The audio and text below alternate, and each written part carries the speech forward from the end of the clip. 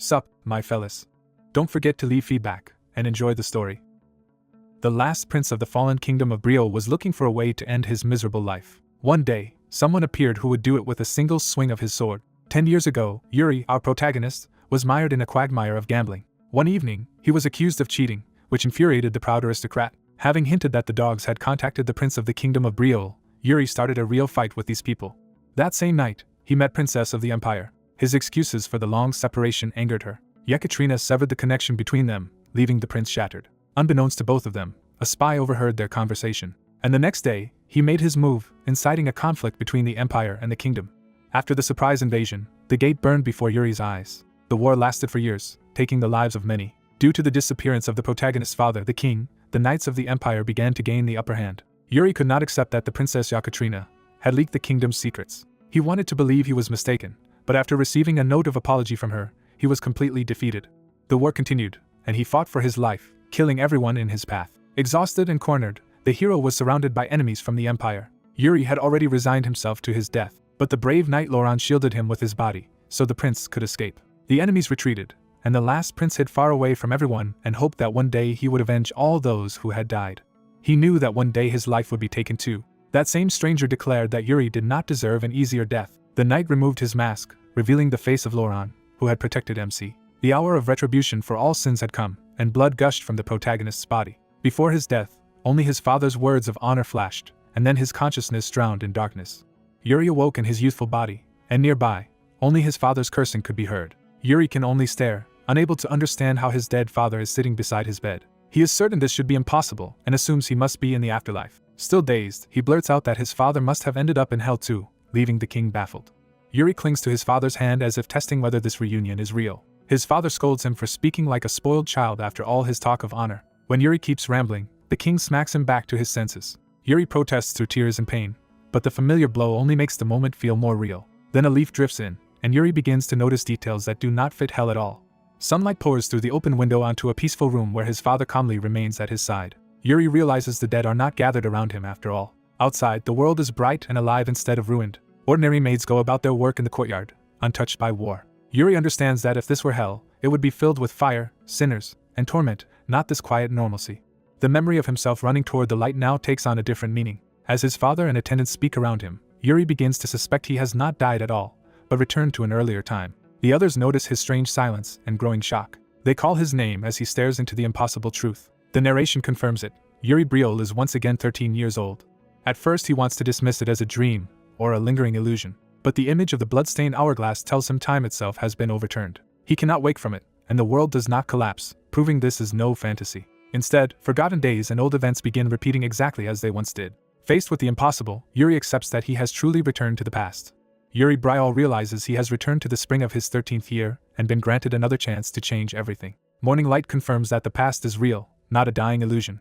A maid wakes the young prince for the sword training he once neglected. Still half asleep, Yuri hears that this is happening because he himself ordered it. The mention of sword practice jolts him fully awake as old memories rush back.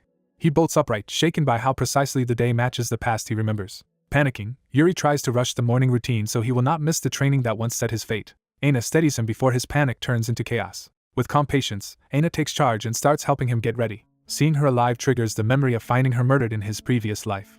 The sight of her death reminds him how much he already lost once. Yuri falls silent under the weight of that memory. He calls Aina over, needing proof that this moment is truly different. To confirm he is not dreaming, Yuri absurdly orders Aina to slap him. Aina hesitates, but Yuri insists that an order from the prince cannot be treason.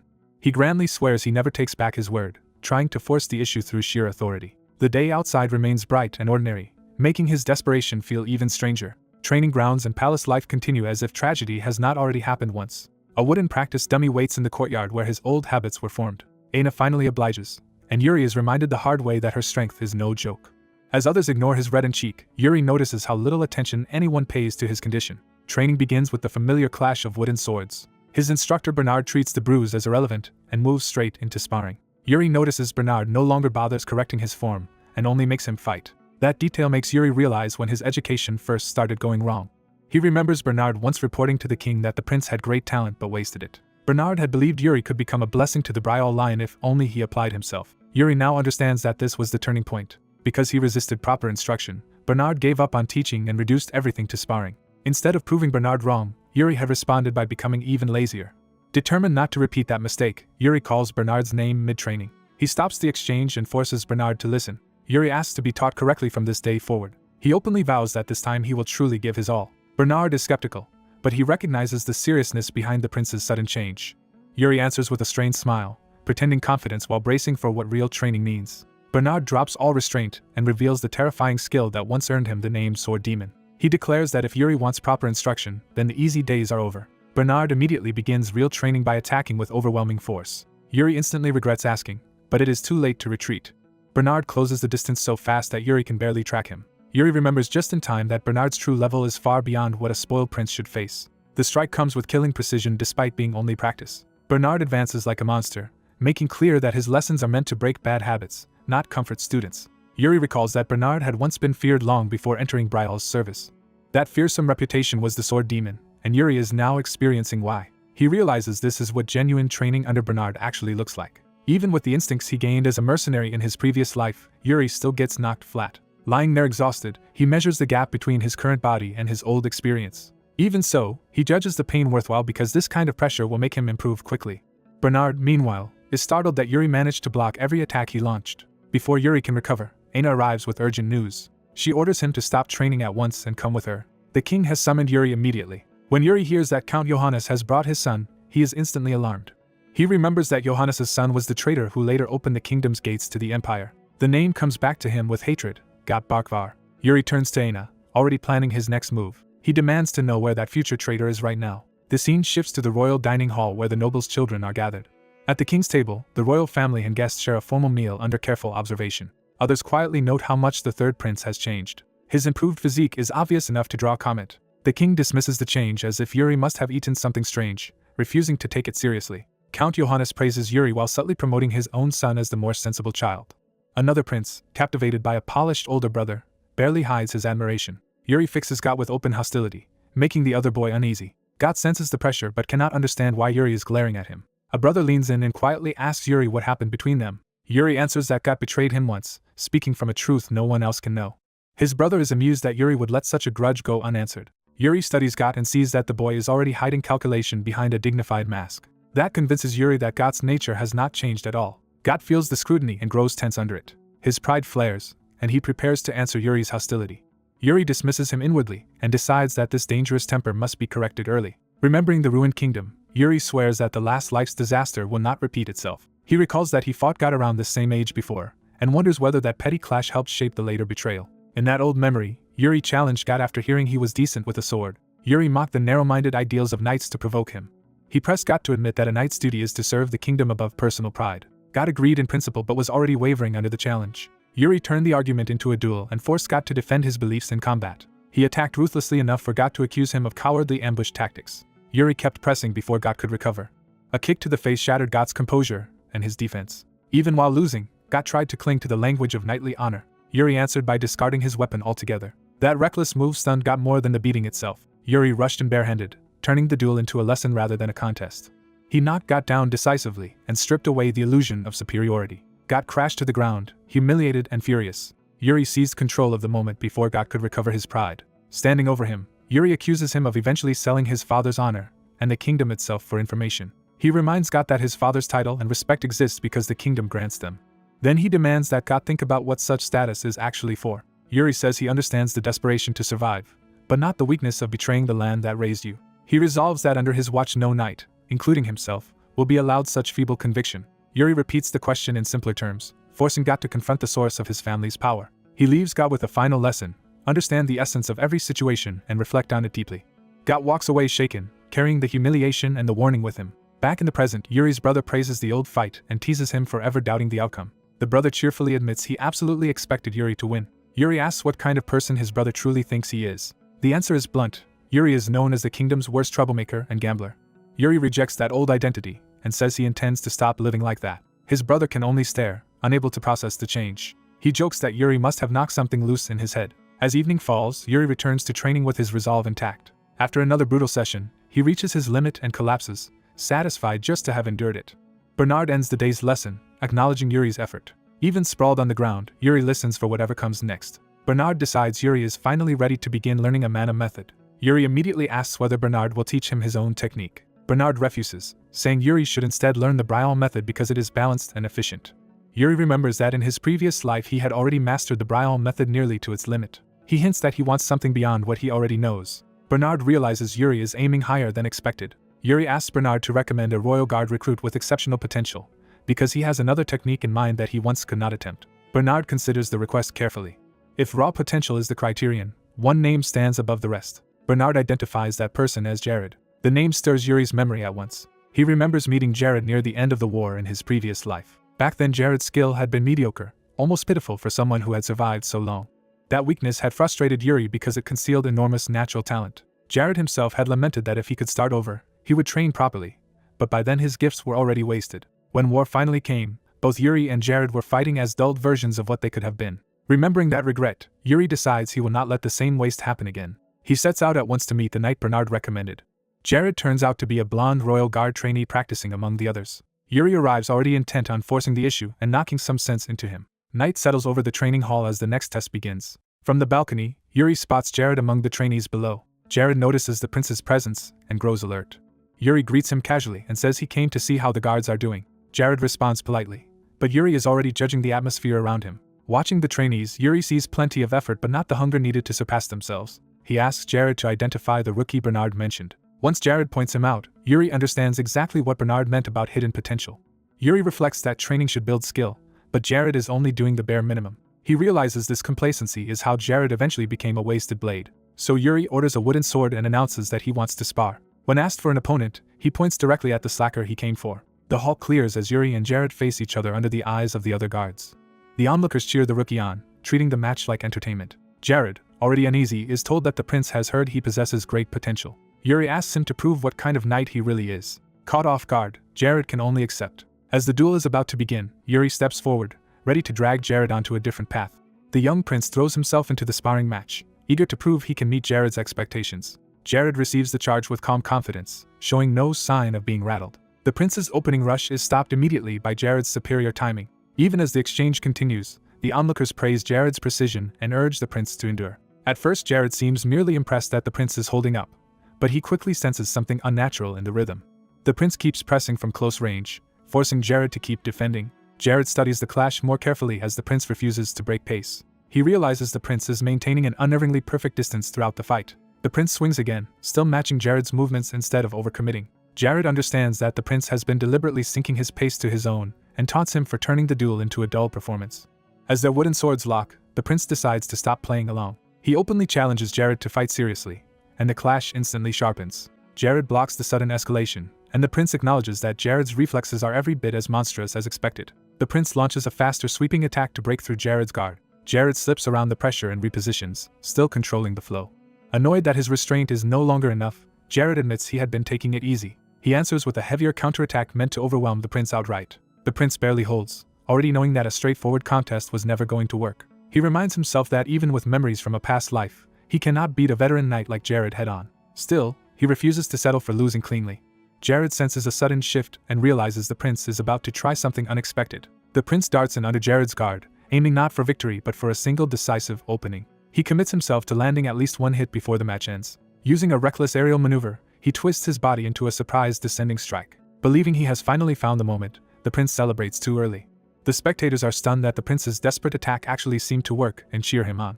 The prince presses Jared, accusing him of still holding back, and Jared silently confirms that he has not shown everything. Even while dominating the exchange, Jared is unsettled by the feeling that the prince is somehow cornering him instead. Jared plants his footing and prepares to end the strange pressure decisively. He swings with far more force, no longer treating the bout lightly. The prince sees how close he came and readies one more gamble. Jared's patience snaps, and he decides to stop indulging the prince's tricks. The watching knights panic and shout at Jared as they realize he is going too far. Their alarm grows when Jared begins using a mana technique in a spar against the third prince. The prince is caught off guard by the sudden surge of blue power, while the others desperately try to call Jared back to his senses. Jared himself seems to wake up only after crossing the line. The cost of that moment is immediate, as the prince's hair is sliced away by the empowered strike. The prince realizes just how close he came to being seriously hurt. Jared, horrified, calls out to the prince at once. The spectators condemn Jared's recklessness and rush to check whether the prince is safe. The prince calms everyone down, insisting that injuries are part of sparring even as they point out he was actually cut. Instead of ending the match, he orders Jared to pick up his sword and continue. He refuses to let the duel stop just when it was becoming truly exciting. With that declaration, the prince attacks again and forces Jared back into the fight. Jared braces himself, now fully aware that the prince will not retreat. The prince unleashes a rapid sequence of attacks, driving Jared into constant defense. As he fights, Jared realizes the prince is unlike anyone he has ever faced. He sees that the prince is pushing himself beyond ordinary limits just to keep advancing. The prince goes even further, feeding on the pressure instead of breaking under it. Jared is forced into a tight guard as the prince's relentless offense keeps finding new angles. At close range, Jared understands that the prince is still accelerating despite already being at his limit. The two finally separate for a breath, both having been driven to the edge by the exchange. Jared is shaken by how fiercely his blood is stirring in response to this fight. He realizes he has never felt this kind of exhilaration even against stronger opponents. The prince meets his next strike head-on without flinching.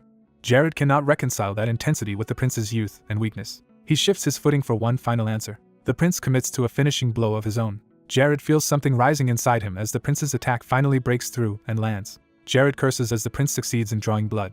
He tightens his grip and answers on instinct with a crushing counter. Jared's empowered downward strike smashes through the prince's defense. The prince's wooden sword splinters under the impact. The broken weapon flies apart, ending the duel by force. Jared's final swing carries through as the prince is left disarmed.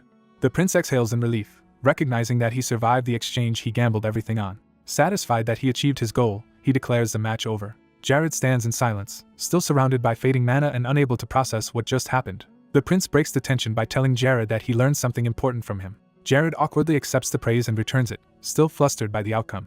Privately, Jared admits the prince showed a fighting obsession unlike anything he has ever encountered. He stares at the prince in disbelief, unable to understand how someone so young could possess that kind of will. The prince snaps him out of it and asks why he is just standing there. He points out that Jared managed to make the prince bleed and should not be frozen in place over it. Jared hurriedly apologizes for his lapse and for injuring him. Once the tension breaks, Jared mentally checks out from sheer overload. The prince collapses onto the floor in exhaustion the moment the match truly ends. Only then does the pain and fatigue catch up to him. Above them, the knights celebrate the prince's performance with open admiration. One of them notices their captain has arrived to watch the aftermath. The captain of the royal guard, Saint, reveals he only just got there. From above, he takes in the prince sprawled on the training floor amid broken wooden swords. The prince lies unconscious or nearly so, having spent everything in the duel. Saint studies the scene with interest, clearly intrigued by what he has witnessed. A few days later, life at the palace appears calm again. Jared walks through the palace grounds after the incident. He is suddenly addressed and turns in surprise. He finds the third prince waiting for him in full formal dress. The prince greets him with a knowing smile. Without explanation, the prince orders Jared to come with him somewhere that day, brushing aside Jared's wish to keep training. He teasingly claims credit for fixing Jared's mindset and says Jared now owes him a favor. Jared gives in and agrees to follow. The prince judges that Jared has regained enough strength and composure for what comes next. When Jared asks where they are going, the prince refuses to explain and tells him to simply follow. To ease Jared's concern, he adds that they will not be going alone. Jared asks who else is coming. The prince calls out to someone nearby. The person who answers is Fernando, the court mage. The prince asks Fernando to assist him on an errand. Fernando tries to decline because he has other business.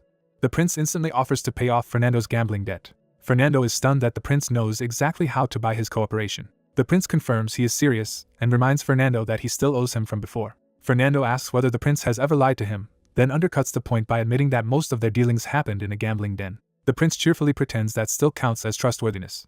Fernando dryly points out that he has never seen the prince anywhere except that den, making the claim far less convincing. Even so, the prince repeats his promise and leads both men away. Fernando decides that if the debt will truly be cleared, he is willing to hear the rest. He abruptly produces a contract and demands the prince sign it first. The prince is momentarily speechless at Fernando's shamelessness. Fernando mocks how little the title of third prince seems to be worth if his promise alone cannot be trusted. The prince turns to Jared and insists that Jared act as witness to his word instead. He frames Jared as the guarantor of the promise, leaving Jared no room to refuse. Fernando accepts that arrangement and joins them with a grin. He then asks where a prince would need both a knight and a mage for. The answer shocks them both.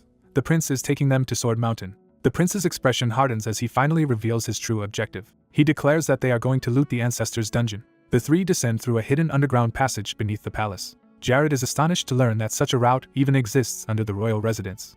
As they advance through the old tunnel, he asks what lies at the end. The prince explains that it leads to Sword Mountain, the place tied to the legend of Betrayal's progenitor. He confirms that the legend is real. He recalls that in his past life, after Betrayal fell to the Empire, a dungeon was discovered inside Sword Mountain. That discovery revealed the progenitor's legacy and caused a major upheaval.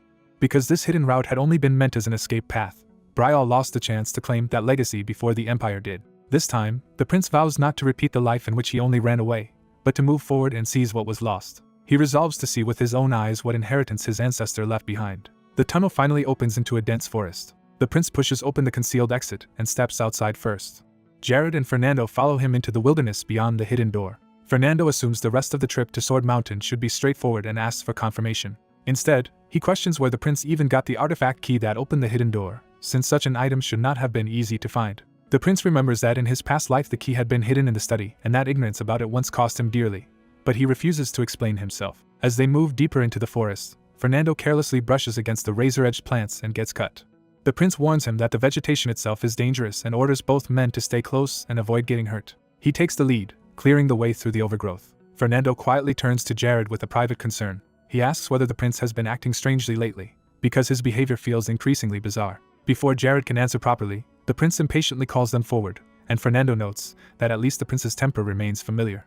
The prince suddenly senses something ahead and stops. He orders Jared and Fernando to wait where they are. After scouting ahead, he reports that a pack of direwolves is nearby. He warns that they hunt in groups, meaning there could be many more than the few already seen. When asked how he knows that, he casually claims he read it in a book. Fernando is so shocked by the idea of the prince reading that he nearly forgets the danger. The prince refocuses them, saying the wolves have not noticed them yet and that they should slip past quietly. At that exact moment, someone steps on a branch and ruins their stealth. Jared and the prince turn in alarm as Fernando realizes what he has done. Fernando can only laugh awkwardly as the situation immediately goes bad. A white-haired mage casually apologizes as a direwolf lunges, showing he can end the threat without fear. Jared panics and calls for Sir Hernando as the attack seems about to land. A sudden arc of power cuts through the charge before it reaches them. The direwolf is struck down mid-leap and dies instantly. Hernando lowers his guard only after confirming the beast has been cleanly killed. The prince praises Jared for recognizing the direwolf's coarse fur and using the right mana technique, but warns that the real danger is still ahead. Their skirmish has drawn the attention of the pack's alpha. A howl summons the rest of the direwolves to surround them. Hernando steps forward alone as the wolves close in around the prince and Jared. He orders the other two to stay behind him while he holds the line. The pack bares its teeth and prepares to overwhelm him from multiple sides. Two direwolves leap at once, trying to crush him with numbers. Hernando steels himself and commits to meeting them head-on. He answers with a decisive blue flame slash that tears through the assault. The white-haired mage notes that Hernando fights exactly as expected of a royal guard of Betrayal. But even while acknowledging his skill, he judges that Hernando still falls short against what is coming. Hernando begins to strain under the pressure of the continuing fight. The prince calls Hernando's name, signaling that he has made a decision. The mage reminds Hernando that the king trusts his abilities and pushes him to prove worthy of that faith. He openly suggests that Hernando should use his full strength as a battle mage.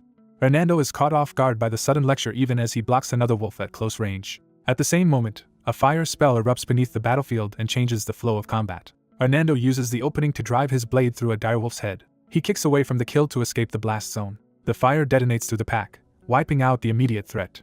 Later, as they near Betrayal, Hernando reflects that he expected direwolves but not other monsters on the road. The prince agrees the journey was delayed by those attacks, but says they have finally reached their destination. He reveals that the place before them is the peak of Sword Mountain. Hernando doubts the location because there is no visible relic or sign of anything important. The prince insists this barren summit is exactly where they were meant to come.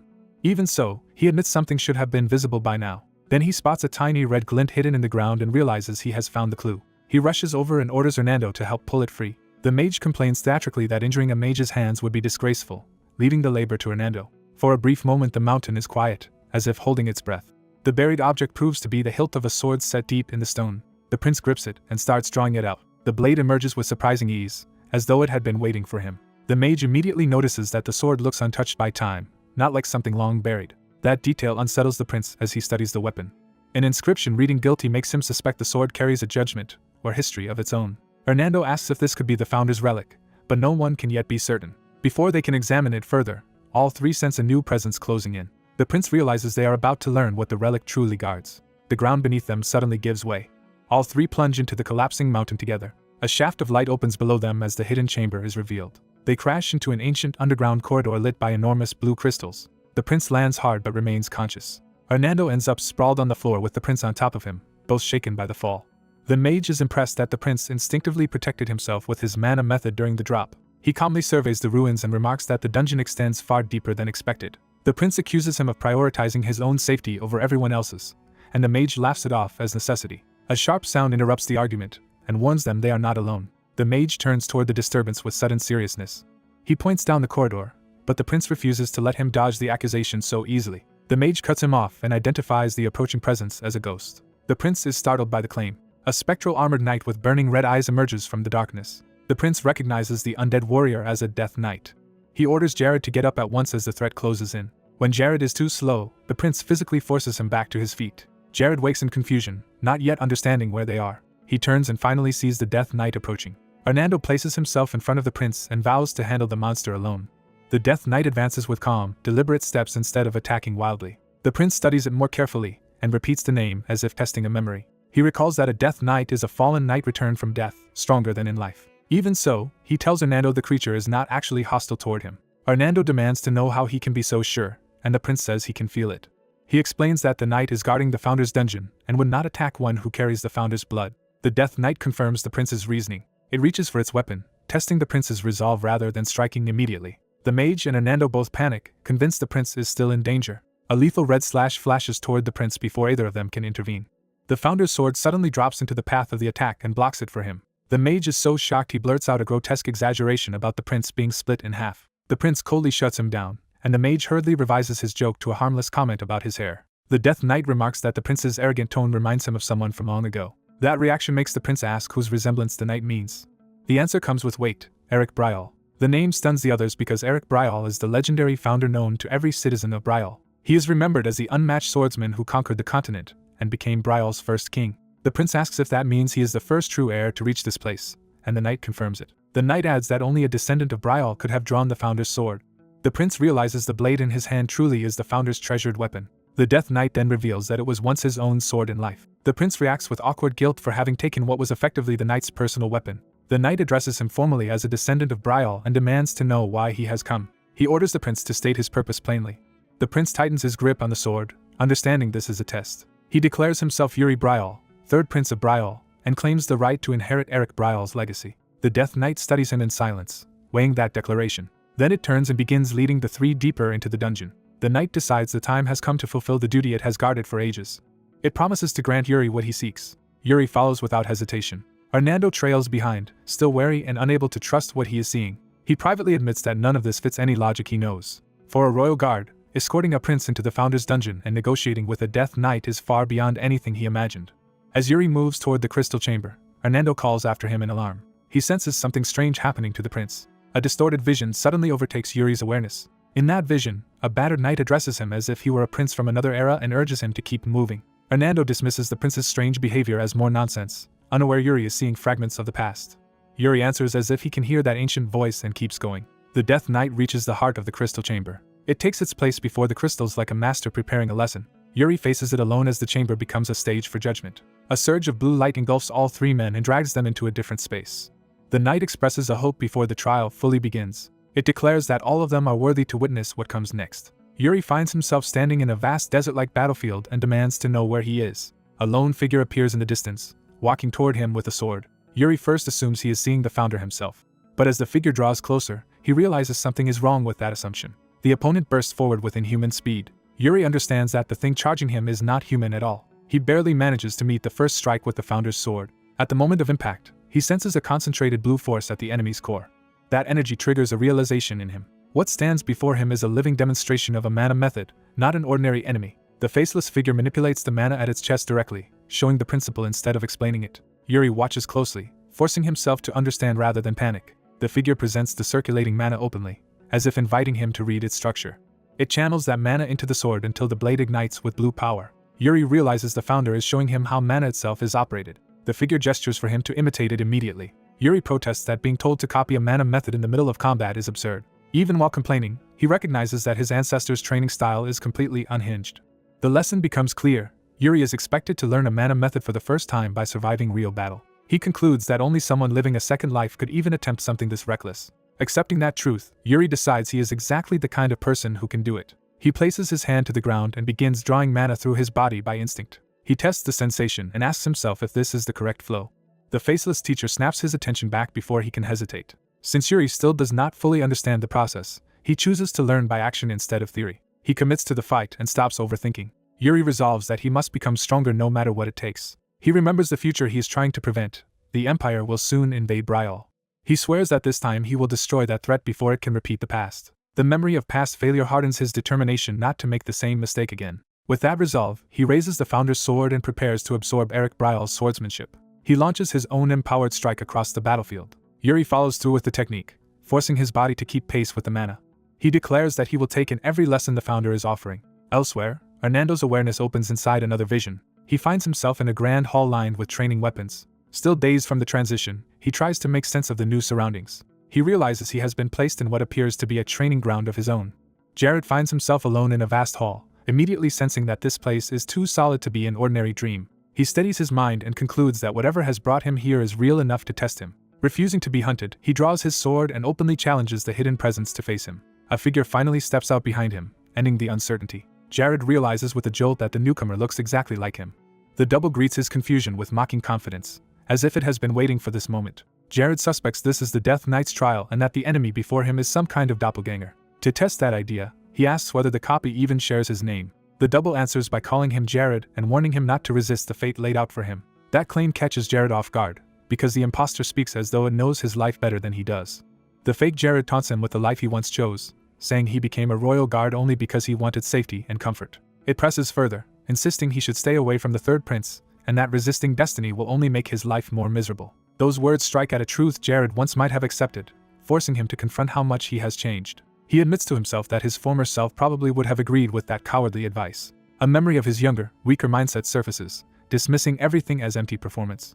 Jared rejects the imposter's authority, and decides it must be incomplete, because it does not understand what he has learned. He reminds himself that dwelling on a previous swing only ruins the next one. So he clears his mind and prepares to fight without hesitation. The double sneers at that resolve and ignites its blade with blue power, revealing that it can wield Jared's strength as well. It attacks first with a violent burst of speed, trying to overwhelm him immediately. The empowered strike comes straight at Jared with ruthless force. Jared meets the blow head-on instead of retreating, forcing the clash into a contest of skill. As their blades lock, he realizes the copy's swordsmanship is simple and predictable despite its power. He sees the flaw clearly. The fake fights only to defend itself and avoid risk, just like the old Jared once did. That defensive style gives Jared the opening he needs. He commits fully to a decisive counterattack, choosing aggression over caution. In that instant he recognizes how different he has become from the man he used to be. He drives through the exchange with conviction instead of second-guessing himself. His strike lands cleanly, and he dismisses the copy's entire way of fighting as nothing but empty caution. With the duel effectively decided, Jared exhales in relief while the fake falters. The defeated double begins to melt apart, revealing that it was never truly human. Jared is startled by the grotesque transformation, realizing the trial was hiding something far stranger than a mere mirror image. The false body swells into a towering mass of shapeless flesh. Jared confronts the monster directly, asking if this hideous form is its real identity. Even faced with the reveal, he stays focused on the larger situation and remembers that the third prince is likely fighting elsewhere at the same time. He gathers his power again, determined to end the creature quickly in return. At the same time, he silently hopes the prince can survive his own ordeal. The scene abruptly shifts, carrying the struggle into a barren rocky wasteland under a harsh sky. The new battlefield feels ancient and symbolic, as if Jared has been drawn deeper into the trial's true memory. There, a wounded young noble is trapped against shattered stone while a faceless white humanoid advances on him with a sword.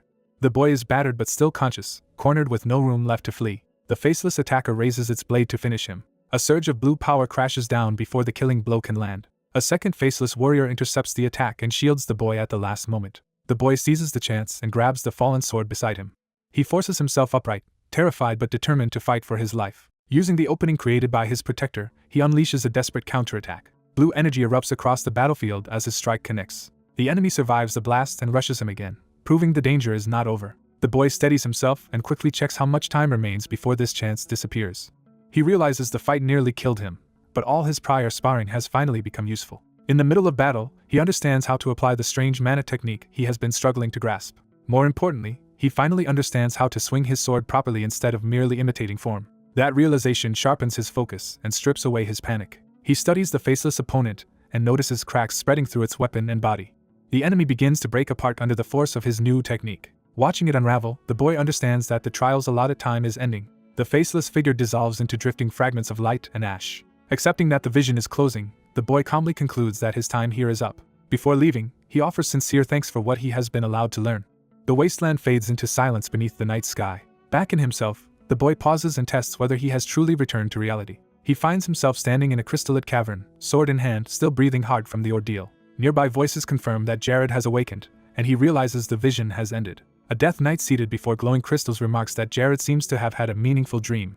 When Jared demands an explanation, the Death Knight reveals that the vision was part of Eric's plan, left behind for a future heir of Betrayal who would one day reach this place. Jared immediately understands the significance, because in his previous life Sword Mountain was destroyed before any Betrayal heir could ever claim this inheritance. He asks whether the founder himself used the same mana method he just learned. The Death Knight says no and explains that this technique was Eric's final legacy, created from the enlightenment he gained after traveling the East in his later years, and Jared is the first person to inherit it. Jared wonders why such a power was hidden this way instead of being passed directly through the royal line.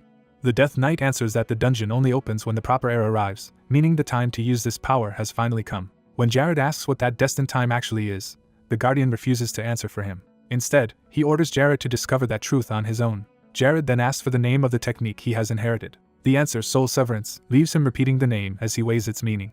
The Death Knight then commands him to kneel so the legacy of his ancestor can be formally bestowed. Jared obeys and lowers himself before the ancient Guardian. The Death Knight places a hand on Jared's head to seal the inheritance. With that touch comes the first command of Betrayal's creed, never fear your enemies. Jared accepts the lesson without hesitation.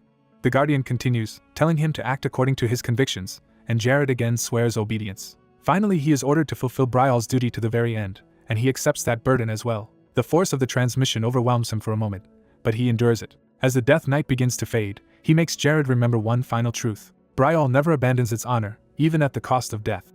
That unwavering honor, the Guardian declares, is Betrayal's oath. Morning arrives over the palace, ending the night of revelations. Jared is awakened by his maid, who cheerfully announces that it is already morning. He wakes in bed exhausted, still carrying the weight of what he saw. His maid notices how drained he looks and worries that he came back too late the previous night. Jared casually admits that he spent the night in the royal archive. When she asks why he suddenly went there, he says he was searching for a specific record. He explains that among the palace records he found a note saying the founder, Eric Betrayal, once had a brother. That forgotten brother was a man who abandoned his honor and vanished from history without even leaving a name. Jared concludes that this nameless brother is the Death Knight. He also realizes the sword he brought back likely belonged to that man originally. Before he can dwell on it, the maid tells him to dress at once because the king has summoned him. She adds that the summons came immediately after the king met with Hernando, making the situation feel urgent. Jared instantly suspects Hernando has already reported everything. That suspicion is confirmed in his mind as he recalls Hernando addressing him the night before. Hernando had openly stated that he intended to report the entire incident to the king. Jared had questioned whether that was really necessary. Hernando answered with a smile that yes, it absolutely was. Now Jared understands that nothing from the dungeon was kept secret. He enters the throne room under the full weight of that realization. Standing before the king, he formally asks why he was called.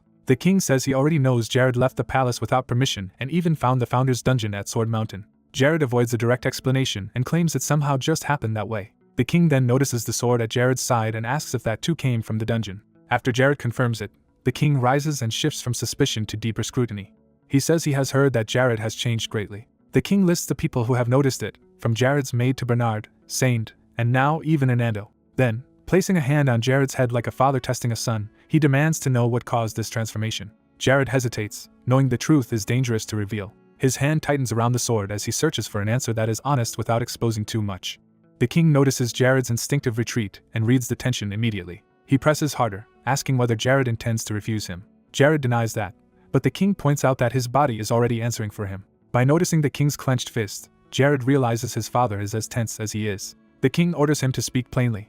So Jared chooses a safer truth and says that he had a dream. The king repeats the word, skeptical but willing to hear more. Jared says that in that dream he committed a terrible crime. The king demands to know what kind of crime could weigh on him so heavily. Father and son face each other in a silence charged with both authority and fear.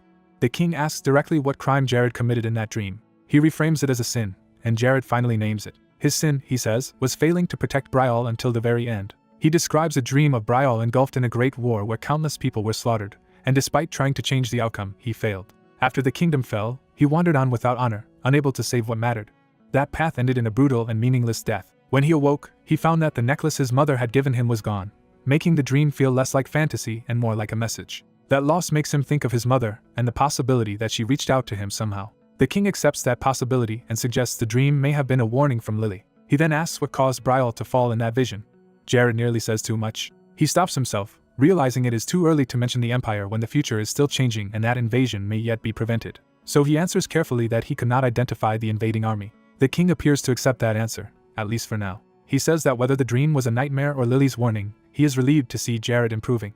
Jared privately questions whether improvement is really what is happening to him. He thinks of his efforts not as growth but as repentance for the sins of the life he remembers. Before the conversation ends, the king says there is one more matter to settle. He tells Jared to bring his sword. The focus shifts fully to Fiore Brial, the king himself.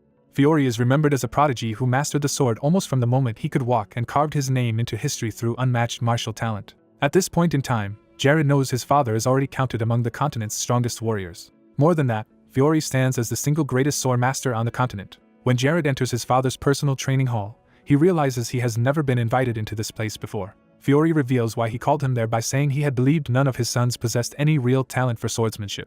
Yuri bluntly declares that he believes he has real talent. His father seizes on that confidence and challenges what Yuri even means by talent. To press the point, the father draws his sword and turns the conversation into a test. With a blade held before him, Yuri is forced to define what makes a swordsman exceptional. His father lists the usual answers like strength, speed, reflexes, and even wisdom, only to question whether any of them are enough. He continues building the argument, making Yuri confront the limits of ordinary skill. The father asks whether possessing every admirable trait would truly make someone a great swordsman. His own answer is immediate and absolute: it would not. Yuri is left startled as the lesson turns more serious than he expected. His father says the decisive quality is something that lets a person break past their natural limits. He narrows that idea further into a force stronger than fear and stronger than duty. As he speaks, a dangerous intensity rises from him and Yuri senses the mood shift. Yuri abruptly realizes this is no longer just a calm lecture. He recognizes that his father's aura has changed into something ominous and oppressive. Even while controlling that pressure, the father admits the idea is hard to explain directly. He settles on calling it a swordsman's calling rather than mere talent. That word hits Yuri hard and leaves him searching for meaning. He tightens his grip on his sword as he tries to process the lesson. Yuri wonders if this calling is simply another name for fate. His father refuses to give a simple answer and leaves the question unresolved.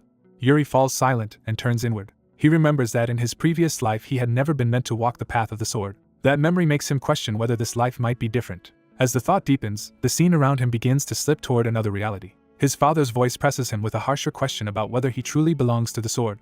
The challenge becomes existential. If he faced death in the distant future, would he still be holding a sword then? Yuri admits that he cannot honestly say yes. He confesses that he feels no such irresistible pull toward the blade. That answer twists his father into a monstrous presence in Yuri's perception. Terrified, Yuri can barely recognize the figure before him as his father.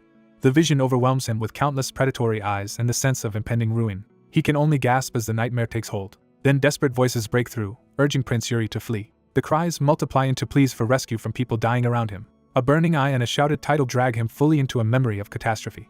He finds himself in a future where Brial is engulfed in flames. In that memory, armored soldiers trample the fallen amid the destruction. The invaders butcher Brial's people without mercy. Yuri appears there as the armored prince standing in the inferno. He is stunned to realize he is seeing Brial's destruction firsthand again. He looks around in disbelief at the city burning before him. The enemy identifies him as the third prince, and the kingdom's last surviving heir. Imperial soldiers close in once they recognize their target. Yuri sees the invading empire massed beyond the flames and understands the scale of the siege. He begins to grasp that he has somehow returned to that doomed moment. Looking at his armored hand, he realizes he is back in the body of the prince during Brial's fall. The truth settles in. This is the day Brial was under siege. The city's landmarks burn exactly as he remembers. He is shaken by how real the scene feels. The enemy attacks, determined to kill Brial's prince where he stands. Yuri forces himself to respond instead of freezing. He meets the first assault head-on and clashes blades with the attackers. The strain of battle and memory bears down on him at once. He cuts one enemy down in a desperate counter. A loyal retainer begs him to flee while the defenders hold the line. Others echo the plea, insisting that the prince must survive even if they die. The defenders continue throwing themselves into the enemy to buy him time. Their bodies fall at Yuri's feet as the last stand collapses. For a moment he wonders if this horror is only a dream, but the blood and fire say otherwise. He is forced to confront the possibility that Brial may truly be doomed in the end. His sword lowers toward the ground as despair threatens to overtake him. He admits to himself that he cannot stop the disaster. Even so, he stands again before the enemy amid the corpses and flames. He draws on his sword with renewed resolve. More Imperial soldiers rush him with spears and blades. Remembering an oath, he refuses to let fear rule him. A stern inner voice urges him to act according to what he truly believes. That conviction becomes a command to carry Brial's duty to the very end. Yuri answers by unleashing a powerful blue sword strike. The slash tears through the attackers and drives them back. He follows through, cutting down another soldier in one motion. Bloodied but steady, he keeps fighting despite the cost. A spear shoots toward him before he can recover. He blocks the thrust with his armored arm and sword, barely holding the line. He twists the enemy's weapon aside and creates an opening. The attacker dies on Yuri's blade. Yuri remains standing over the fallen, exhausted but unbroken. He struggles for breath as the battlefield closes in again. The enemy commander declares him a dead man walking and demands surrender. Yuri thinks of Brial's people and refuses to betray the meaning of their sacrifice. He raises his sword and resolves not to discard their honor even in the face of death. That resolve becomes action as he launches himself back into battle. He hurls himself over the enemy ranks, carrying Betrayal's duty to the very end. The vision suddenly breaks and the burning future vanishes. Back in the training hall, Yuri repeats the final words of that vow as if they still echo inside him. His father grabs his shoulder and calls to him, trying to pull him back to the present. Yuri snaps out of it in shock, still hearing his father's voice from both realities. His father urgently explains that an army was what Yuri thought he saw. Yuri blurts out that it was the Black Army, revealing how vivid the vision felt. His father calms him and insists that what he witnessed was only an illusion. Yuri looks down at his sword and steadies himself, but inwardly he questions whether something that real can be dismissed so easily. His father watches him in silence, reading the change in him. At last the father admits that his earlier judgment was mistaken. He tells Yuri that he will indeed wield the sword.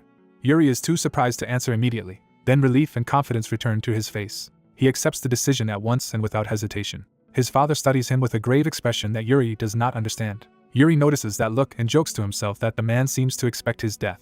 He reaches toward his father, trying to ease the tension. With forced cheer, Yuri tells him not to worry so much. He boasts that his own brilliance will take care of things. That finally draws a small, weary laugh from his father. The father lifts a hand as if to answer, but the scene shifts away. Outside in the training yard, a wooden practice dummy marks the start of a new exchange. The setting opens into the castle grounds where Yuri's training continues. A swordsman named Bernard turns at Yuri's approach. Yuri addresses him with princely formality. He asks whose handiwork left the bruise on his head and learns it was his father's.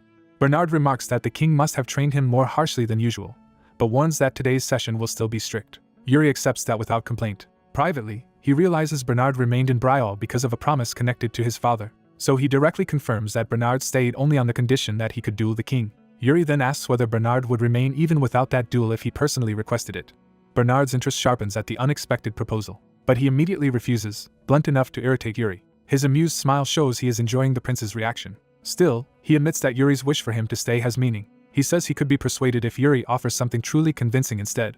The price he names is the swordsmanship of Yuri's ancestor Eric Betrayal. More specifically, Bernard wants the founding king's sword technique. Yuri admits that the request genuinely interests him as well, but he refuses to promise it lightly, noting to himself that such a demand suits someone called the Sword Demon. Bernard dismisses Yuri's hesitation and says mastery is unnecessary for the bargain. Yuri answers that his refusal is not about lacking mastery, but because teaching it would not truly help Bernard. He explains that the technique is inseparable from a mana method. Bernard is intrigued because he has never heard of a sword art structured that way. Yuri gathers his thoughts before clarifying further. He says that without the mana method Bernard would receive only half of the technique, making it incomplete. Bernard considers that complication rather than rejecting it outright. Then he unexpectedly agrees to the arrangement anyway. He offers to stay in Betrayal if Yuri will teach him even that incomplete version. Confident in his own ability, Bernard believes he can still extract value from half a technique. Yuri smiles, seeing the negotiation finally turn in his favor. He quickly secures Bernard's promise that he will remain in Betrayal. Once Bernard agrees, Yuri immediately asks for a demonstration in return. He wants to see Bernard perform the technique before anything else. Yuri draws his mana-infused blade and prepares to show his own move, Soul Severance. But before he can begin, Bernard interrupts with one last confession.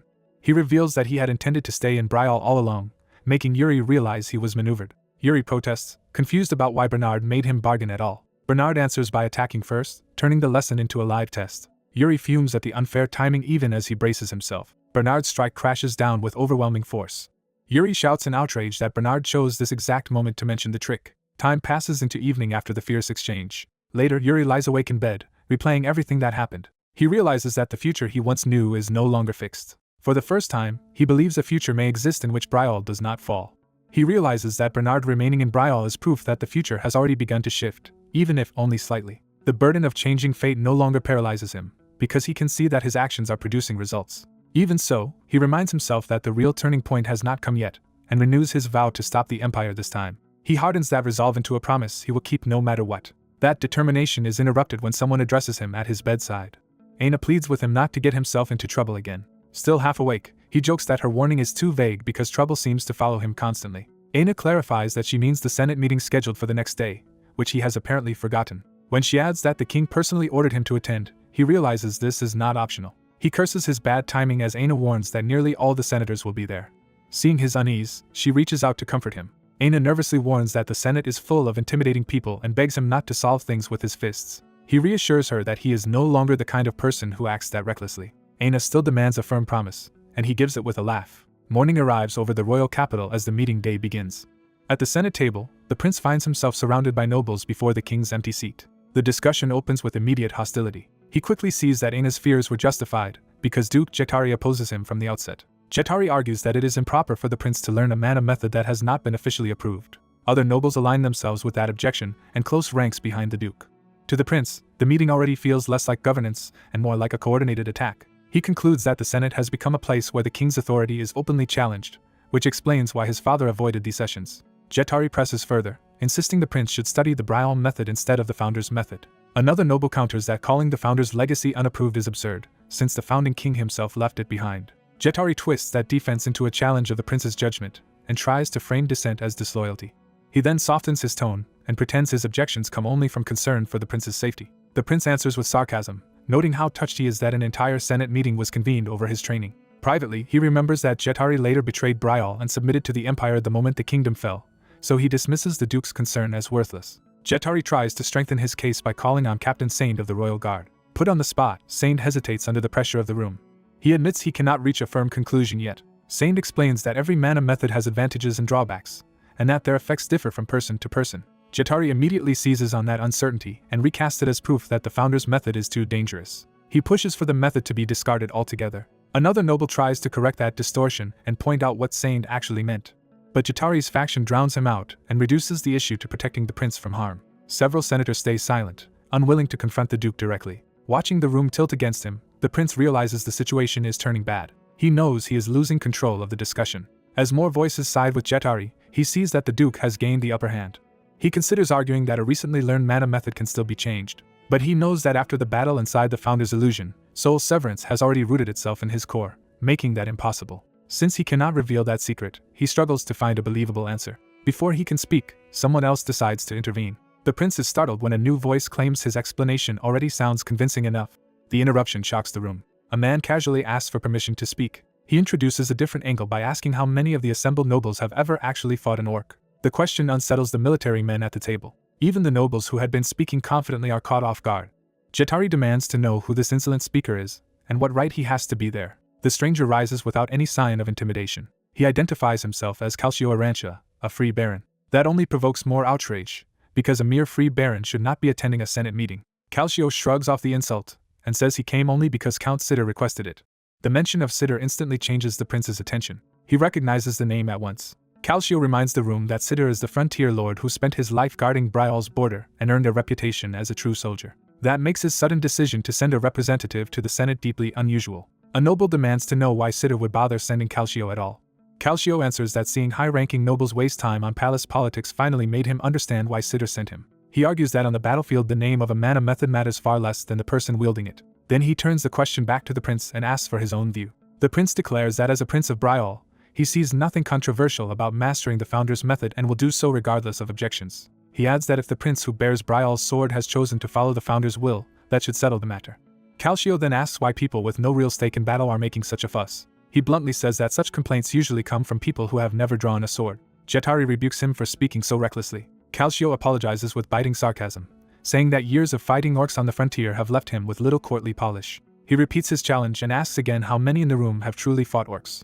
Then he asks whether those monsters care in the slightest which mana method their enemies use. One noble tries to concede the point while still insisting the prince is too young to choose correctly. The prince cuts in and asks whether that logic means they would abandon and rewrite the kingdom's mana method every time a ruler made a mistake. He points out that such a reversal is impossible anyway. Calcio notes that the prince clearly has no intention of yielding and mockingly asks whether the nobles plan to rip the method out of his core by force. That suggestion shocks them, and their protest only exposes how empty their position is. Calcio presses the prince to admit that this whole gathering is doing nothing but burdening him. He openly mocks the capital's nobles for having enough leisure to torment a boy while pretending it is governance. Jetari explodes at the insult, and tries to defend the frontier situation by claiming things have been quiet lately despite the funding sent there. Calcio tears that claim apart, asking whether quiet only counts if hundreds are dying each day, and accuses them of ignoring the daily reports from the border. He reveals that even on the day he left for the capital, 4 soldiers died. He makes the cost personal by saying he had to cover his friend's corpse with a shroud after sharing breakfast with him that same morning. Calcio reminds them that orcs do not rest and live only for slaughter. The room falls into uneasy silence as his words land. The prince seizes on the opening and starts thinking beyond the mana dispute. He recalls that there is also a border crisis involving the Klein Duchy. He connects the reports and remembers that while Betrayal and Klein were clashing, orcs exploited the chaos to cross the border and devastate the region. When he asks whether the orcs' movements have changed, Calcio confirms they have become far more ominous than usual. The prince immediately asks what Klein has been doing. He points out that Klein's army should also be stationed along that border. Calcio admits that Klein's border forces suddenly withdrew. As a result, the border towns were destroyed and many civilians were either killed or dragged away as slaves. The prince realizes the timing is too exact to be coincidence, and starts suspecting a deeper scheme. His thoughts jump to the duke's troublesome third son as a likely source of the chaos. That possibility visibly unsettles the nobles who had been pushing the meeting. The prince keeps his suspicions to himself and thinks through the implications. He abruptly ends the meeting, declaring that enough has been said for one day. Jetari tries to object, but the prince no longer entertains him. He says that instead of wasting time debating his mana method, the Senate should be discussing urgent threats. He names Klein and the Orc crisis as the matters that actually deserve attention. With that final rebuke, he leaves the room and tells them to stop obsessing over a teenage boy. By evening, the focus shifts away from the palace to a quieter corner of the capital. Elsewhere, a scarred man receives word through a crystal ball that the third prince was the one who disrupted the Senate. Calcio reports that rumors say the prince has changed completely and asks what should be done. He repeats the prince's sharp question about Klein's army, showing how perceptive the boy was. That answer seems to amuse the man listening. Calcio admits the prince had a striking look in his eyes. The man decides the third prince is worth investigating and orders Calcio to look into him further. Calcio notes that little is known about the prince so far and asks whether he should dig deeper. He is told to do so if necessary, and the exchange ends. After the crystal falls silent, Calcio is left alone with his thoughts. Looking out at the peaceful city, he barely contrasts its calm with the soldiers dying at the borders every day. Then he notices a hooded figure passing below his window and is suddenly struck by a possibility. He wonders if the person in the street could actually be the third prince. At first he rejects the idea as impossible. That same night, the prince and his silver-haired companion slip out of the palace in disguise, and the companion jokes about how often he used to run away from home. When the companion worries they have been noticed, the prince dismisses it and points out that leaving the palace is normal for him. The companion explains that going out with the prince would look like open rebellion, then asks whether the prince plans to do something dangerous. The prince denies it, and the companion is only half relieved. As they move through the city, the companion asks where they are headed. The prince reveals that their destination is the largest illegal casino in the capital. The companion is horrified because that sounds exactly like the kind of trouble he was promised there would not be. The prince insists he only needs to be taken there, and the companion reluctantly names the place. The prince makes clear that everything he is doing is for Betrayal. The companion realizes the prince has already planned this thoroughly, and can only stare in disbelief. Even so, he gives in, and the two head off together to shake the casino to its core. The prince reflects that in his previous life, a few people in Betrayal caused enormous upheaval. One was a notorious moneylender who also ruled the Underworld. Another was a merchant titan who built the continent's most successful guild. And the last was a legendary assassin who seized control of the Underworld by killing its former leader and spread fear through Betrayal. That assassin's shadow once reached every street in the kingdom. The prince remembers that the person murdered by that assassin was the current Underworld's top loan shark. That man was Goryo, the very figure now standing before them inside the casino. Goryo greets the royal mage and the third prince with polished courtesy, making it clear he recognized them immediately. The prince feigns ignorance and tests how much Goryo knows. Goryo answers smoothly that with such distinguished visitors, personally appearing is the least he can do. The prince accepts the courtesy but makes clear he did not come merely to enjoy gambling. Goryo's interest sharpens at that admission. He invites them to sit and discuss business instead. Once seated, the companion anxiously complains that the prince never told him this was a negotiation rather than a reckless outing, and the prince shuts him up. Goryo quickly guesses that if the prince did not come to gamble, then he must have come to borrow money. The prince confirms it and says he intends to invest whatever he borrows, which leads Goryo to suspect he wants to build a private fund outside official channels. When Goryo starts probing for the prince's larger ambitions, the prince cuts him off before he can pry too far. He reminds Goryo that interrogation is not part of a lender's role. Goryo immediately backs down and apologizes for overstepping. The prince accepts the apology and demands they move to the real issue, what the money will be used for. He states that he will use the loan to buy Mugranja, a specialty spice from Klein, because demand for it will soon vastly exceed supply. His companion is baffled by the sudden business talk, while Goryo listens carefully. Goryo notes that Mugranja is indeed used in luxury perfumes, but questions whether it is truly worth investing serious capital into. The prince calmly insists that, just as he said, it soon will be. Yuri listens to reports of unrest in Klein and roaming orcs, but he immediately doubts those events alone explain the sudden surge in spice prices. He considers whether someone is simply trying to corner a regional product before the market catches on. Yet as he studies Goryo, Yuri senses the merchant is not acting like a man making an ordinary trade. That suspicion hardens when Yuri realizes Goryo knows far more about the situation than he is willing to admit. Dropping his princely status from the negotiation, Yuri asks to settle terms as a mere investor and requests a loan. The room falls into a tense pause as the deal turns serious. The silence stretches, making clear that both sides understand the risk behind the request. At last the agreement moves forward with a decisive thud on the table. Goryo accepts and demands a signed promissory note to bind Yuri to the debt. Yuri agrees without hesitation, confident enough to commit himself. Later, out in the night streets, he reviews the note he has just signed. His companion is stunned that Yuri truly borrowed a very large sum from Goryo. The boy protests that Yuri dragged him into this without warning. Yuri brushes it off, pointing out the boy never intended to gamble anyway and would have run straight to Yuri's father if he had known the truth. When asked if they are finally going to the Merchant Guild, Yuri says yes, because he has a specific request to make. He explains that Mugranja is already guaranteed profit, because the only alchemist who knew how to make it was a close aide of Duke Klein, and that man was the first casualty of the Civil War. Until a substitute spice is developed, Yuri concludes, Mugranja will sell for whatever price the market can bear. With that plan in mind, he heads toward a shabby district instead of any respectable guild hall. Yuri insists this matter is too important to entrust to just anyone. When he announces they have arrived, his companion is baffled by the destination. The boy cannot believe Yuri has brought him to a crumbling storefront in a slum. Ignoring the complaint, Yuri pounds on the door. He calls for Elaine while his companion mutters that this is exactly the sort of thing an established merchant guild should handle. A wary woman answers from inside and demands to know who is at her door. She identifies herself as Elaine Wood. Yuri immediately introduces himself as Yuri, the third prince of Betrayal. He tells Elaine he has come to entrust her with a task. The prince's aide blurts out that Yuri must have lost his mind, and Yuri dryly notes how boldly he speaks to royalty. The aide argues anyone would say the same, because Yuri is trying to funnel a huge amount of money through a failing business. Yuri remains certain that Elaine's current poverty says nothing about her future worth. He predicts she will one day be famous across the continent as the head of a merchant guild no one has even heard of yet. In Yuri's eyes, Elaine is the opposite of Goryo, who pretends at trust but turns vicious when cornered because she treats promises to clients as sacred. He privately vows not merely to restore her former greatness, but to raise her beyond the legend she once was. His aide assumes the business is settled and tries to move on. Yuri stops him, saying there is still one more thing he must do.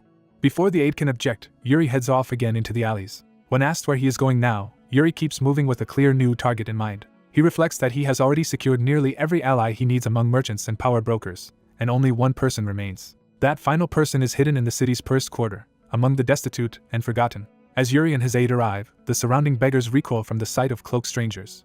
Yuri searches the area, certain the person he wants should be nearby. Then he spots her. He approaches a small group gently and opens with a simple greeting. To put them at ease, he again identifies himself as Yuri, the third prince of Betrayal. One of the women freezes at the title. She repeats the word prince in disbelief, and Yuri calmly confirms it. Her reaction is shaped by a grim memory of a prince who once killed Goryo without mercy. That memory is tied to a surviving member of the assassin order. Yuri recognizes the woman before him as Asana, living now in ruin and obscurity. Asana, still wary, asks what a prince is doing in a place like this. Yuri tells her she has no reason to fear him. He says he came only because he thought he could help. Without explaining further, he orders his aide to hand over the money. A heavy bag of coins is placed in Asana's hands. The gesture catches Yuri's aide completely off guard. Yuri notices Asana shielding a sick child behind her, and realizes that child is the reason for her desperation. He recalls that in another life Asana borrowed heavily from Goryo only to pay for the child's treatment. Like so many others who dealt with Goryo, she was destroyed by that debt. That ruin drove her onto the path of assassination until she became one of the Order's most feared killers. Yuri's purpose now is to stop that future before it begins. He tells Asana to use the money to get the temple to treat the child, and she immediately asks what he expects in return. Yuri answers that he wants only one thing. He makes sure she remembers exactly who gave her this chance, Yuri Betrayal, the third prince. Leaving her with that name, he turns away. His aide demands to know why he just handed a fortune to a beggar, and Yuri calls it an investment in the future. He thinks of the network he is building through people like Goryo and Elaine. To Yuri, Asana and the child are not charity cases but future allies he intends to save before they are lost. That conviction leaves him quietly satisfied. With that errand done, Yuri decides only one unresolved matter remains. He turns to his aide, Hernando, and asks a question he has been holding back. Yuri wants to know what Hernando saw inside the Founding King's tomb. Hernando answers with a single word, gambling. Pressed for details, Yuri explains he once risked his life in a deadly casino in the Empire. Hernando finds that answer absurdly fitting for Yuri. Trying to move past the strange confession, Hernando brings up what happened that day. Yuri immediately orders him to keep the truth secret. Morning comes, and the story shifts to the royal palace. Yuri is summoned before the king. The king reveals he has already heard that Yuri went out with Yuri's brother the previous day. He asks for a full account of what happened. Yuri begins carefully, saying his brother persuaded him to leave the palace. He claims they went to the largest casino in the capital. The king is startled and asks whether the prince actually gambled there. Yuri confirms that he did. He adds that despite his reputation for card games, the prince performed poorly and lost all the money Yuri had lent him. When the king asks what happened after that, Yuri continues the lie without wavering. He says the prince took Goryo's money to an old merchant guild. Then, according to Yuri, he handed another large sum to an orphan and spent time observing how common people live. Yuri frames the outing as a tour through the city's hardships. He insists the prince seemed genuinely interested in the lives of ordinary people. The king asks whether the prince returned afterward. Yuri pauses, choosing his final words with care. He simply says yes and offers nothing more. The king accepts the report for the moment, though he is clearly still thinking it over. His silence suggests he is weighing what Yuri has said against what he already suspects. Then he abruptly changes the subject and asks Hernando whether he will attend the upcoming ball. Hernando answers that he will. The king notes that Hernando never seemed interested before, and Hernando replies that minds can change. He even claims he feels like dancing again after so long. That answer leads into a memory from the training yard. In the past, Hernando had been sparring under Bernard's instruction. The younger Hernando was left confused by Bernard's methods. Bernard teased him about the attention he drew from the maids, and hinted that the ball would be full of people waiting for him. He treated Hernando's popularity as another reason he ought to appear in society. Bernard dismissed the idea, saying he had no interest in such things.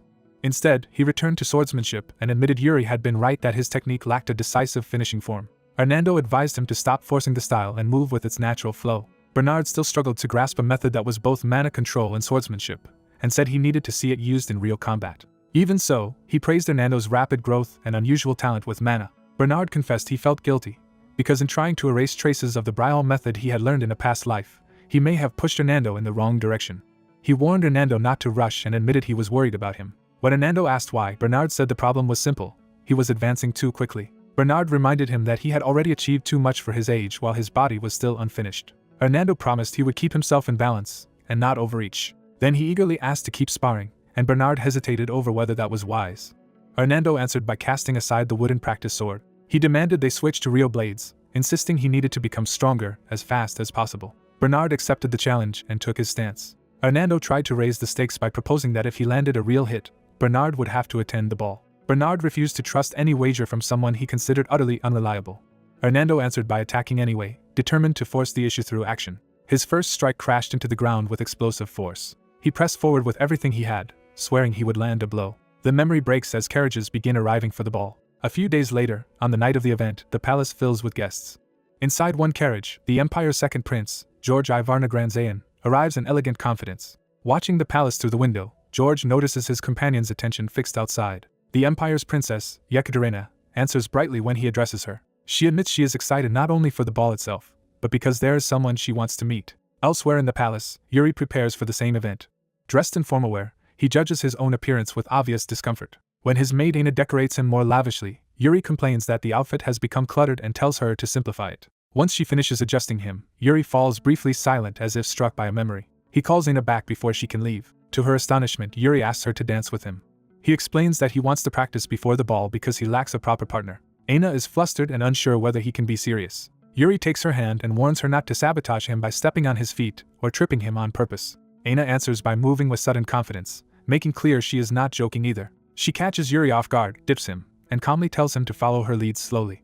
The unexpected closeness leaves her blushing despite her composure. Recovering quickly, Aina says he should not underestimate her because she is actually very good at dancing, then asks who taught him before. Yuri boasts that he has danced with many people, though never with someone this short, and insists the height difference will not matter. A moment later he points out that she has already stepped on his foot. Aina cheerfully pretends each mistake is just an accident, while Yuri grows increasingly resigned.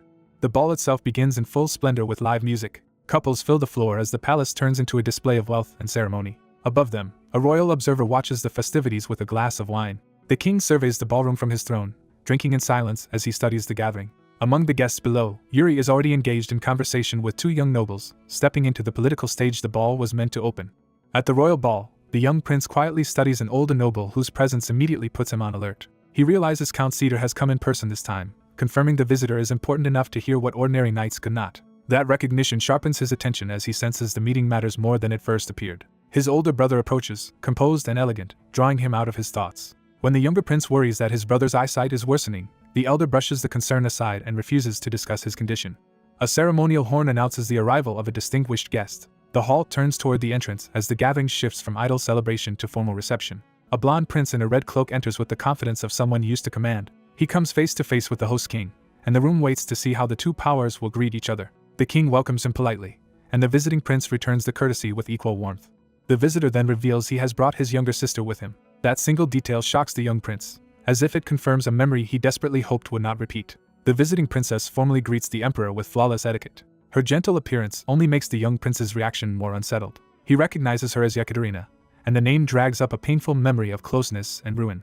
The memory hits him like shattered glass, breaking the calm he had tried to maintain. He vows not to become entangled with Yekaterina again and swears he will not repeat the same mistake. Even as he steels himself, Yekaterina's attention drifts toward him and their paths begin to cross. She offers him a soft, harmless smile that only deepens his unease. Around them, the ball resumes, with nobles admiring the visiting royals while the young prince keeps his distance.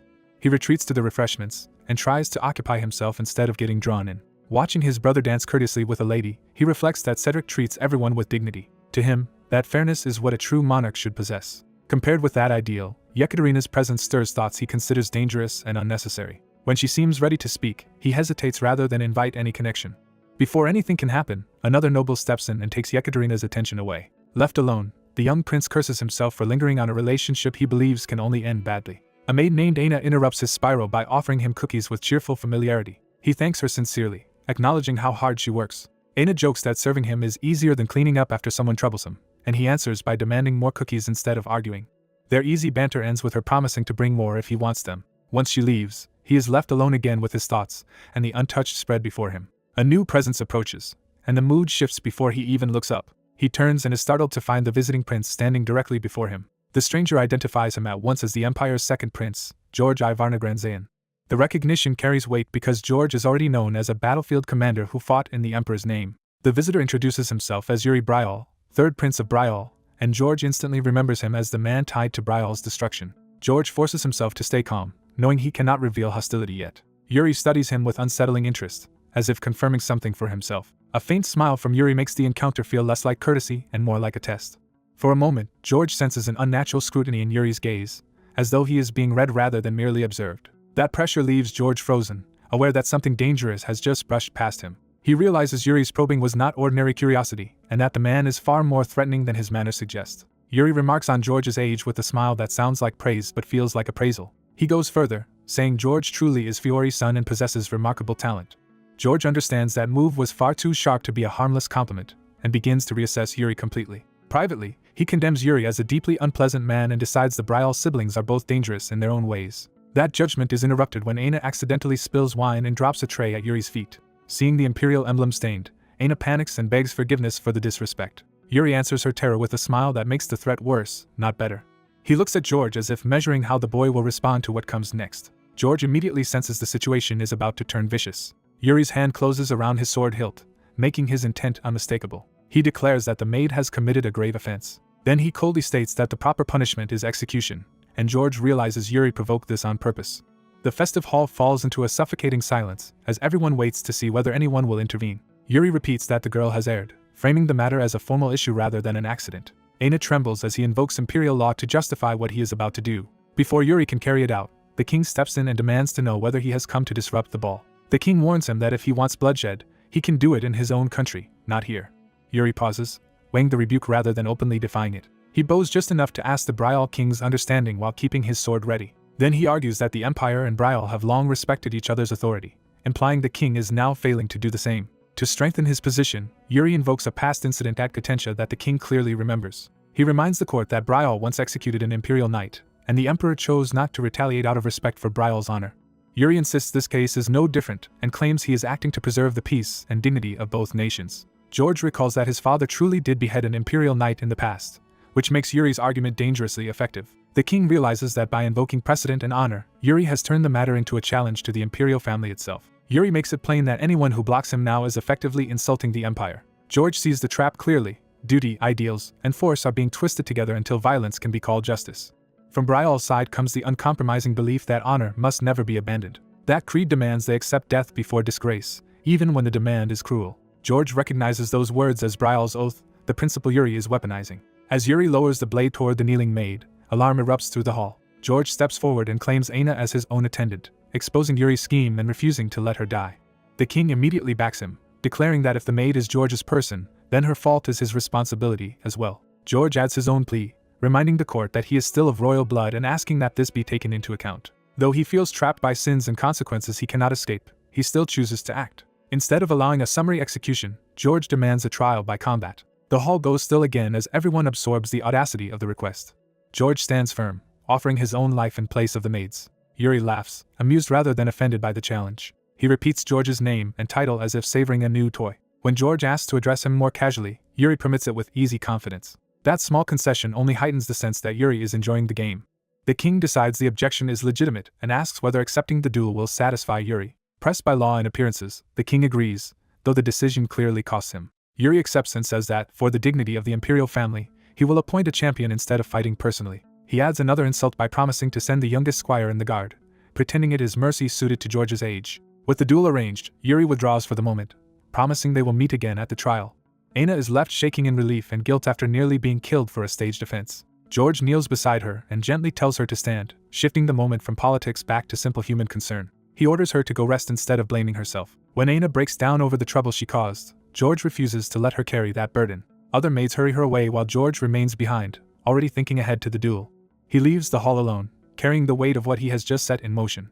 As he walks, Yekaterina notices him, and their eyes meet again. She watches him in silence, her expression unreadable but attentive. George cuts off any thoughts about her, deciding they are a distraction he cannot afford. He heads out with renewed focus, leaving the ball behind.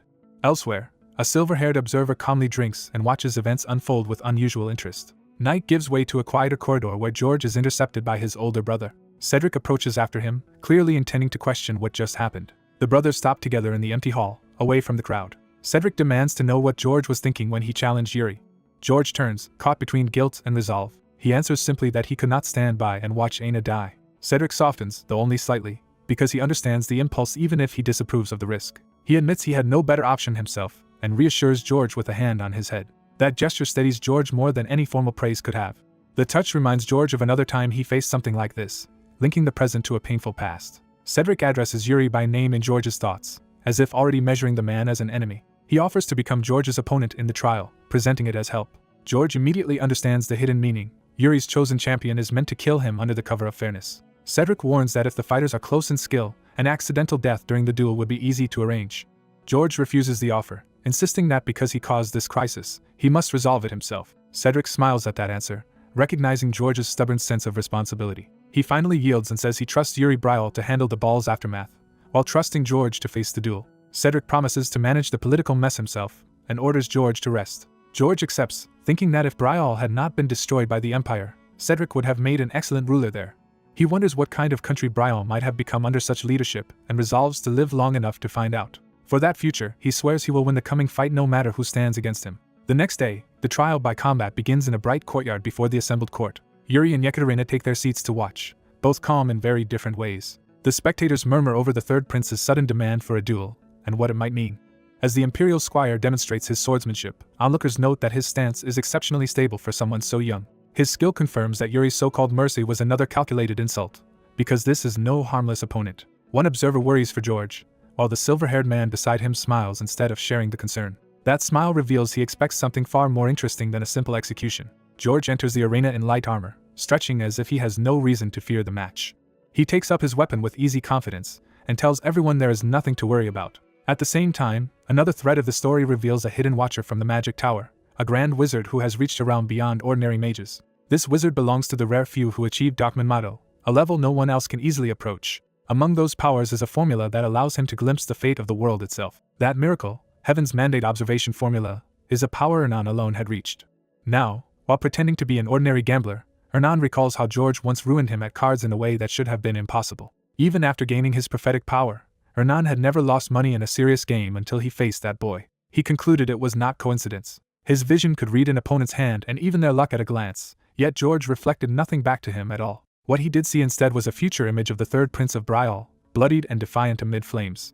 In that vision, Yuri kept fighting through terrible wounds and only collapsed at the very end. Hernan now suspects everything began from that moment of resistance. A warning he once dismissed as misunderstanding has become real suspicion in his mind. Because of George's strange behavior during their last encounter, Hernan used his precious formula again to confirm the truth. He became certain of something impossible.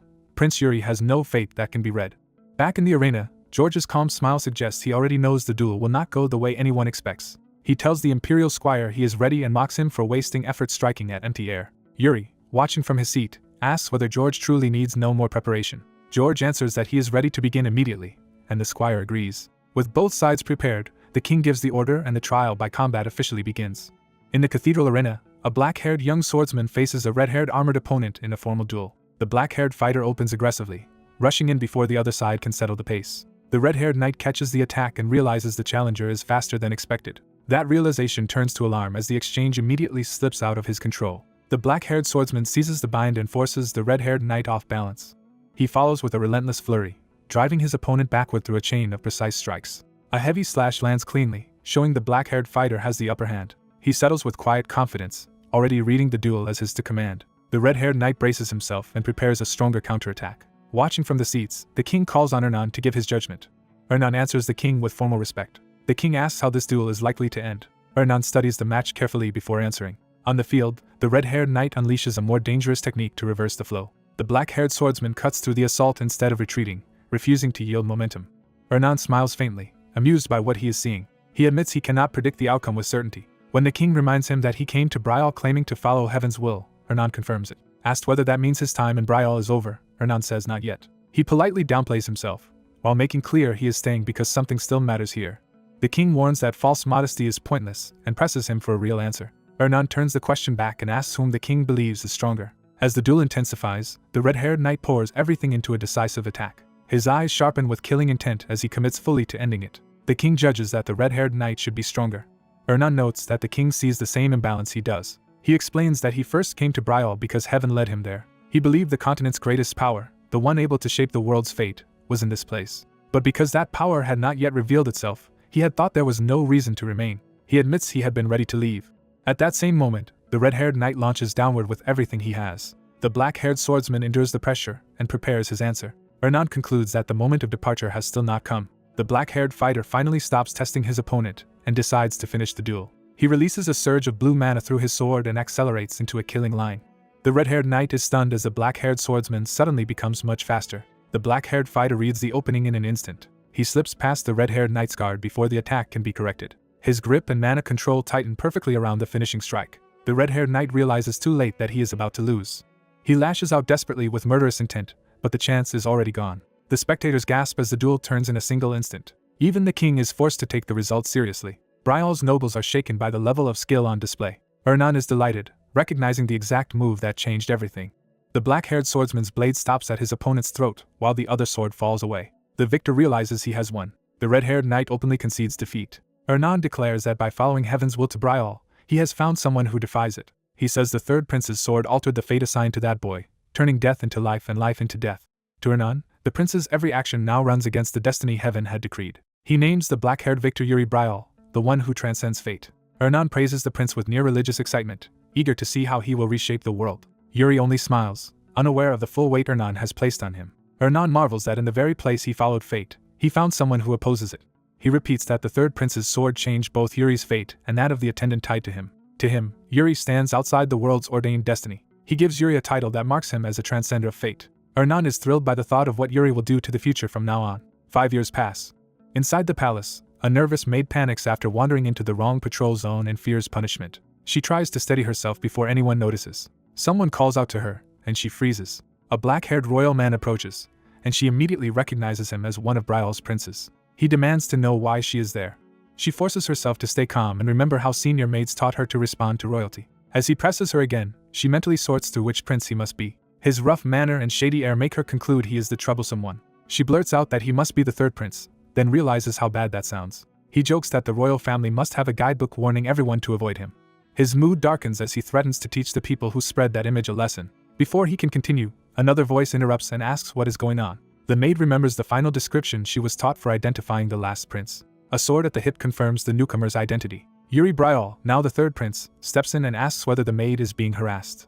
He casually eats the snack she gave him, showing he already knows and trusts her. He strolls through the courtyard as if this sort of rescue is routine. Yuri looks over the situation with calm amusement. In the maid's mind, he appears as her savior stopping the prince who bullies maids. She is overjoyed that even the snack she packed for him was accepted. Yuri notes that the maid prepared something tasty for him. As he chews, he idly manipulates mana with his fingers. He reflects that he has finally reached the bare hand realm, where mana can offset the strain on the hands even while wielding a sword. He recognizes this as a meaningful step in his growth. Satisfied, he judges that he has at least attained that level. A memory of being fatally pierced by Lauron's sword in his previous life resurfaces. He reminds himself that 5 years have passed since his return. Yuri senses that the calm period is ending. He figures the nobles are already making a racket about the coming crisis. At the meeting hall, he pounds on the door and complains that he is being ignored.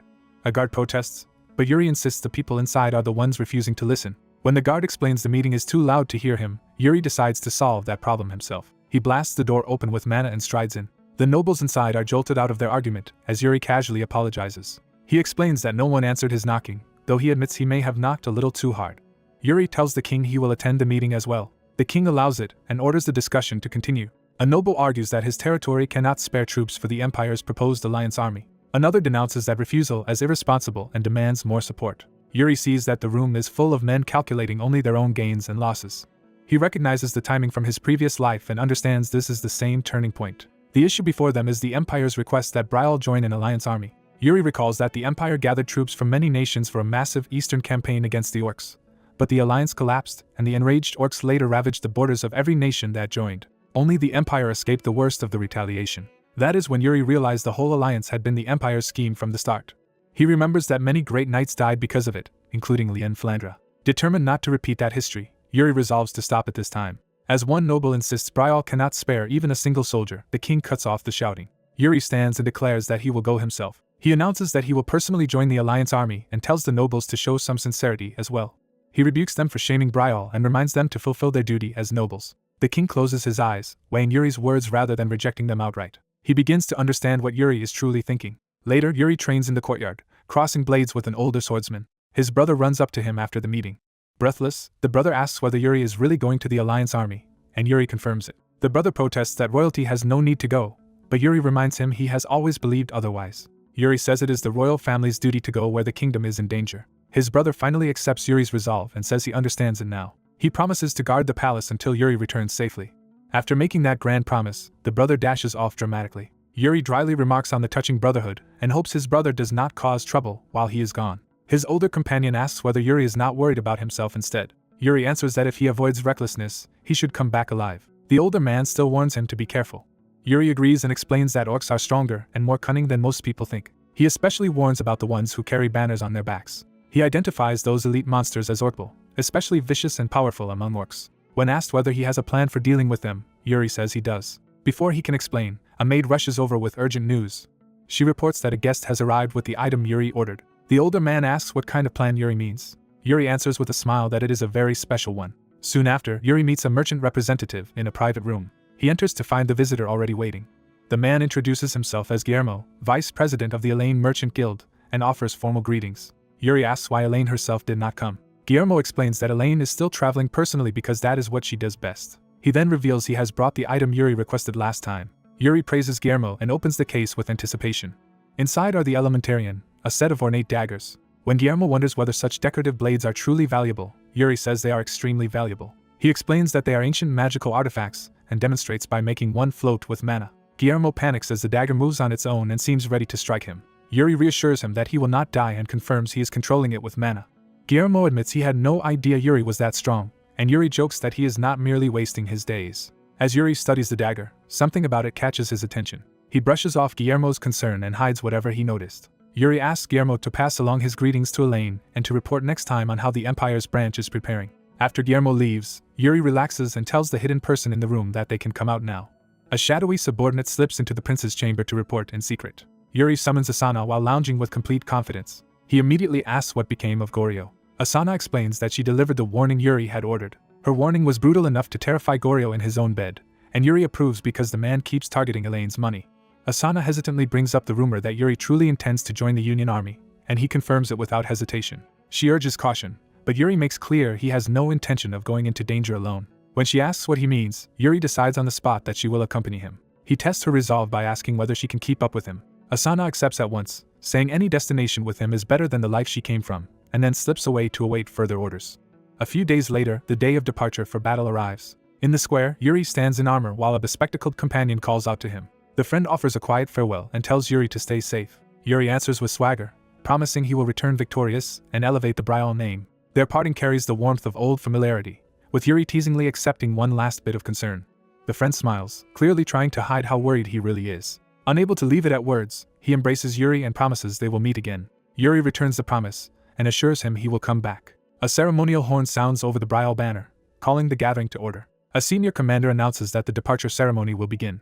Yuri steps forward to receive the formal charge. He presents himself with calm determination before the assembled army. His father asks whether he is nervous, and Yuri denies it completely. Instead of accepting that answer, His father tells him to look at the soldiers behind him. Yuri sees the ranks of men he is about to lead, and his father reminds him that every one of those lives will rest on his shoulders.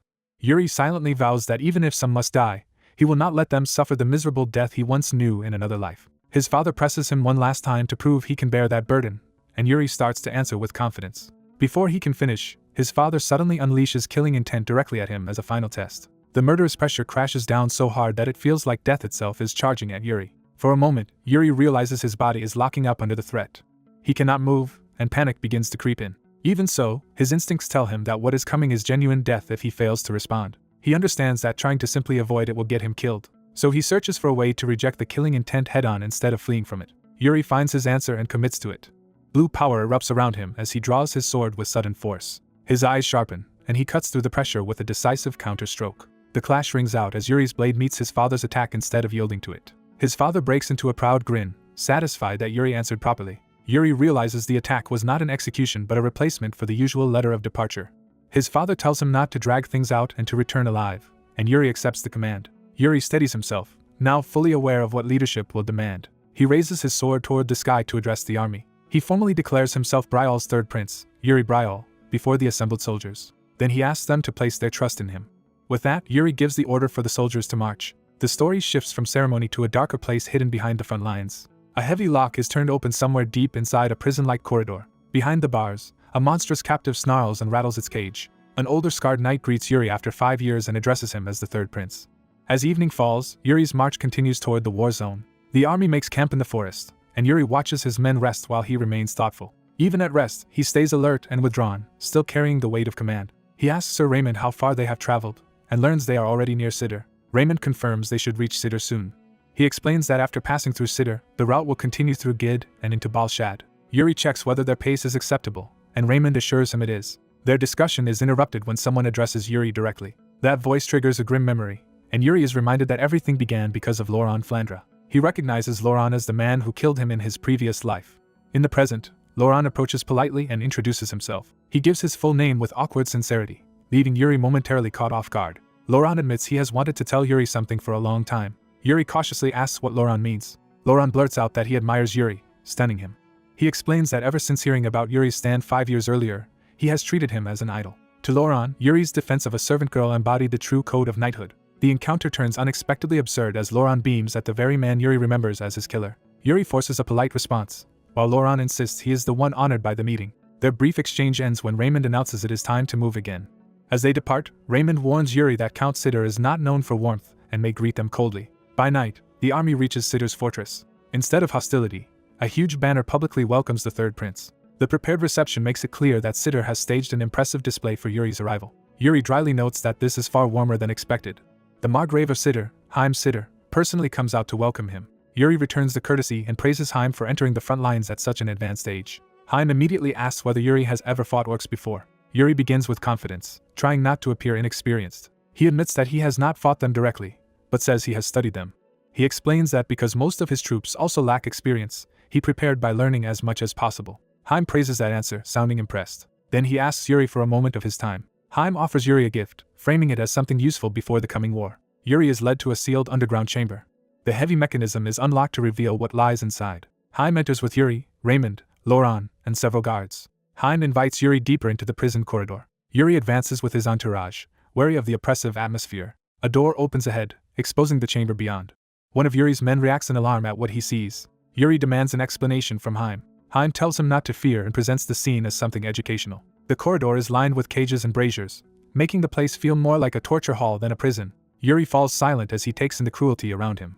The soldiers realize with horror what is inside the cells. They discover that Haim has captured a living orc and kept it imprisoned for study. Haim calmly explains that he has observed every habit and instinct he could to help humans survive against orcs. Yuri asks whether this grotesque display is the gift Haim mentioned. Haim confirms it and argues that no better gift exists on the eve of war than knowledge of the enemy. Yuri thanks him outwardly, while inwardly deciding Haim is even more unhinged than expected. One of Yuri's knights is visibly disturbed by what he is witnessing. Yuri asks the shaken knight's name and learns he is Simon Fesh, son of Baron Bolf. Yuri then orders Simon to say honestly what he is thinking. Simon admits he believes this treatment goes too far for a prisoner of war. Yuri accepts that reaction but implies Simon's view may change. To prove his point, Yuri orders Haim to open one of the cages. He confirms Simon's name again, making clear that the next lesson is meant for him personally. Yuri declares that this will be real combat, not theory. Then he orders Simon to fight the orc.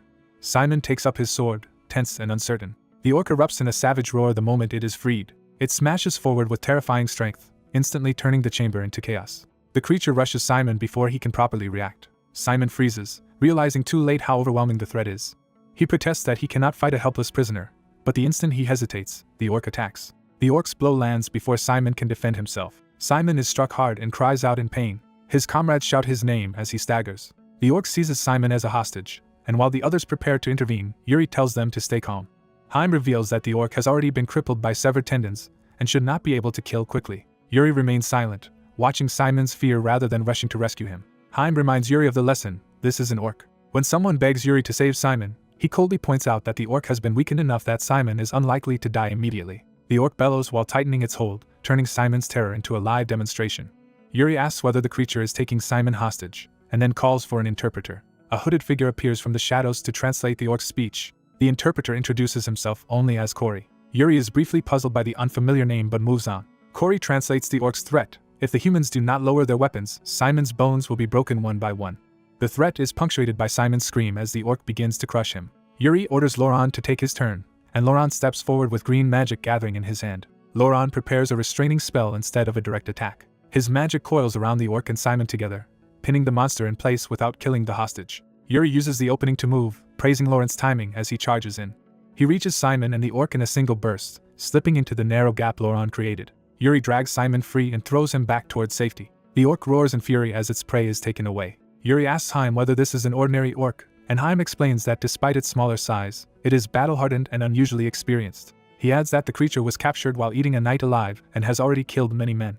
Simon, enraged by that revelation and his own humiliation, wants to kill the orc immediately regardless of the hostage risk. Yuri stops him and orders him to calm down. He makes clear he is not rebuking Simon, only forcing him to see the battlefield clearly. Yuri tells him to look beyond the single opening in front of him, because in real war countless enemies will be searching for chances to kill him. He drives the lesson home: this is training, and Simon must learn how to kill orcs. The knights answer by drawing blades wreathed in blue power and surrounding the fallen monster. The orc lashes out by hurling a burning brazier in a desperate counterattack. Lauron catches the flaming weight overhead with a blue barrier, shielding Yuri and Haim without flinching. At the same moment, Raymond lunges in from the side with a decisive strike. Raymond's blade cuts cleanly through the orc, ending the lesson with a single lethal blow. A veteran knight walks past the corpses of monsters after a brutal training exercise meant to harden men for war. Even so, the sight leaves him unsettled, and he cannot fully hide his discomfort. His unease is cut short when one of the supposedly dead creatures suddenly rises to attack. He reacts on instinct and meets the charge with his blade before it can reach him. The creature is struck down and spits blood, ending the ambush. Catching his breath, the knight realizes he survived only because he struck first without hesitation.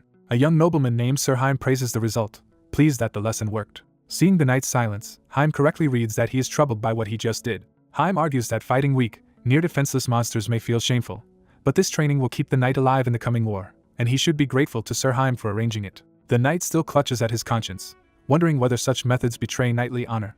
An older commander dismisses that concern, insisting these creatures deserve no chivalry, and leads the group onward to show something worse.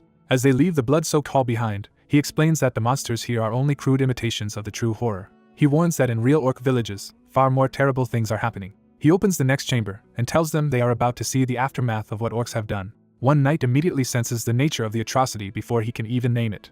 The prisoners inside are revealed to be half-orcs, not full monsters. The young prince beside the commander is shocked by how many there are, and the commander notes bitterly that such births are supposed to be rare. He explains that orcs capture human women for amusement, and these half-orcs are the byproduct of that cruelty. The prince asks the commander directly whether he hates orcs. The commander answers without hesitation that he will hate them until he dies.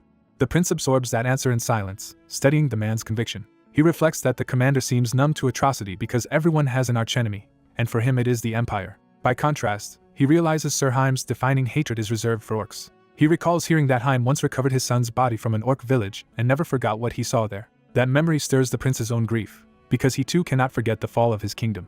The story shifts to the prince at dawn as his retinue addresses him formally. Before the army departs, the old commander orders that the hooded half-orc interpreter be taken along. The prince recognizes the hooded figure from the cellar, and the half-orc introduces himself as Corey. The prince immediately values him as a rare asset because he can speak the orc language. Corey tries to warn him about something important, but the prince cuts him off before he can speak.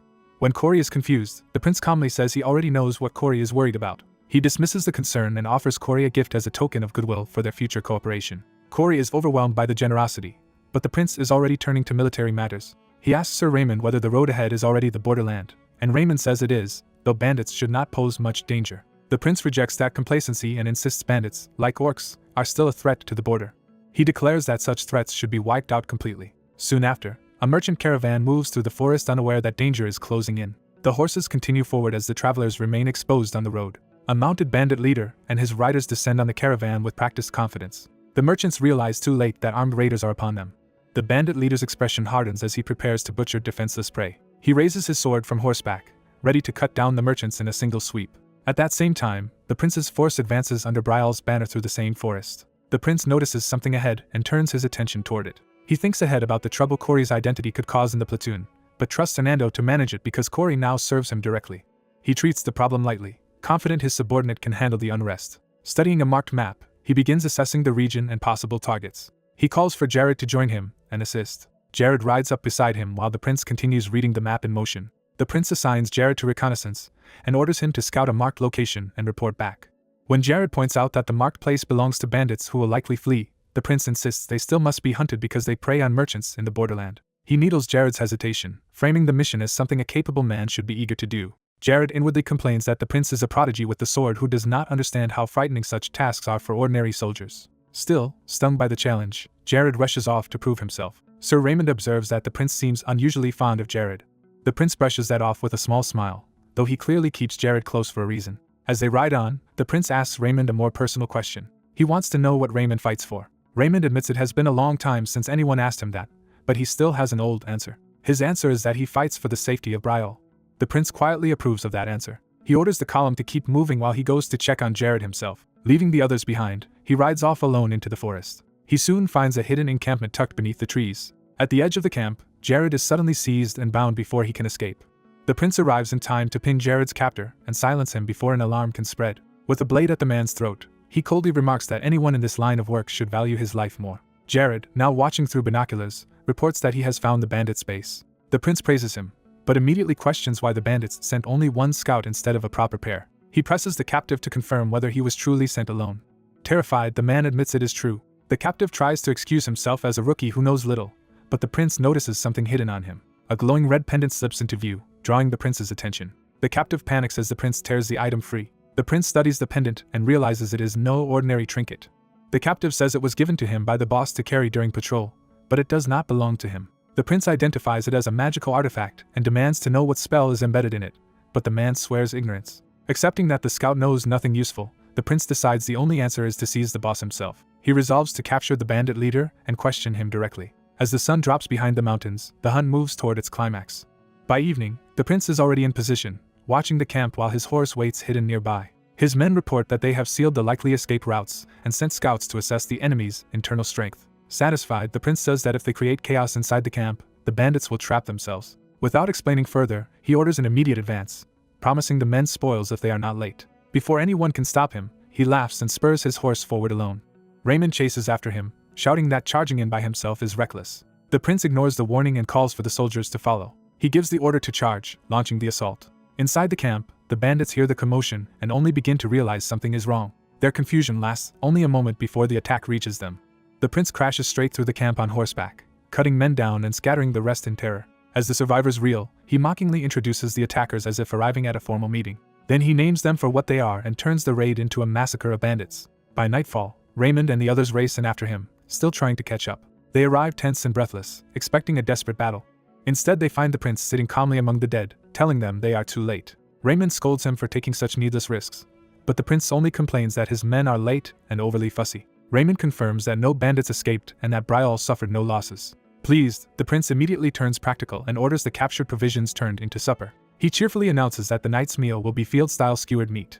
When Raymond remarks that it will smell unpleasant, the prince says that is exactly what makes it good. They decide to camp there for the night and resume marching in the morning, while the wounded bandit leader is left alive nearby.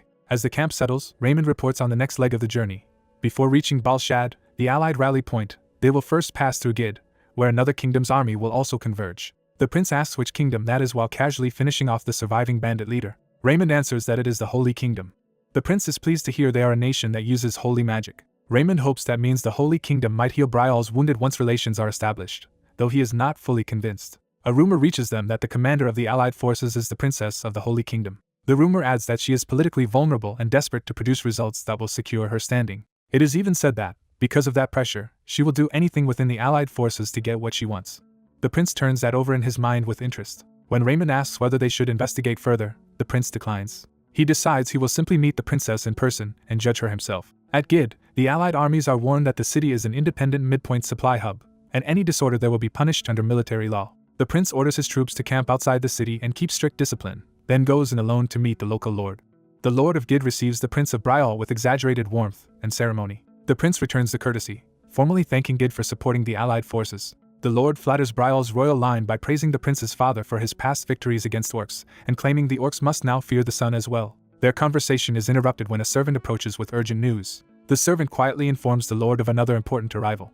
The Lord announces that the princess of the Holy Kingdom has also reached Gid and asks whether the prince wishes to meet her immediately. The prince agrees at once, eager for the encounter. Moments later, the room prepares for a second royal guest. The second princess of the Holy Kingdom, Sibila our saint, enters in full armor with an escort, carrying herself like a commander rather than a court lady. She introduces herself formally and with clear authority. The prince greets her with polished courtesy, though he remains lounging instead of rising. Sibila immediately notices his posture and asks whether he is merely one of the Lord's retainers. The prince looks up at her, amused by the mistake. Before the Lord can explain, Sibila asks that the supposed retainer leave so she can speak privately with the prince. One of her guards erupts in outrage at what he sees as disrespect toward the princess. The prince answers the insult with a calm, dangerous smile. He reveals that he is Yuri, the third prince of Bryal, instantly freezing the room. The Holy Kingdom side is left stunned by the blunder, while the Lord can only watch the embarrassment unfold. The offending guard tries to recover by claiming he commands the troops and therefore failed to recognize royalty. Yuri turns the moment into a joke at his own expense, saying he should have dressed more like a prince and less like a street rogue. Sibila and her men quickly apologize for the discourtesy, and she is visibly mortified by her guard's outburst. Trying to ease the tension, Yuri lightly asks whether he really looks that shabby in his outfit. Sibila apologizes again for the misunderstanding, and Yuri teasingly suggests he might keep bringing it up. He then offers a proper introduction, naming himself as Yuri, third prince of Bryal. Sibila accepts the introduction and shakes his hand. Yuri immediately turns playful, asking her age and then cheerfully noting that their 2-year difference makes them practically the same age. He pushes the familiarity further by declaring them basically friends already and dropping formal distance. The Lord of Gid is delighted by how quickly the two royals seem to get along and praises the budding friendship before the war. Pressed in public, Sibila reluctantly agrees to play along with the friendly tone. Yuri then asks why he saw no Holy Kingdom troops on the way in, and Sibila explains that her army is still arriving and will reach Gid by the next day.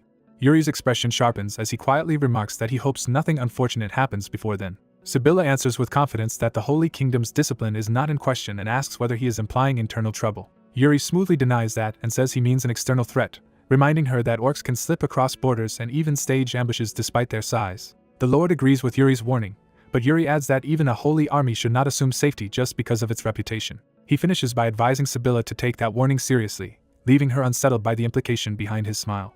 In the city, two men discuss the Holy Kingdom's paladins and conclude that their rigid nature will make life difficult for the princess. When asked whether he liked that princess anyway, the dark-haired man admits he did, but quickly turns back to the matter at hand. He produces a red crystal necklace and begins tracing where it came from. His companion confirms that only this talisman market sells items like it, making the shop their best lead. They recall the bandit captain's claim that the necklace was used to draw orcs in. More specifically, they understand it as a crude war stimulant that drives orcs berserk and sends them after whoever carries it. The shopkeeper dismisses the necklace as too crude to be called a true artifact and insists it would not work especially well. After being thrown out for asking too much, the pair conclude the suspicious items are already gone, likely bought up by the bandits. The dark-haired man accepts that setback with unsettling ease. His companion tries to get his attention, but the prince has already found a new target for his curiosity. He points out soldiers of Bryal entering a bar and notes that gambling seems to be going on inside. Seeing allied soldiers gambling, he decides this is the perfect excuse to impose discipline. He heads for the bar with a predatory smile, declaring that the army clearly needs stricter order. Elsewhere in the city, Holy Kingdom officers gather near their quarters. A subordinate confirms that he has already spoken with the local lord. Vice Commander Fennec of the Holy Kingdom mocks the rumors that Bryal's prince has fallen to the bottom of public esteem. He goes further, sneering that Bryal's age as the Kingdom of Knights is over, until a female superior tells him to stop slandering their allies. Even so, he keeps belittling Bryal's prince as a lowly mercenary in both dress and conduct. Fennec crosses the line by implying Bryal may lose its prince during the coming orc raid, forcing another warning. He backs down outwardly, then asks whether there is any problem with the main force. The female commander answers that everything is under control and tells him not to worry. With that settled, she orders a city patrol while Fennec departs wearing a smug expression. Left alone, she senses unease despite her calm front. Inside the bar, Brial's soldiers are indeed drinking and gambling. Fennec arrives and glares at the scene in disgust. He demands to know who these men are. When told they are Brial's soldiers, he seizes on their behavior as proof of Brial's lack of discipline. Watching them openly gamble, he grows even more contemptuous. He blames their commander for their conduct and declares that, as a paladin of the Holy Kingdom, he cannot ignore it. Fennec storms up and begins berating the soldiers for gambling.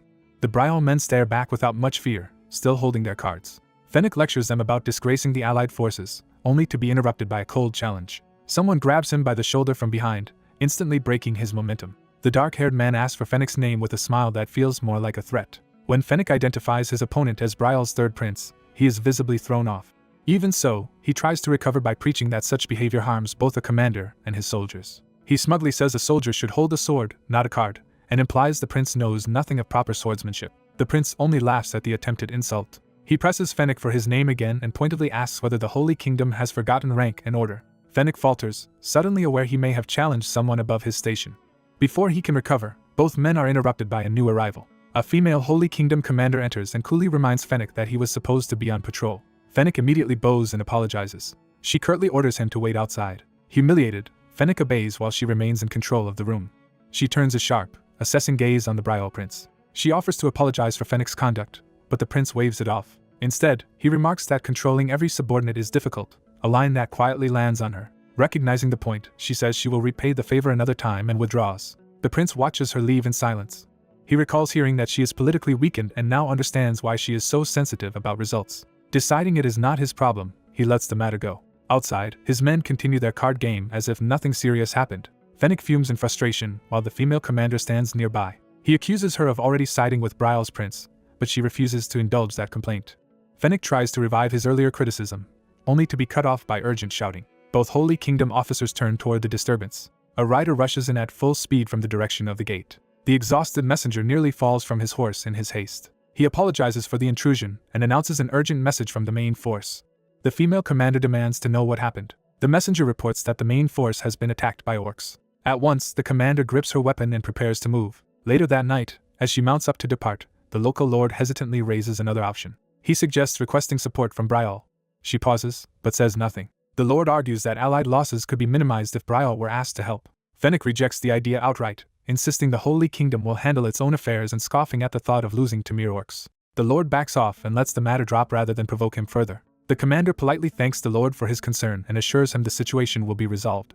She gives the order to ride out immediately. She and Fennec lead the Holy Kingdom force into the night. After they leave, the lord watches the road with growing concern. He remarks that the Holy Kingdom is stubborn, especially its vice commander. Realizing time is short, he orders a subordinate to find Brial's third prince at the army camp. He urges the man to hurry because there is almost no time left. At Brial's camp, Yuri reads the urgent message while his officers wait for his decision. The letter confirms that the Holy Kingdom's main force has been attacked by orcs. It also relays the local lord's request that Brial, as part of the allied force, help exterminate the nearby orcs. One officer notes the request came from the local lord of Gid rather than from the Holy Kingdom itself.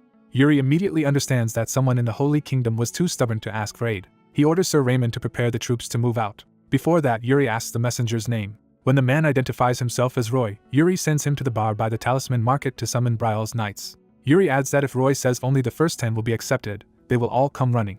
Roy races off to deliver the message while Yuri turns to his own preparations. He sets the letter aside and makes up his mind. Drawing on his power, he begins channeling magic through himself and his mount. With a grin, Yuri treats the coming battle like a simple night walk. He rides out with a small group under the moonlight. Looking back at his men, he jokes that they still seem a little drunk. They loudly deny it, and Yuri seems satisfied by their spirit. He notices Jared looking pale, but Jared insists he is fine. The force keeps pushing forward at speed. Another night, Lauron addresses Yuri as they ride. Lauron praises Yuri for forgiving the paladins who insulted him and still choosing to save them. He admires Yuri's refusal to sink to their level and calls it profound judgment. Yuri awkwardly laughs it off, privately wondering whether Lauron has always been this intense. Still, Yuri acknowledges Lauron's loyalty and reflects that both of them have changed from who they once were. Lauron beams at being recognized, which only deepens Yuri's amusement. Their conversation ends when a scout reports something ahead. The site turns out to be the Holy Kingdom's paladins already engaged near the orcs. Yuri tells his men this will be their first battle against orcs and declares that he will enter first and leave last. He frames the fight as his duty to shield them from harm. Naming himself Yuri Brial, third prince of Brial, he formally commands his soldiers. He pours power into his horse and orders them not to get hurt. A moment earlier, however, the Holy Kingdom had already charged ahead under the moonlight. Their female commander realizes too late that she was careless and never expected the main force to be attacked this way. She remembers Yuri warning that orcs can sometimes appear inside the boundary. Now she bitterly admits she should have listened more carefully. As she rides in, the battlefield ahead comes into view through dust and chaos. She sees that the main force is still fighting desperately against the orcs. Relieved that their banner still stands, she decides to strike straight through. She orders Fennec to charge with her and hit the enemy commander at once. Fennec relays the order and commits the paladins to a full frontal charge. The Holy Kingdom cavalry surges forward in formation. The commander prays for divine aid and asks to be pushed ahead. Her horse accelerates unnaturally under holy power. She drives the charge faster, sword extended toward the enemy. But an ominous skull totem wrapped in purple magic stands in their path. The totem activates, revealing itself as the center of a prepared spell. A massive magic circle erupts beneath the charging paladins, turning their advance into a trap. The ground collapses under the commander's horse. She realizes too late that the enemy lured them in. The entire vanguard plunges into a hidden pit as she cries out in horror. Falling into darkness, she wonders if she has once again chosen the wrong path. Battered at the bottom, she lies stunned and half-conscious. Her mind drifts back to childhood, when awakening holy magic made everyone praise her. She remembers how warm that praise felt, and how it pushed her toward swordsmanship to meet those expectations. But the first time she surpassed her brother, she realized that success had only made her a threat. From then on, victory stopped being a blessing and became a mistake. A priest's revelation named her as the chosen head of the allied forces, and her brother began forcing her toward the battlefield. He dressed that cruelty in holy words, promising salvation if she fought in God's name. Now, broken in the pit, she sees through that lie completely. She understands that she was sent here to die. Around her, surviving paladins cough and struggle to rise among the wreckage. Despite her injuries, she forces herself up and orders everyone to regroup. As she grips her sword, she notices a slick substance coating it. She realizes the trap was prepared with oil. Looking up, she sees orcs lining the rim of the pit with torches in hand. The reflected fire in her eye tells her exactly what comes next. An orc raises a torch, ready to ignite the oil-soaked trap. She understands the enemy plan at last. Ambush the main force, then burn the trapped reinforcements alive. Facing death from every side, she despairs over how she can possibly survive. Her resolve starts to break as she questions what all her effort was ever for. Then something strikes before the fire can fall. A calm voice tells her to open her eyes. The same voice chides her for refusing to ask for help. She looks up to find Yuri standing above the pit, holding a torch harmlessly in one hand and wrapped in blue power. As he reaches down with a rope, the balance of power shifts completely in her favor. A battered knight is pulled up from danger by an armored hand. Once safe, the wounded woman gratefully acknowledges the rescue and promises to repay the favor. She realizes her rescuer is Prince Yuri and addresses him with sudden formality. Fennec, Vice Commander of the Holy Kingdom, formally introduces himself to the third Prince of Betrayal and apologizes for his earlier disrespect at the tavern. He goes further, swearing lifelong gratitude, leaving both Yuri and the woman stunned that such a proud man would humble himself. Yuri answers with a faint, knowing smile. He accepts the apology and pointedly asks that the Holy Kingdom aid Betrayal when his country faces trouble in the future. As the exchange settles, Yuri's attention shifts to something off in the distance. He notices the orcs pulling back from the battlefield instead of pressing the attack. One fleeing orc still lashes out, catching a weapon in its teeth as the retreat turns chaotic. Yuri calmly draws his sword, reading the enemy's movement without panic. He concludes the orcs are withdrawing because they failed to wipe out the paladins. Rather than let them escape, Yuri immediately orders a pursuit. Among the retreating enemy, a tattered purple banner reveals the presence of a higher-ranking orc force. Yuri recognizes the insignia and understands a more important target is nearby. The enemy commander makes his presence known with a heavy, ominous step charged with dark power. The orc commander Orkville appears and roars in fury, clearly enraged by Yuri. The woman behind Yuri calls his name in alarm as the confrontation sharpens. Orkville draws a bow wrapped in sinister purple energy and aims directly at Yuri. The commander releases a cursed shot meant to crush him from afar. A massive purple blast descends toward Yuri and the woman like a taunt and a challenge. Yuri's eyes sharpen as he reads the attack in an instant. He intercepts the incoming strike with a precise blue-tinged slash before it can hit them. Even while deflecting it, Yuri dryly notes that the orc commander's anger is focused on him. He decides he cannot ignore that provocation and prepares to answer it. Yuri openly states that the commander's hostility is because of him. With growing confidence, he declares that he will respond in kind. Blue energy gathers around him as the retreating orcs continue to flee uphill. The woman watches in disbelief as Yuri becomes enveloped in power and steps forward alone. He tells her he will return shortly, treating the coming clash as a brief errand. She immediately realizes he intends to go by himself and worries at the recklessness. Ignoring the warning, Yuri launches straight into the enemy line at overwhelming speed. The first orc barely has time to react before Yuri is already upon him. Yuri's blade flashes with lethal precision.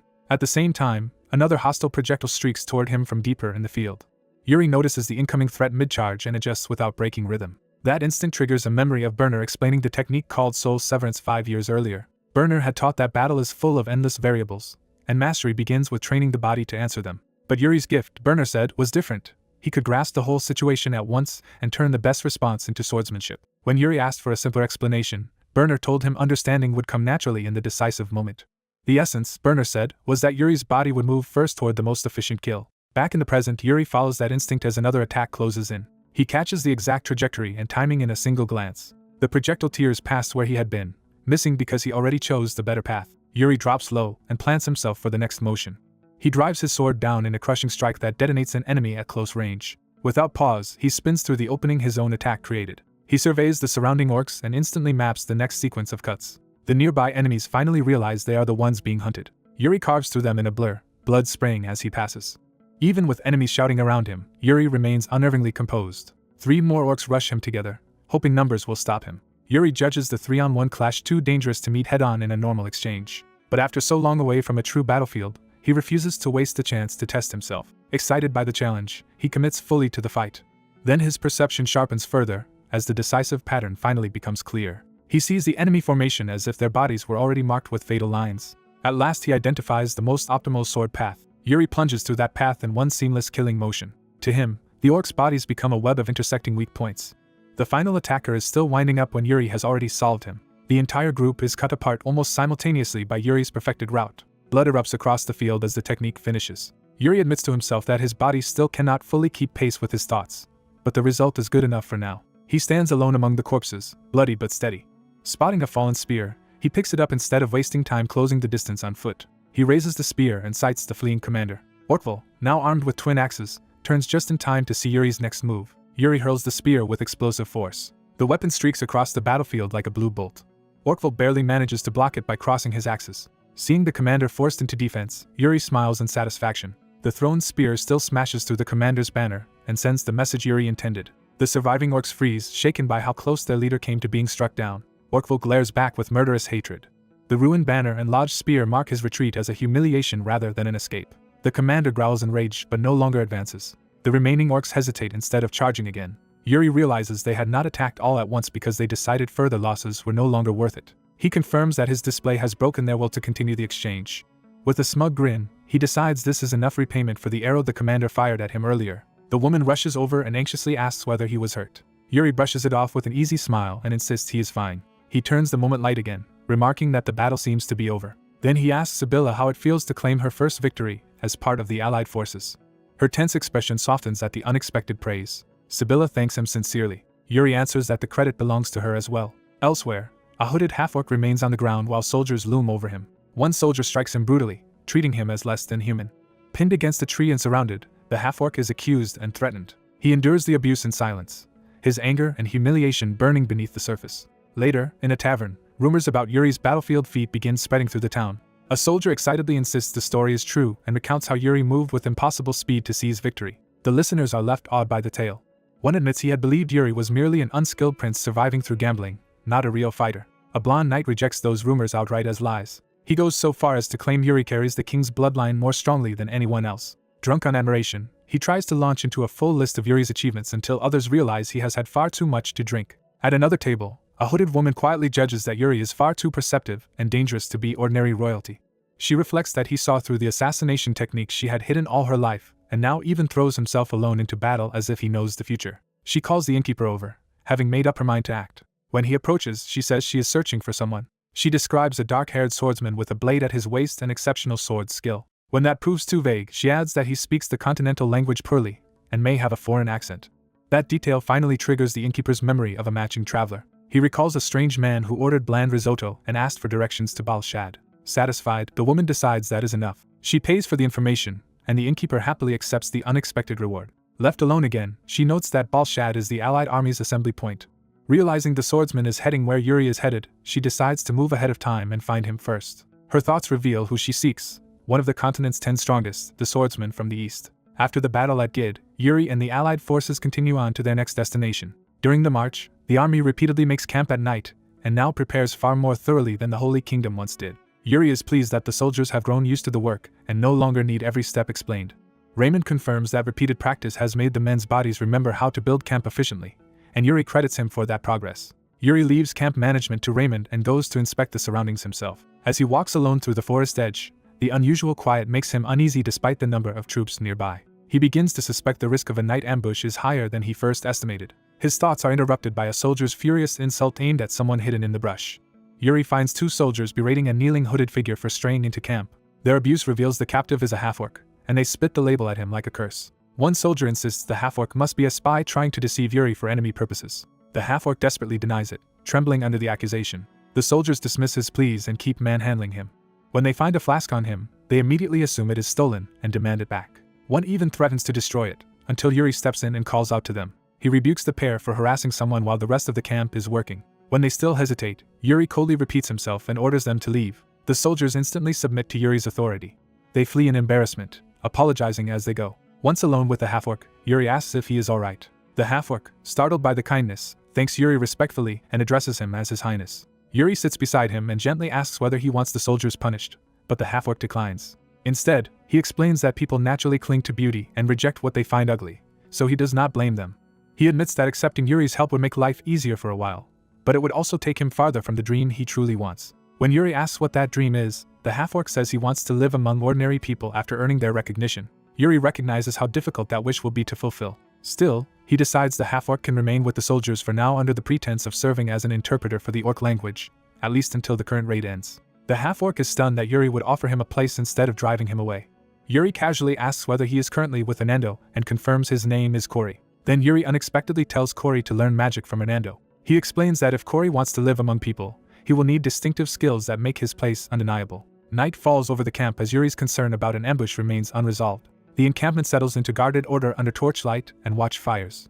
Yuri gathers his officers and asks exactly how much preparation has been made against a night attack. They report that supply depots are covered with flame-retardant cloth and that lookouts have been stationed around the palisades and barracks. One officer wonders whether such extensive precautions and the unusually large guard assignments are really necessary. Yuri reminds them they are deep in orc territory, where nothing would be strange, especially after what happened to the Holy Kingdom. He warns that the enemy may well try the same fire-based assault again, just as they did before, and the room snaps to attention.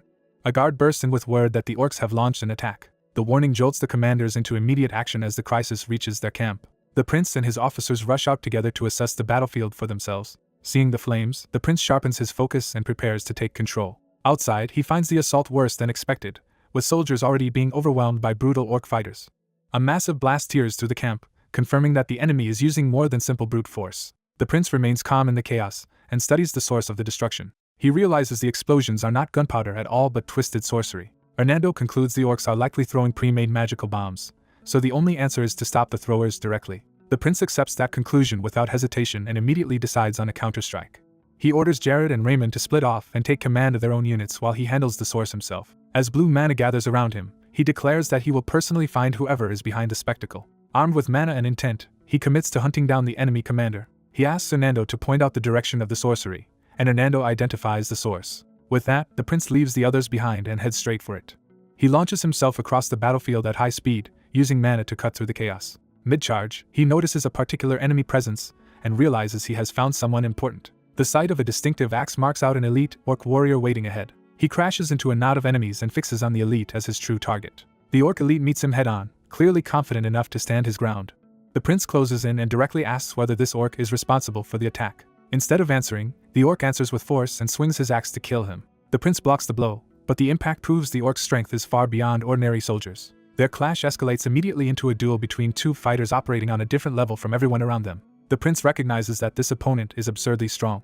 He also realizes the orc's movement is refined and experienced, not the crude style he expected. Knowing a close exchange favors the orc's raw power, he tries to create distance first. The orc refuses to let him disengage and keeps pressing with relentless swings. The prince is forced into a defensive retreat as the axe carves up the ground around him. The orc's aggression only intensifies, showing no opening at all. Even when the prince catches a strike, he is still driven back by the sheer force behind it. He answers with a powerful counterattack that finally knocks the orc down. The prince admits this enemy is clearly above the rest of the orcs he has faced. Rather than retreat, he decides to test the full extent of the orc's ability. He surges forward with a stronger mana charge strike and invites the orc to show everything he has. The orc responds by channeling dark mana into his weapon and body. That power erupts outward, proving the elite can use a mana method just like a trained human warrior. The prince skids back and reassesses the fight now that the orc's true level is exposed. He understands at once that this changes the entire meaning of the attack. The sight of the orc's mana method confirms a possibility he had overlooked. He recognizes that if orc sorcerers can manipulate mana, Then elite orc warriors can be taught combat methods as well. The two face each other again, now as true peers in a mana-empowered duel. The prince blames himself for not realizing sooner what the enemy's use of sorcery implied. He recalls the earlier twisted mana in the explosions and sees the pattern clearly now. From that, he concludes that the orcs' elite troops have also learned structured mana techniques. He identifies his opponent as one of those elite units, and says so openly. Then he unleashes soul severance, aiming to end the fight decisively. The technique lands, but the orc hardens himself with mana and survives the strike. Instead of falling, the orc counters with a savage slash of his own. The prince reacts instantly, refusing to be caught by the reversal. He redirects his blade in a razor-fast line to exploit the opening. This time he cuts into the orc's throat and draws blood. But even that lethal-looking hit is partially contained by the orc's defensive mana. The orc remains standing, his body reinforced enough to keep fighting despite the wound. The prince realizes the orc concentrated mana at his throat to reduce the damage. The orc snarls through the injury, proving he is still dangerous. The prince tries to follow through before the orc can recover. The orc catches the blade with his hand and sacrifices flesh to stop the attack. Blood sprays as he tears free of the sword rather than yield control of the fight. He immediately retaliates with a purple mana slash that cuts across the prince's shoulder. The counter lands hard enough to break through armor and draw blood. The prince grimaces as he takes his first serious wound of the duel. Even injured, he smiles and admits that ordinary attacks will not be enough against this opponent. He accepts the challenge fully and decides to fight the orc on equal terms. Gathering blue mana around his sword, he prepares a stronger finishing move. The orc answers by hurling himself forward with his own dark power. Their ultimate attacks collide in midair, blue and purple mana crashing together. The impact explodes across the battlefield in a blinding burst. When the light clears, the ground is shattered from the force of their clash. The orc's axe lies broken in the crater, showing which side lost the exchange. The prince calmly looks on, already knowing the duel is over. The wounded orc struggles to face him one last time. The prince raises his sword for the final blow. He declares the fight finished and commits to execution. His blade drives straight down through the orc's skull. The elite collapses, finally defeated after pushing the prince to his limit. Blood spreads beneath the corpse as the prince stands over the body to confirm the kill. Then he notices the orc is somehow still alive despite the fatal strike. Because this was an elite, he decides the survivor may know more than the others and should be kept for questioning. He concludes it would be wasteful to kill such a valuable source of information immediately. At that moment, his knights arrive and call out to him in alarm. They ask if he is unharmed, but the prince is already focused on the prisoner and identifies him as an orcville. He confirms he is fine and asks for a report on the rest of the camp. After hearing that most enemies have been cleared, he orders all surviving orcs gathered together, and this elite brought along as well. He announces that from now on they will begin properly examining the orcs. The scene shifts from battle to a grim post-battle camp lit by braziers and fire. As the healer tends his shoulder, the prince is told the injury is manageable if treated carefully. Hernando heals him while teasing that even orcs manage to rough him up. The treatment finishes quickly and restores his shoulder enough for him to continue. The prince brushes it off, relieved that the wound is not serious. Ready to proceed, he moves on to the next matter, but Hernando stops him for one more surprise. Hernando proudly presents an absurdly ornate red chair for the prince to use during the interrogation. The prince stares at the ridiculous furniture in disbelief. Hernando insists that interrogating from a Grand Commander's chair is only fitting. Though baffled, the prince is told that majesty is part of command.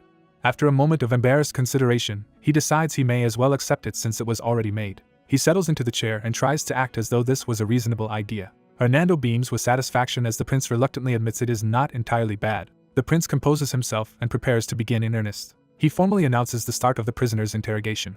Seated like a judge, he orders the captives brought before him one at a time. To make the stakes clear, a brazier is dragged forward as a tool of intimidation. One bound orc is shoved into the fire and screams as the threat becomes real. The other prisoners watch in terror as the punishment is carried out without hesitation. The prince warns them that each of them will get only one chance to answer properly. His first question is simple and direct. Who ordered the night ambush? The first orc spits back an insult instead of cooperating. When the translator hesitates over the abuse, the prince dismisses it and says he can tell it was just an insult. Jared steps in to enforce discipline on the prisoner. He grabs the orc and drags him toward the brazier. Without emotion, Jared slams the prisoner into the fire. The remaining orcs visibly lose their nerve as they watch what happens to those who refuse. Even the translator flinches, realizing the prince's camp is far harsher than expected. Another prisoner is burned, turning the interrogation into a demonstration of consequences. The prince reinforces the rule that he will ask each prisoner only once. He adds that a truthful answer may earn a painless death, while defiance will not. To underline that promise, he drives his mana sword into the brazier with overwhelming force. Jared is told to set one prisoner aside, suggesting the prince has found someone worth hearing out. That orc hurriedly tries to speak before he is chosen for the flames. Through the translator, the prince learns the common soldiers know little, but one of them is ready to betray his superior to survive. The prisoner claims the ambush order came from the orcville and begs to be spared if that leader is punished instead. The prince laughs at the desperation but notes that the orc is at least trying to be useful. He narrows the issue to a more specific question. He asks whether the ambush order ultimately came from someone named Okwa. The unfamiliar name unsettles the nearby knights, who have never heard it before. For the prince, however, the name is a major revelation, because he recognizes Okwa as the king of orcs and the true architect behind the war. He remembers Okwa as the enemy who must be eliminated at any cost. When another prisoner asks to be spared in exchange for honesty, the prince agrees to hear him out. The translator relays the offer, and the prisoners scramble to take it. One of them then says the Orkville wants the prince's oath before speaking further. The demand catches the prince off guard. The Orkville argues that if the prince breaks his word after demanding surrender, his honor would be disgraced. Rather than taking offense, the prince is intrigued that an orc would care about such a thing and concludes this one has fought many humans before. He decides to give the oath anyway, despite Jared's immediate objection. When Jared protests the danger of releasing a prisoner, the prince calmly tells him not to panic. The questioning resumes, and the Orkville confirms that the ambush order did come from Okwa through a tribal leader. The prince presses further and asks how the orcs learned the allied army's route. The answer is frustratingly incomplete. Okwa has some way of obtaining that information, but the Orkville does not know how. Jared points out the implication that Okwa somehow discovered their route in advance and arranged the ambush accordingly. The prince agrees and connects it to another suspicious incident involving the Holy Kingdom, seeing a larger pattern in Okwa's methods. He asks one final question: just how strong is Okwa? The Orkville's expression shifts into grim certainty before he answers.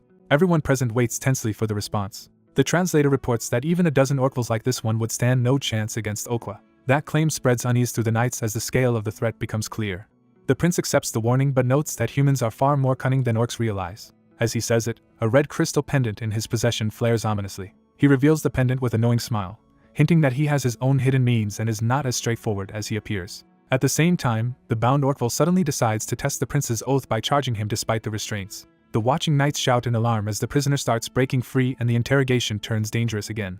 A brutal clash begins with a crushing blow that shakes the battlefield. A monstrous orc surges forward with dark power, trying to overwhelm the Betrayal forces. Someone urgently orders the prince's attacker to be stopped, while another voice reacts with cold amusement. The third prince of Betrayal judges the enemy's talk of honor as hypocrisy and contemptuously rejects it. As his men surround the orc, he declares the creature unworthy of honor and takes control of the fight.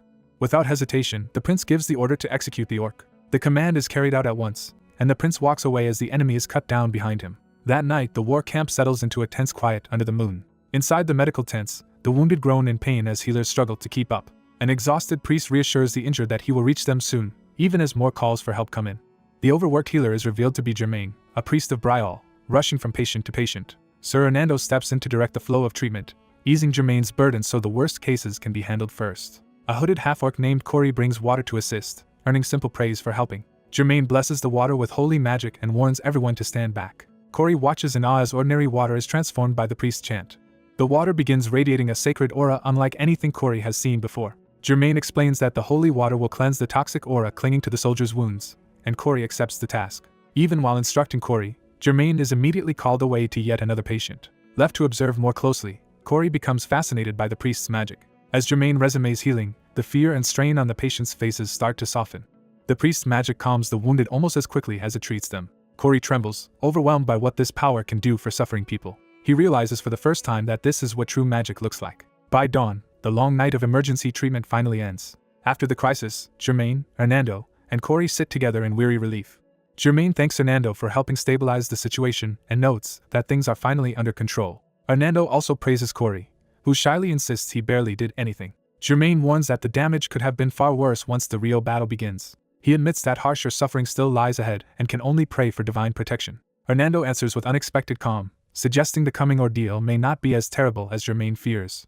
He points to the camp, where soldiers are already recovering their spirits despite the danger they just survived. Music rises around the fire as the wounded help one another and tend each other's injuries. Hernando begins to explain what he believes magic is truly for. With a casual gesture, he sends a spark into the sky. The night above the camp blooms into a dazzling curtain of light that leaves everyone staring upward in wonder.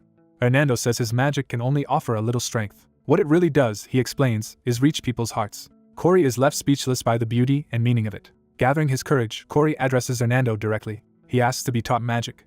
Hernando repeats the request, surprised but intrigued.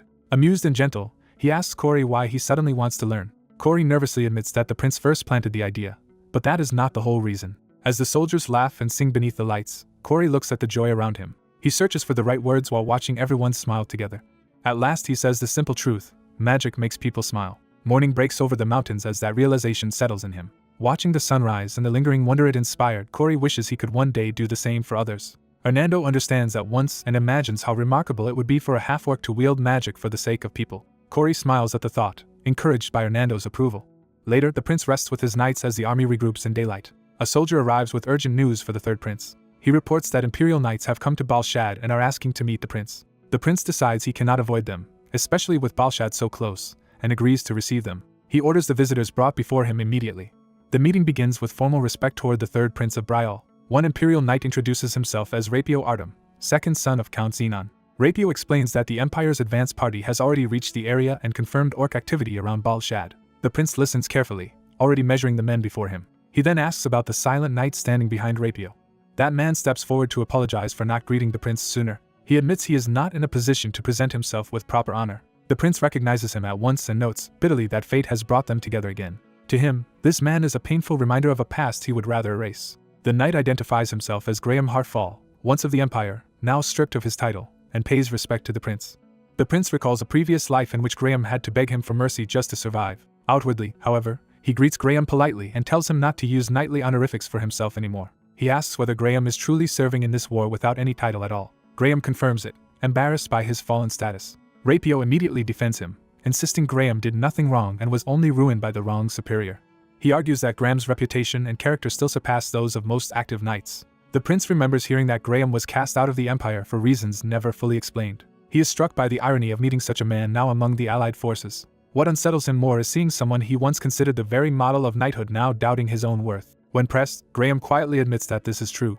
The prince responds with sincere respect, saying he has long heard of Graham and considers meeting him in honor. Then he makes a direct offer and invites Graham to come to Betrayal instead. He confesses that he despises imperial knights in general, but sees Graham as an exception. He remembers that Graham once spared his life and let him go. He also understands that Graham must have borne the consequences of that mercy alone. So he promises that if Graham comes to Betrayal, he will be treated well there. Graham's faint smile shows the offer moved him, even if only briefly. In the end, though, he apologizes and declines the invitation. The prince accepts the refusal without resentment, already expecting that answer. Even so, he cannot help lingering on what Graham's choice means. Soon after, the allied force finally arrives at Balshad's gates. They enter the great assembly city where the coalition armies are gathering. The prince is struck by how much larger Balshad is than he expected. Hernando explains that the city's ruling family has produced powerful mages for generations, which helps explain its scale and defenses. As they ride in, Hernando warns the prince to stay alert. With a mischievous grin, he jokes that the prince might be devoured if he lets his guard down, especially by Balshad's mage duke. The prince imagines some stiff old noble and immediately feels uneasy about the meeting ahead. Still, he resolves to judge the duke for himself once they meet. Inside the palace, the grandeur of Balshad makes clear that this is no ordinary provincial court. A formal reception begins as the guests are welcomed into the duke's hall. The host introduces herself as the Duke of Balshad. To the prince's surprise, the duke is Mary Rose Entree, a young and striking woman rather than the old man he expected. Hernando quietly explains that Balshad's ducal line changed hands not long ago. Mary Rose warmly greets the Knights of Betrayal. She singles out the prince at once and confirms his identity with open interest. He introduces himself as Yuri Betrayal, commander of Betrayal's soldiers. Mary Rose openly compliments his looks and asks his age with disarming boldness. When he says he is 18, she notes that she is only 4 years older and suggests they may have much to talk about. Yuri remains guarded and makes it clear he does not share her enthusiasm. He immediately sees that Mary Rose knows exactly how to weaponize her beauty and charm. Because of painful experience with people like that, he refuses to view her approach kindly no matter what her intentions are. Still, he answers her flirtation with principle, saying friendship depends on shared values rather than age, status, or gender. Mary Rose is intrigued by how seriously and directly he thinks. She then turns to the Knights of Bruzzen and calls for their attention. Presenting Betrayal's delegation to them, she reminds everyone that these nations are supposed to stand together. She stresses that they will soon be fighting the same enemy side by side. On that basis, she proposes that the two sides take time to get to know one another. Betrayal's side wonders why she suddenly seems so eager to force familiarity. Hernando downplays it, suggesting she may simply enjoy making connections. He insists there is probably no deeper motive than her liking to make friends. The conversation shifts to Bruzzen, and Yuri notes that it is a small coastal nation known for tough, stubborn seafaring people. One of Bruzzen's commanders then formally addresses the Prince of Betrayal. He introduces himself as Jonathan, commander of Bruzzen. Jonathan offers Yuri a drink as a gesture of courtesy. Yuri accepts, but immediately remarks that the refined wine in front of him does not seem to match a rough country like Bruzzen. His slight smile makes it clear the insult was deliberate. Jonathan and his men instantly recognize the remark as a challenge to their nation's dignity. Rather than lose his temper, Jonathan answers with controlled severity. One of his subordinates erupts in outrage, convinced Betrayal is mocking them for being country people, until he is ordered to stop. Jonathan reins his men in and keeps the confrontation from turning chaotic. He asks Yuri directly whether the insult should be taken as a provocation against Bruzin itself. Yuri coolly asks what Jonathan intends to do if that is exactly what it was. He refuses to apologize and makes clear that he will not soften his disrespect. Jonathan says an apology is unnecessary. Instead, he interprets Yuri's behavior in one of two ways: either the prince is truly as unruly as rumor claims, or he is deliberately testing Bruzin. Jonathan chooses the second explanation and decides the issue should be settled by proving Bruzin's worth. He warns that an untrustworthy ally is more dangerous than an enemy and accepts the need for a clear test. When Yuri asks whether Bruzin can prove itself, Jonathan answers that a knight's value is shown by the sword. Mary Rose eagerly seizes on the idea before anyone can object. Delighted by the tension, she orders everyone to the training grounds. The gathering moves outside to the palace arena. A Betrayal knight and a Bruzin knight take their places to duel as representatives of their nations. From above, Mary Rose, Jonathan, and Yuri watch together, each for very different reasons. Mary Rose asks Yuri whether he deliberately started this conflict, admitting she does not mind because it gives her something entertaining to watch. Yuri accuses her of pretending innocence when she was the one who created the opportunity, and she counters that he exploited it gladly. As the duel is about to begin, Yuri reflects that Bruzin's strength matters, but he is also trying to confirm something more important. Looking over Bruzin's men, he thinks ahead to the future. He recalls that one day a title reserved only for the continent's greatest warriors, the 10 strongest, will be bestowed again. He is certain that one of the figures before him will eventually claim a place on that list. Knowing who that future powerhouse is in advance could become a decisive advantage. On the field, the two duelists introduce themselves as Proin and Lauron. The Bruzin fighter drops all pretense of courtesy and promises to enjoy crushing his younger opponent. Jonathan watches in stern silence, trusting the outcome to speak for itself. Yuri studies the duel with intense focus, eager to learn what this clash will reveal. Behind his calm gaze looms the greater question of who among these warriors will one day rise into the 10 strongest. The story opens by explaining that the greatest warriors are marked by the names they carry, a recognition reserved for those nearest to true supremacy. Those names are introduced as titles that stand above ordinary rank and define the balance of power across nations. In an age of national conflict, these elite figures are treated like pieces that can decide entire wars. As wars spread across the continent, the strongest serve as overwhelming deterrents whose presence alone restrains enemies. The prince decides that forging ties with talented future powerhouses will become a valuable investment, and he turns his attention to the knights before him. He invokes the old idea that men become friends through combat, and calls forward Lauron Flandre.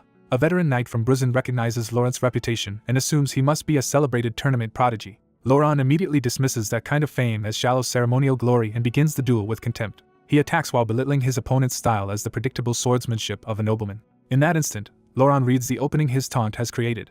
He slips through the attack and turns the exchange around before the veteran can capitalize on his momentum. The prince notes that the Bruzin knight's technique is textbook correct, but that very correctness makes him easy to read. Because the man's intentions are too obvious, Lauron sees through him completely. The Bruzin knight tries to seize the first point with a decisive strike. Lauron remains calm, already prepared for the line of attack.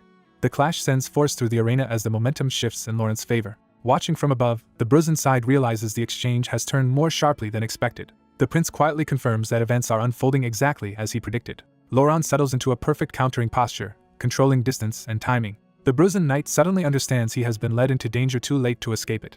Lauron ends the bout with his blade at the man's throat, winning cleanly. The prince is pleased, seeing his judgment proven right. He explains that Lauron deliberately exposed his shoulder to lure the attack where he wanted it. The moment the strike came, Lauron twisted his wrist to rob the opponent of power. Then he shifted his weight inward with perfect timing to take control of the center line. By deflecting and transitioning in one motion, he turned defense directly into offense. The prince still gives credit to the Bruzin knight, noting that an ordinary fighter would have broken down before reacting to Lauron's speed. Even so, Lauron's ability to read the attack and build an efficient counterline places him a level higher. The defeated knight accepts the result with good humor and admits Lauron got him. He formally concedes, praises Lauron's skill, and the two men seal the duel with a handshake. Bruzin's knights applaud, acknowledging the quality of the match despite the loss. Their commander praises Betrayal's prince for fielding such a skilled knight, while the prince returns the compliment to Bruzin's fighter. With Betrayal now leading 1-0, the prince makes it clear he expects Bruzin to keep playing along. Bruzin's commander immediately calls for the next fighter, summoning Jose. He orders Jose to take the field for Bruzin's next bout.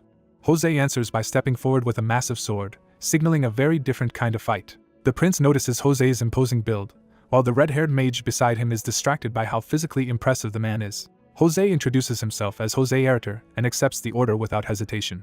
Bruzin's commander reveals that Jose is the strongest knight in their unit, and that he intends to challenge Betrayal's strongest in return. The prince takes interest at once when he hears Jose is Bruzin's best. Instead of sending his top knight, he unexpectedly calls on Jared. Jared is startled that he has been chosen, but the prince brusquely orders him into the arena anyway. Jared goes out reluctantly while his comrades cheer him on with far more confidence than he feels. Jose greets Jared politely and says he is looking forward to the match, while Jared nervously introduces himself in return. The moment Jared sees Jose's expression, he realizes this opponent is dangerous in a way he cannot ignore. He recognizes Jose as a fighter driven by a fierce hunger to win. Jose reads Jared just as quickly and concludes that Jared is the cautious type who tries to measure an opponent first. So Jose refuses to wait and launches the opening attack himself. Jared is caught off guard by the speed and pressure of the first move. Jose bears down with monstrous force, making himself feel like an overwhelming wall of violence. Jared's thoughts scramble as he tries to decide how to block, realizing too late that none of his options are good. He concludes he cannot withstand the blow head-on. Jose's heavy slash tears across the arena with enough power to threaten Jared even at a distance. Jared barely avoids disaster and is left shaken by how close he came to being crushed. Jose coldly points out that Jared can still afford to be distracted, which means he has not yet been pushed hard enough. He follows with another sweeping assault, forcing Jared to defend against relentless pressure. Jared manages to catch the attack, but the impact drives through his guard and body. He strains desperately just to hold the blade back. Watching from above, the prince judges Jose to be both monstrously strong and technically refined. He notes that Jose combines brute force with excellent technique and can shift freely through many kinds of movement. That makes Jose seem like exactly the sort of knight who could someday claim a place among the continent's 10 strongest. Jose slips around Jared's defense and uses his body to break Jared's balance at close range. He drives Jared down and batters through his guard, ending the exchange decisively. Jared, battered and on the ground, calls for the fight to stop. Jose immediately eases off and praises Jared for lasting as long as he did against him. Jared accepts the loss with grace and says he learned a great deal from the bout. The match ends with mutual respect rather than humiliation. The prince declares the score tied at 1-1 and commends both fighters. With the point settled, Betrayal's side suggests ending the sparring session there. The prince asks whether this much fighting is enough for everyone to count as properly acquainted. He answers himself that it is close enough, because trust among allies matters more than empty ceremony. He then tells the Mage Duke that he is disappointed by something. The Mage Duke takes the remark personally at first, expecting a more intimate kind of attention. Instead, the prince reminds her that if getting to know one another is important, she should not keep avoiding him. She teasingly accuses him of postponing the chance to get to know her. Leaning close, she presses him with playful intimacy and calls him prince in a deliberately provocative tone. For a moment, even she is flustered by how far she has taken the teasing. The prince stays outwardly composed, though he clearly feels the pressure of the moment. He abruptly changes the subject and reminds the Mage Duke that she promised to show them her office. She recovers at once, admitting that her earlier behavior was mostly an act.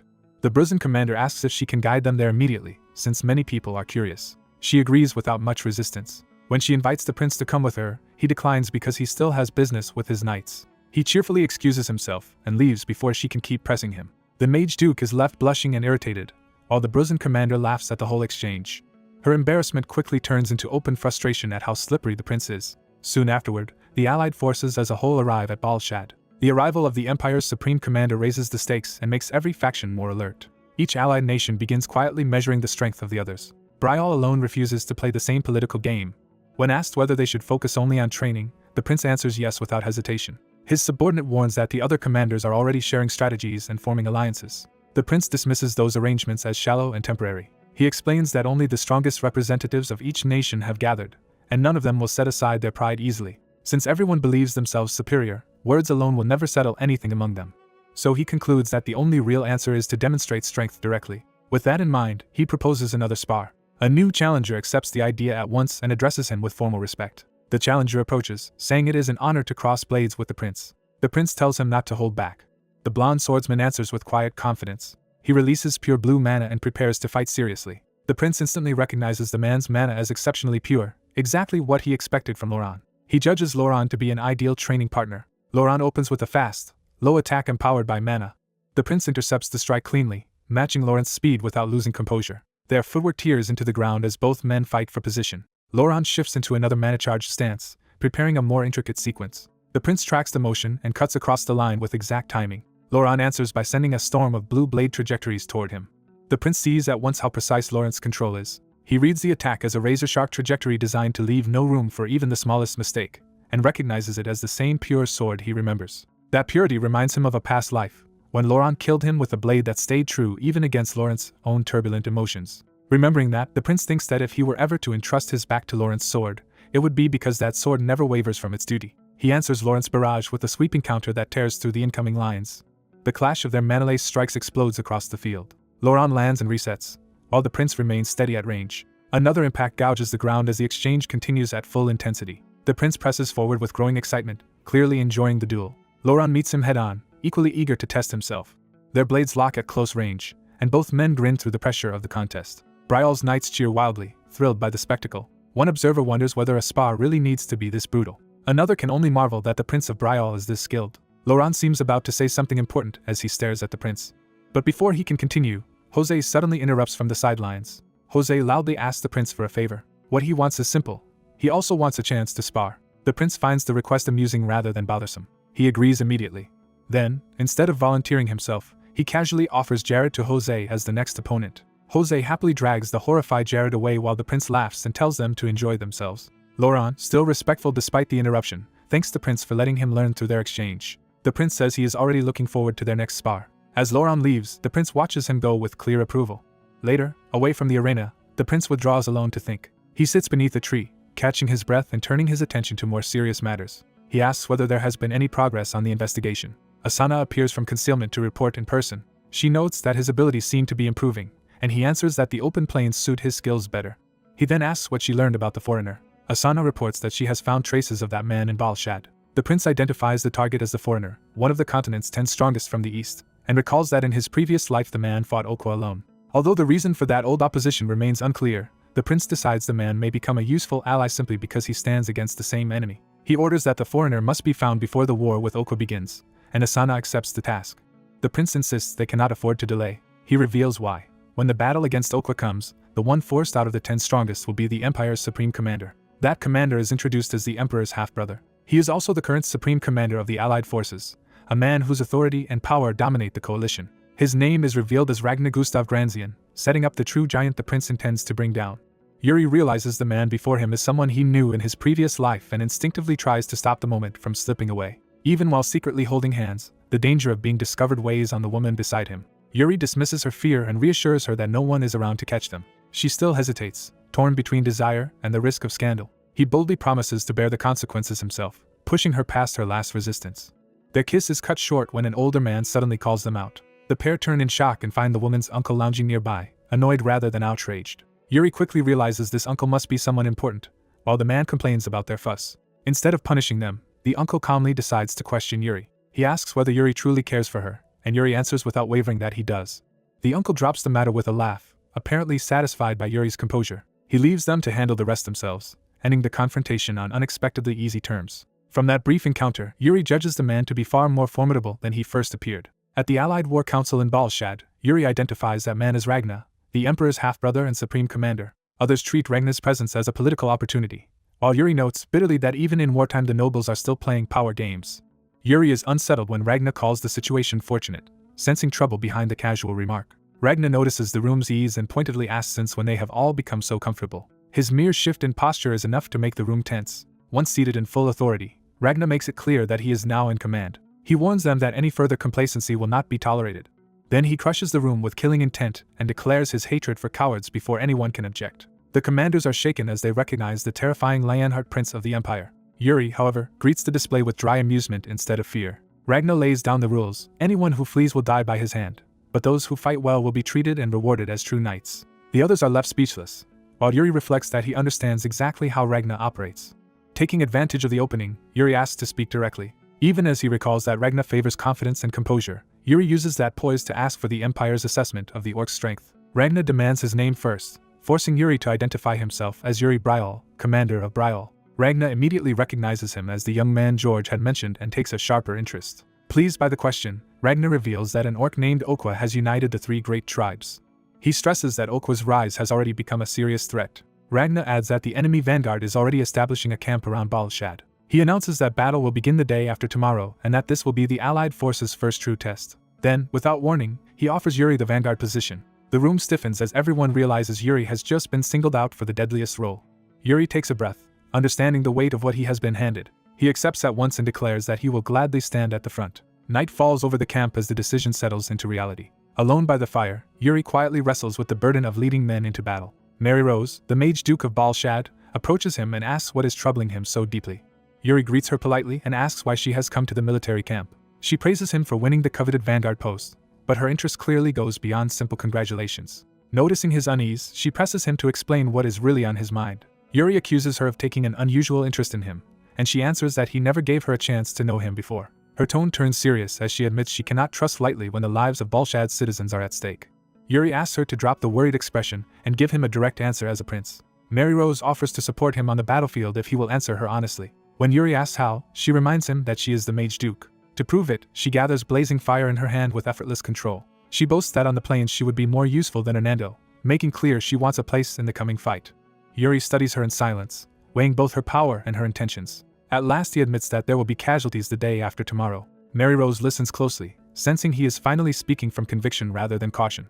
Yuri explains that the vanguard is the most visible position and also the place where the most soldiers die. He looks at the ordinary men around the camp and thinks of the lives about to be spent.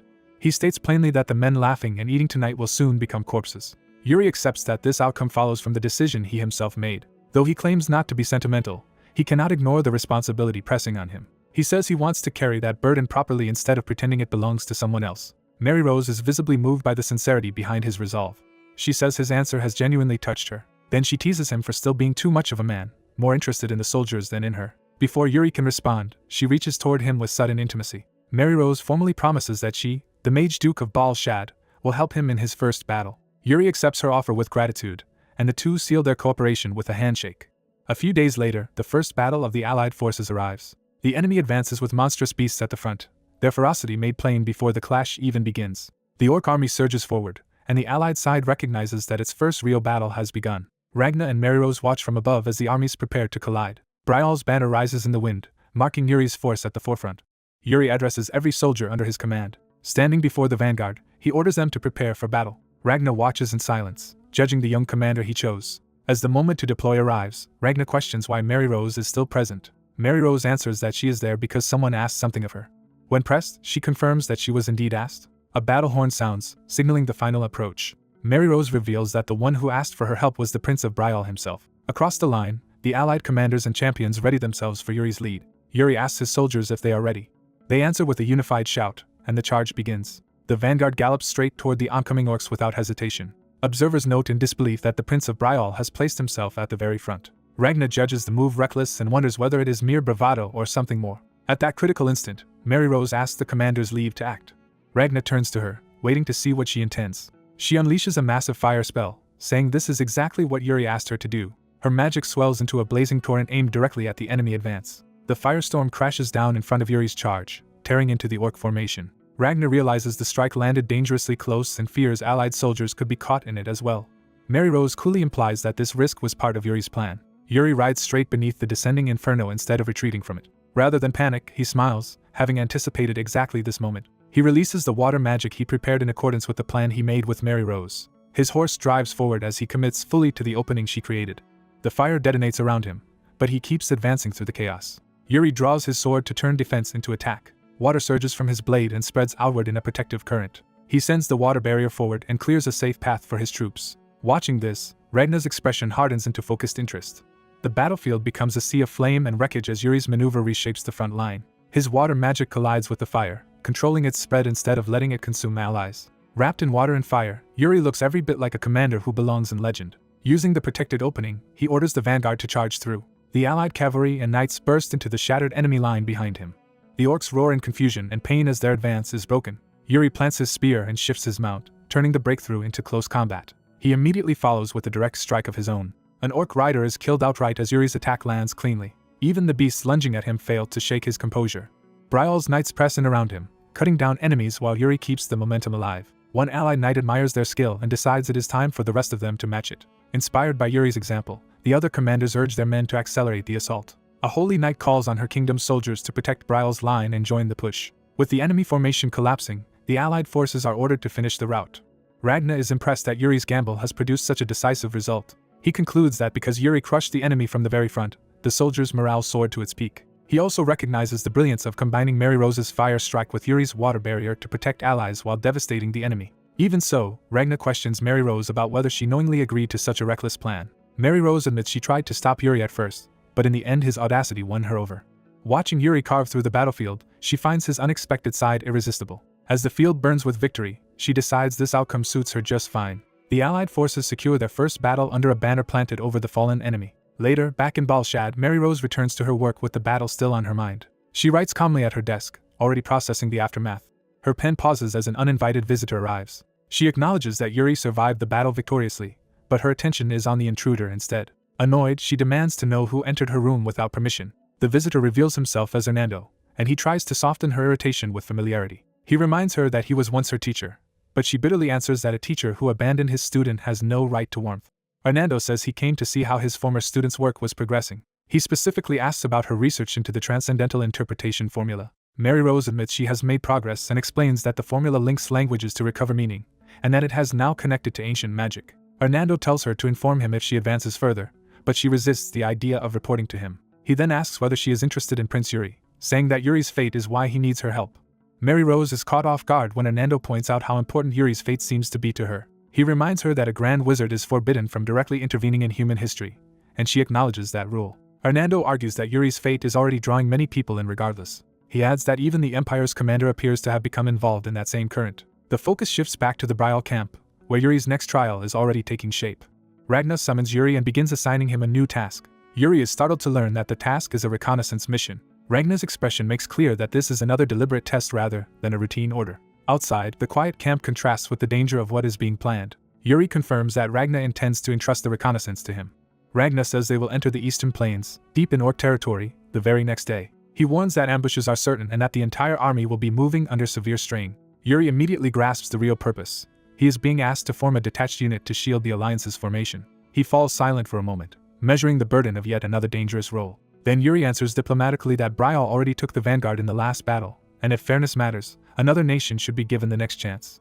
A commander makes clear that he values proven ability over prideful reputations. Because of that, he would rather entrust Betrayal's prince with the role. The prince answers by offering a different solution. His proposal is to support the march with a reconnaissance unit chosen to protect the main force. Instead of accepting volunteers blindly, he wants the applying nations to compete for the position. The idea excites the other commanders, who see that the prince wants only the strongest troops involved. They quickly understand that mediocrity will be excluded, and the challenge rekindles their fighting spirit. The prince sets the rules: hunt orcs along the route, cut off their right ears, and let the results decide future assignments. When asked directly, he admits the competition was his own idea. He explains that because the order comes from the supreme commander, every nation must participate, making the contest a true measure of strength. A Betrayal knight warns that reconnaissance warfare is unlike ordinary battle and may not suit them. The prince dismisses the concern and insists he already has a way to handle it. He reveals his confidence without explaining the method yet. As the main army advances toward the plains, the contest begins in earnest. The commanders are ordered to move into the surrounding area, track the orcs, and wipe them out. Whichever nation brings back the most stars will gain priority in later missions. The female commander from another nation receives the terms in silence, taking the challenge seriously. The bearded commander from Bruzan also accepts the stakes with a hard look. Yuri, the Betrayal prince, meets the challenge head-on behind his helmeted calm. To mark the start, the blonde commander turns over an hourglass. With that signal, the competition officially begins. The rival commanders immediately split off in different directions to hunt first. The blonde commander watches them go with confidence in his own side. One of his men notes that he seems especially invested in Betrayal's prince. He admits Yuri has caught his attention despite his youth. As Yuri rides out with his unit, the commander decides that another strong showing could make him genuinely favor the young prince. Yuri leads his cavalry forward at speed, already focused on results. When asked for a plan, he answers that they first need to locate orcs. His subordinate protests that finding them alone will not be enough to win. Yuri only laughs and repeats that he has a method. Before he can explain, a scout suddenly reports movement to the northeast. Yuri turns at once toward the disturbance. The enemy reveals itself as an orc cavalry force. Rather than avoid them, Yuri decides to draw the orcs toward his side. He activates a red crystal necklace, putting his hidden plan into motion. The charging orcs immediately react to the crystal's pull and rush after it. Their aggression sharpens as they lock onto the lure. The orc riders close in, convinced they have prey in front of them. Yuri reminds his men that the goal is not slaughter for its own sake but collecting intact right ears. His soldiers ready their blades with that instruction in mind. He warns them not to overdo the killing and ruin the proof they need. Then Yuri gives the order to charge. His cavalry surges forward to meet the orcs head-on. A Betrayal knight collides with an orc rider in the first clash. The Betrayal troops begin cutting down the enemy with precise mounted strikes. One knight finishes an orc cleanly and keeps moving. The melee spreads as more orcs are cut down in rapid succession. Even the enemy mounts are brought down, breaking the orc charge. Another enraged orc rider tries to force his way through the chaos. Yuri rides straight into the thick of it, still controlling the crystal lure. An orc swings at him from close range, trying to catch him off guard. Yuri counters with overwhelming speed and cuts the attacker down before the blow can land. He remains composed, already thinking beyond the immediate skirmish. After the clash, Yuri reveals that he prepared 2 tools for this mission. One is the crystal necklace he took from bandits, and the other is still about to be shown. A subordinate reports they have already secured 10 ears and believes that should be enough to beat the other nations. Yuri rejects that complacency and says the result is still insufficient. His men are left confused by his refusal to settle for an early lead. To demonstrate his real method, Yuri drives his sword into the ground. A pillar of golden force erupts from the earth around him. The display shocks the soldiers watching nearby. Yuri stands within the surging power as if he expected it all along. He declares that they will not return until every orc in the area has been hunted down. He identifies the technique as soul severance, a strange mana art that can take any form according to the user's will. By combining it with an earth-imbued sword that senses vibrations, he spreads that perception through the ground. Through that expanded sense, hidden orcs begin to reveal themselves to his awareness. Yuri realizes he can identify everything moving across the land even without seeing it directly. That is why 10 ears are nowhere near enough for him. His true aim is total extermination of every orc nearby before withdrawing. He steels himself to carry that plan through.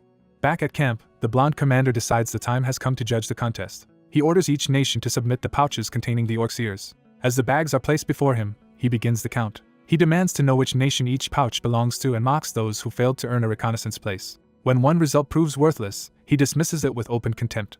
He keeps checking bag after bag, unimpressed by the poor totals. Seeing how many nations failed to kill even one orc leaves him disgusted. Then one pouch finally catches his attention. It belongs to Bruzin. Bruzin has 6 ears, the best showing so far, and their commander credits luck and a chance encounter with an orc scout unit. The blonde commander replies that luck itself is part of battlefield skill. He also reveals that his own imperial army secretly sent out a scouting party because he refused to be left out. That extra effort gives the imperial side 12 ears, a respectable total that impresses the onlookers. Even Bruzin's commander, who already respected the imperial army, is unsettled that they doubled his result despite leaving later. The female commander bitterly realizes the other nations have effectively been reduced to decoys. The blonde commander smooths over the resentment by telling everyone that what matters now is what they achieve from this point on. Just as he thinks the counting is over, one final pouch remains. He is told the last bag belongs to Betrayal. The rival commanders fall silent as the final result is opened. The blonde commander is visibly thrown when he sees what is inside. He turns to Yuri and demands to know the secret behind this outcome. Yuri brushes it off and claims they simply worked hard. That night the camp settles, but the tension from the contest lingers. A Betrayal subordinate carefully oversees the unloading of their spoils. Something suddenly catches his attention. He notices Yuri quietly leaving and watches him with suspicion. Unable to read Yuri's behavior, he wonders what is wrong with him. He follows Yuri to a firelit corner of camp where Yuri is meeting with others. Yuri learns that knights from other nations have recently been provoking Betrayal. He treats the hostility lightly, saying they are probably jealous because Betrayal won the reconnaissance role and drew attention. Still, he says the real issue is something else entirely. That issue is the captured orc sorcerer, whose value may exceed the contest itself. Yuri asks the captive, through a translator named Corey, whether he has learned anything useful. The sorcerer erupts in alarmed speech. Yuri asks what the outburst means. Corey explains that rumors have spread among the orcs. According to those rumors, there is a knight who can smell out orcs like a dog. Corey adds that the orcs consider earning such a feared nickname from their enemies a kind of honor, though Yuri is annoyed it was dog rather than wolf. A nearby subordinate asks if Yuri is actually enjoying this. Yuri starts to take pride in the idea that his fearsome reputation has spread among the orcs. But Corey clarifies that the title being used is the Emperor's Black Dog, and that the orcs believe this hunter is targeting Okwa. That wording immediately changes Yuri's mood. He bristles at the implication that he is merely the Empire's hound. His subordinate hurriedly offers to handle the interrogation before Yuri kills the prisoner in anger. Yuri forces himself to calm down and lets the questioning continue. The sorcerer reveals that Kurui, chief of the Gurung tribe and Okwa's direct subordinate, has already prepared to receive the allied forces and is said to be monstrously strong. Worse, Kurui intends to devour the allied army before they can even reach Okwa. Satisfied with the intelligence, Yuri praises Corey for his work. He leaves the rest to Jared and says he will report the matter to the Supreme Commander. Instead, Yuri is abruptly summoned again by the blonde commander. The commander catches him off guard by asking whether he has a lover or girlfriend, and Yuri admits he has no one. When pressed for his age, Yuri answers that he is 18. Yuri cannot understand why any of this matters in the middle of war. The commander finally explains that he has a very pretty niece. Before Yuri can react, the commander ends the conversation and says they can discuss it next time. Left alone, Yuri suddenly realizes who that niece might be. His mind jumps to the woman he once saved, and the possibility horrifies him. He rejects the idea outright and panics. Determined to avoid meeting her again, he decides he needs a fake lover immediately. A voice interrupts his spiraling thoughts. The woman herself approaches, concerned that Yuri looks unwell. The moment he sees her, Yuri realizes she is exactly the person he had hoped to avoid. To him, she appears like the very savior he cannot escape. The night around them stays quiet while Yuri scrambles for a solution. He decides the only way to avoid the commander's matchmaking is to pretend he is already dating someone. He narrows the choice to someone indebted to him and unable to refuse. He chooses Sibila on the spot. Yuri steps close, calls her by name, and gets her full attention. He reminds her that he once saved her life. Then he says he will soon need her help, and that no one else will do. Before she can understand, he flees after promising they will speak again, leaving her demanding an explanation. A silver-haired officer named Fennec appears beside Sibila and notices Yuri's strange behavior. When asked what he means, Fennec smiles as if he has already figured it out. He bluntly tells Sibila that she and Yuri look good together. Fennec cheerfully declares that he will sincerely support the two of them. Sibila can only stare in exhausted disbelief. Somewhere else under the night sky, Yuri wishes everyone would simply leave him alone. By morning, the Allied army resumes its march through the mountains. One of Yuri's men reveals that he overheard the commander's private words. When Yuri pretends not to know what he means, the soldier makes it clear he is asking why the prince keeps summoning him. While riding with his men, Yuri Betrayal dismisses a rumor that he is considering marriage as empty gossip. He brushes off the teasing and makes it clear he has no interest in such talk. A sudden swarm of crows cuts across the army's path and draws his attention away from the banter. The unnatural number of crows makes Yuri suspect something is wrong ahead. As the column slows in confusion, the disturbance forces them to stop and assess the road. Yuri decides to ride ahead to investigate, and another knight insists on accompanying him. They hurry into a narrow ravine and are called forward towards something urgent. The moment Yuri sees the scene inside, he realizes they have found a massacre. Bodies hang impaled throughout the gorge, turning the passage into a display of slaughter. One of the knights is horrified as the scale of the atrocities sinks in.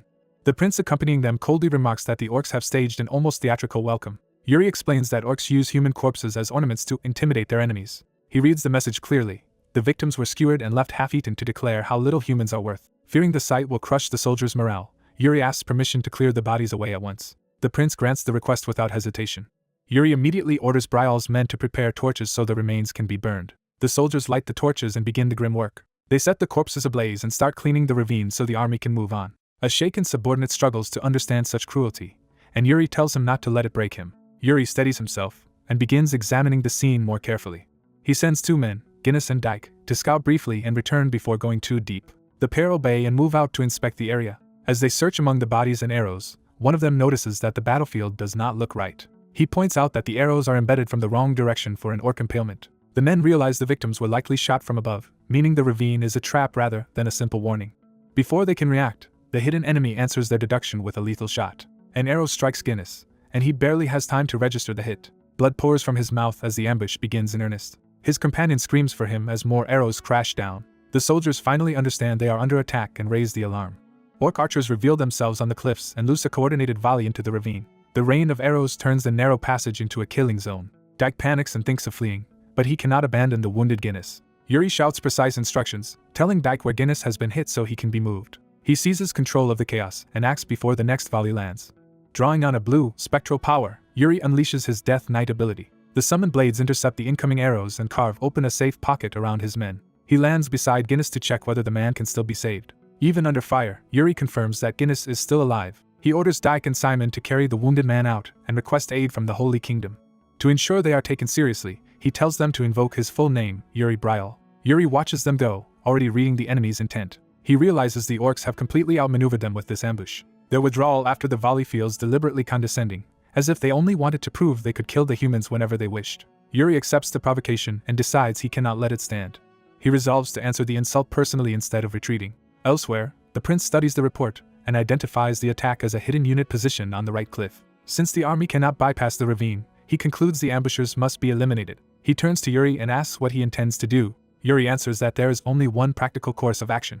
He asks for archers to pin the hidden orc unit in place so they cannot emerge freely. As he speaks, he prepares himself for a direct assault. Yuri declares that while the archers suppress the enemy, he will seize the top of the rift. The orc archers wait above on both sides of the cliffs, confident in their position. One of them notices movement and realizes the humans are counterattacking.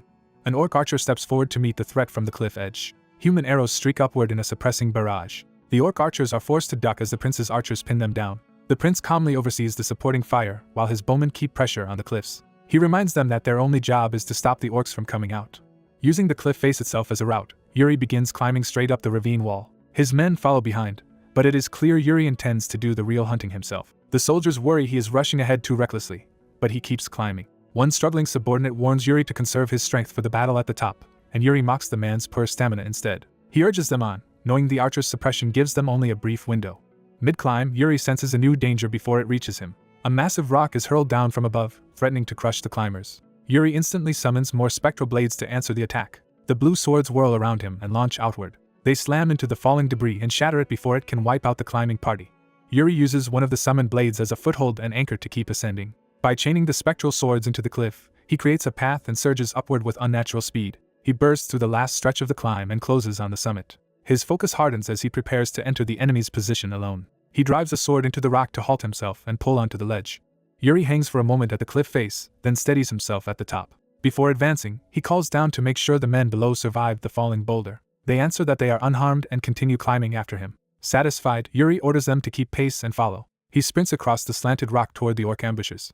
Then he launches himself into their position in a direct assault. Landing among them, he greets the orcs with mocking gratitude for their enthusiastic welcome. Surrounded by enemies, Yuri taunts them for receiving him so warmly. When the orcs recognize him as Akwakai, Yuri openly confirms his identity and insults them back. The orcs answer with rage and charge him. Yuri slips under the first attack and closes the distance. His glowing blade cuts through the first orc in a single decisive strike. A second attack flashes toward him immediately from the side. Yuri barely avoids the follow-up and realizes the fight will not be easy. He counters at close range, driving steel into another orc's body. A larger orc crashes into him and batters his guard aside, worsening the strain on his injured arm. The orc leader notices Yuri cannot put full weight behind his swings and mocks the weakness. As more enemies close in, Yuri admits the situation is becoming troublesome. He answers by sweeping through the crowd with another burst of blue-edged force. The strike tears through an orc's leg and scatters the attackers around him. Another orc lunges from behind with a spear, trying to catch him in the opening. The spear punches into Yuri's armor and draws blood, forcing a cry from him. The orc presses the advantage and mocks him for faltering. At the same time, Yuri's men finally reach the top of the cliff. They haul themselves over the edge just in time to join the fight. The arriving knights cut into the orcs and break the pressure on Yuri. Yuri uses the opening to drive his sword deeper into the enemy in front of him. Bleeding but unbowed, he orders his men to charge without stopping to recover. The knights answer immediately and rush into the melee around him. The summit erupts into a full close-quarters battle between Yuri's small force and the orc ambushers. From below, the prince watches the fighting on the cliff and sees the hidden unit being wiped out. He allows himself a satisfied smile as Yuri's gamble pays off. That success lets the main army pass the ravine without suffering any losses. Later, in camp, Yuri reports that the road ahead leads to the stronghold of Kurui, a subordinate of Okwa. A subordinate then adds that the princess of the Holy Kingdom sent Yuri a personal message.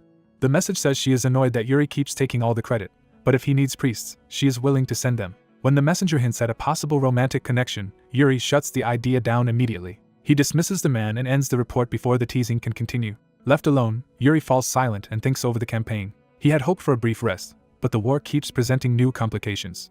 At that moment he notices Asana, his masked agent, standing behind him. She reports that she has found the foreigner Yuri has been searching for. Yuri brightens at once and asks where the man is now. Asana points to a location deep inside orc territory. Yuri is startled to learn the foreigner is currently within the enemy's domain.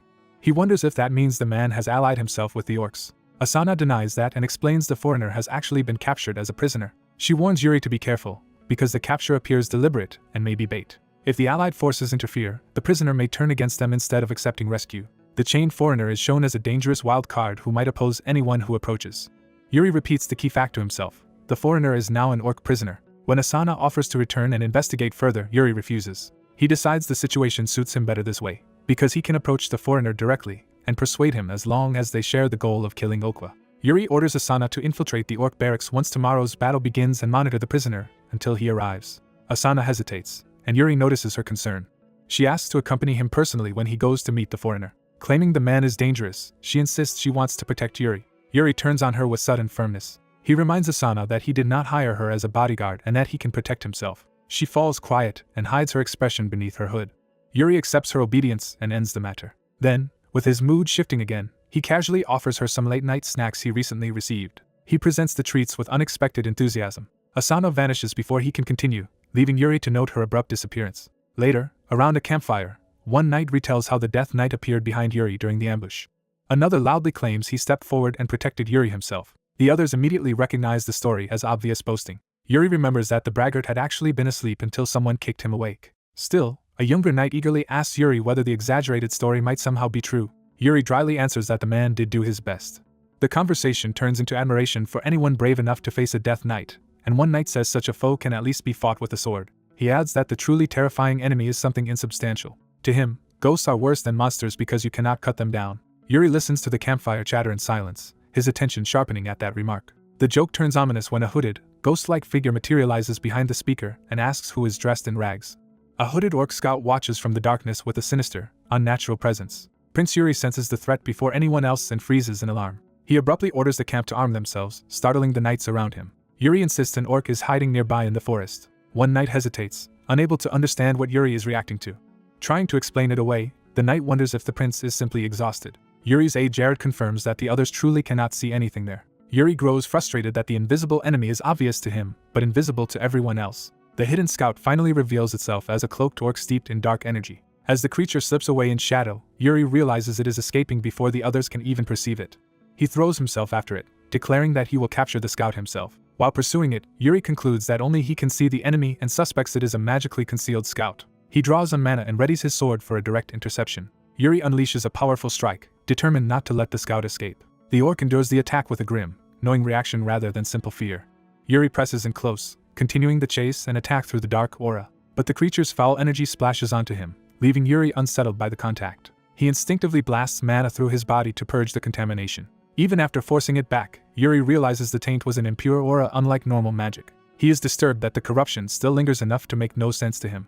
Later, Yuri reports that the enemy used an unseen avatar-like scout, making their infiltration far more dangerous than it first appeared. Because of that discovery, he rushes to consult Hernando, the royal family's personal mage, in the middle of the night. He finds Hernando casually gambling despite the urgency, which only sharpens Yuri's irritation. Hernando reasons that the scout was likely hidden by sorcery, and asks what can be done before such tricks disrupt the coming battle. Yuri explains that large, obvious spells can be interrupted and that earlier magical bombardment worked only under special conditions. Hernando then reveals his deeper suspicion that the enemy has mixed forbidden power with black magic. When Yuri questions the danger, Hernando assures him the magic tower has already studied this corruption and that quick response is the key. Yuri decides Hernando's priority will be dispelling the enemy sorcerer's tricks, and Hernando accepts the role. With the serious matter settled, Yuri turns to another issue involving Hernando. He warns Hernando not to sneak off to gamble again without inviting him, and Hernando cheerfully promises to remember. The mood briefly lightens as nearby soldiers ask whether Hernando won big. Their laughter shows how little they grasp the scale of the threat about to descend. Elsewhere, crows circle over a grim orc stronghold marked by death and bone totems. The enemy camp is introduced as the fortress of the orcs. Within it, the orc host gathers under a war banner as a major force prepares to move. The commander is revealed as Khan Damrave, a brutal leader seated amid trophies of death. The hidden scout from before reports back to him. Khan responds by invoking a blood-red command, signaling the start of a larger operation. The orc army answers with ferocious bloodlust. Their killing intent surges as the order takes hold.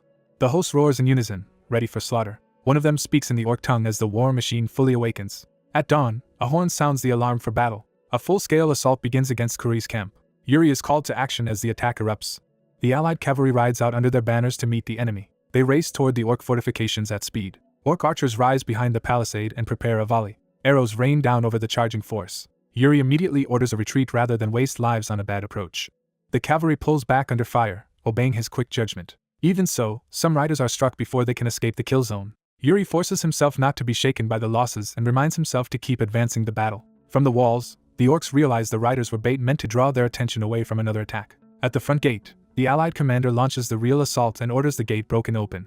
A battering ram is brought forward at full force. The ram smashes into the gate and begins to crack it apart. Once the front gate opens, the imperial army is ordered to charge through. Yuri halts his own group when he hears the front assault succeed. He judges that their role as bait is finished and that they should now rejoin the main attack.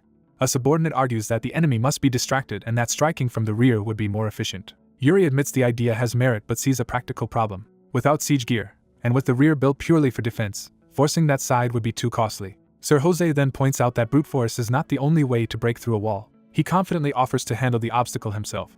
Jose approaches the rear gate alone as if measuring it. Yuri recognizes that Jose is about to do something extraordinary. Jose gathers a massive current of blue mana around his great sword. The energy swells until even Yuri can only compare it to a tidal wave of mana. Jose brings that power down in a devastating strike. The rear wall explodes apart under the impact. A breach opens through smoke and shattered timber, exposing the defenders inside. An orc cries out in shock at the sudden collapse. Yuri praises Jose's feat as the opportunity they needed. He immediately cuts down an orc at the breach to seize the initiative. He calls for Brial's name as he rallies the men around him. Yuri orders the path cleared while the enemy is still reeling. The cavalry surges toward the new opening. Yuri urges them to carve the strength of the allied forces into the enemy's memory. The orcs answer with snarling resistance as the two sides crash together. Thrown weapons and blades begin flying through the breach. Horses pound over blood-slick ground as the melee tightens. The soldiers charge in Brial's name, turning Yuri's presence into a battle cry. A knight notices that Jared is acting far more excited than usual. Lauron decides he has to join Jared in the thick of the fight. Inside the camp, the allies discover not only orcs but monstrous wolf-like beasts and heavier resistance than expected. A strike lands hard in the chaos, showing how brutal the close combat has become. The enemy beasts and orcs roar together, adding to the confusion. Lauron cuts one foe down with a radiant slash and enters the fight in earnest. Blood splashes at his feet as the battle turns savage. He raises his sword and shouts his loyalty to Prince Yuri Betrayal. Jose's spectacular breach has inspired the allied soldiers, who refuse to be outdone. They throw themselves into the melee, determined not to lose to the Betrayal forces. From Yuri's perspective, the enemy line is thinning and the momentum has shifted in their favor. Even so, he becomes uneasy that the main allied force still has not appeared where it should have by now. At the same time, more orcs continue to gather under red banners, hinting that the battle is not unfolding as expected. A warning goes up that the orcvils have appeared, revealing a stronger class of enemy entering the field. One of those elite orcs cuts down a mounted soldier with terrifying ease. Another sweeping blow tears through horse and rider alike. The allies are stunned by how many of these elite warriors there are. An orcvil charges with a flaming red strike aimed straight at the allied line. Its confidence shows that it expects to break them by force. A soldier realizes too late that the attack is already upon them. Yuri intervenes and snaps Jared back to focus before panic can spread. He throws himself forward to meet the elite threat head-on. Yuri's blade clashes against the orcvil's heavy weapon, and he immediately feels the difference in raw power. As the monster bears down on him, Yuri taunts Jared into surviving long enough to tell this story more than once. He orders Jared to set his stance and stop wavering. The orcvil hammers Yuri's guard with another crushing assault. Yuri remains outwardly calm, reading the enemy instead of yielding to fear. Jared watches with growing dread as he realizes how dangerous this opponent is. Yuri counters with a sweeping blue strike that cuts through nearby enemies and relieves the pressure on Jared. One of the elite orcs is struck down, proving Yuri can kill them if he finds the opening. Jared apologizes for faltering, and Yuri warns him that the real danger has only begun. Yuri senses a deeper threat still hidden behind the battle in a dark tent within the camp.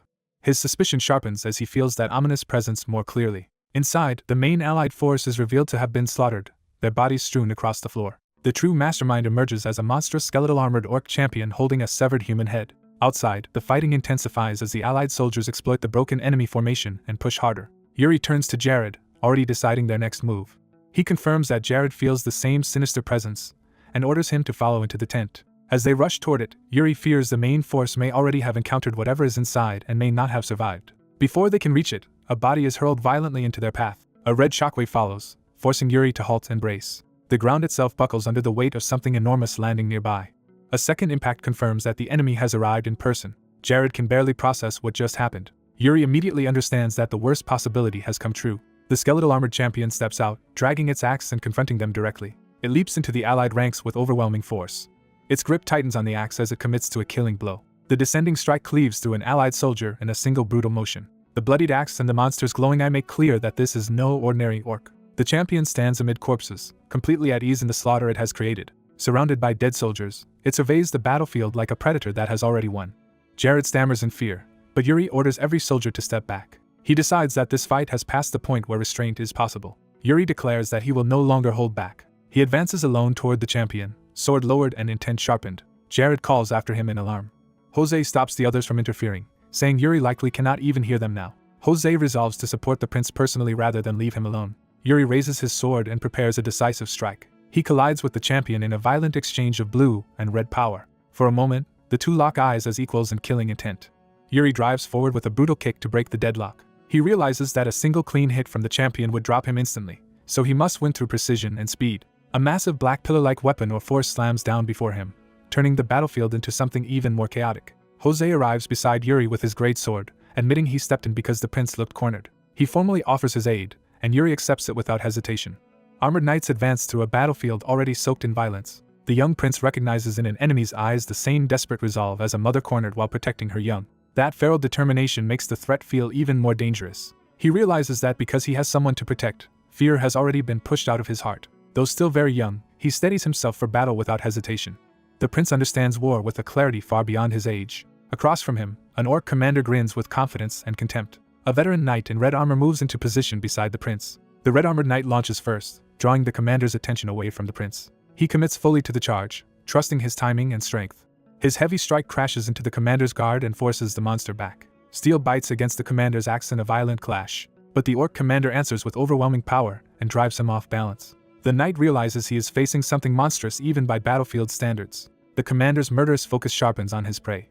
The two exchange a rapid series of brutal blows, either yielding ground. Seeing an opening, the prince joins the fight with a decisive overhead strike. His attack lands hard enough to stagger the commander from the side. The commander retaliates instantly and knocks the prince down with raw force. As the prince is sent sprawling, the red-armored knight cries out in alarm for his liege. The commander's hand is cut open in the exchange, proving he can be wounded. Even hurt, the prince forces himself upright with a grim smile. He confirms he understands the situation. Then he dismisses the injury as minor, treating the commander's strength as an irritation rather than a reason to retreat. The commander mocks him, boasting that the orcs will wipe out the kingdom's proud cavalry. The prince answers by inviting the monster to test itself against both him and his knight together. The red-armored knight backs that challenge without hesitation. Both men surge forward at once, their blades flaring with power. The commander swings in a wide, murderous arc to meet them. Their combined assault crashes into him from two directions and finally puts him under pressure. For the first time, the commander shows strain. He roars out to someone named Yuri, calling for action. A strange disturbance answers from above, as if the sky itself is reacting. The red-armored knight senses something wrong before he can identify it. The prince feels the same unnatural energy and immediately recognizes it as dangerous. The commander begins to smile as black smoke coils around him. As the dark aura thickens, the prince suspects this may be the same black magic tied to the phantom sorcerer from before. The red-armored knight warns Sir Jose to fall back, but the commander's empowered strike comes too fast. Sir Jose can only shout his comrade's name as the blow lands. The commander turns with black power trailing from his body, now far more dangerous than before. Even bloodied, Sir Jose refuses to collapse. He throws himself back into the fight, determined not to be broken by this new power. But the commander's enhanced strength overwhelms his defense. The prince intervenes with a heavy counterattack to stop the commander from finishing him. Prince and commander lock blades at close range, each testing the other's resolve.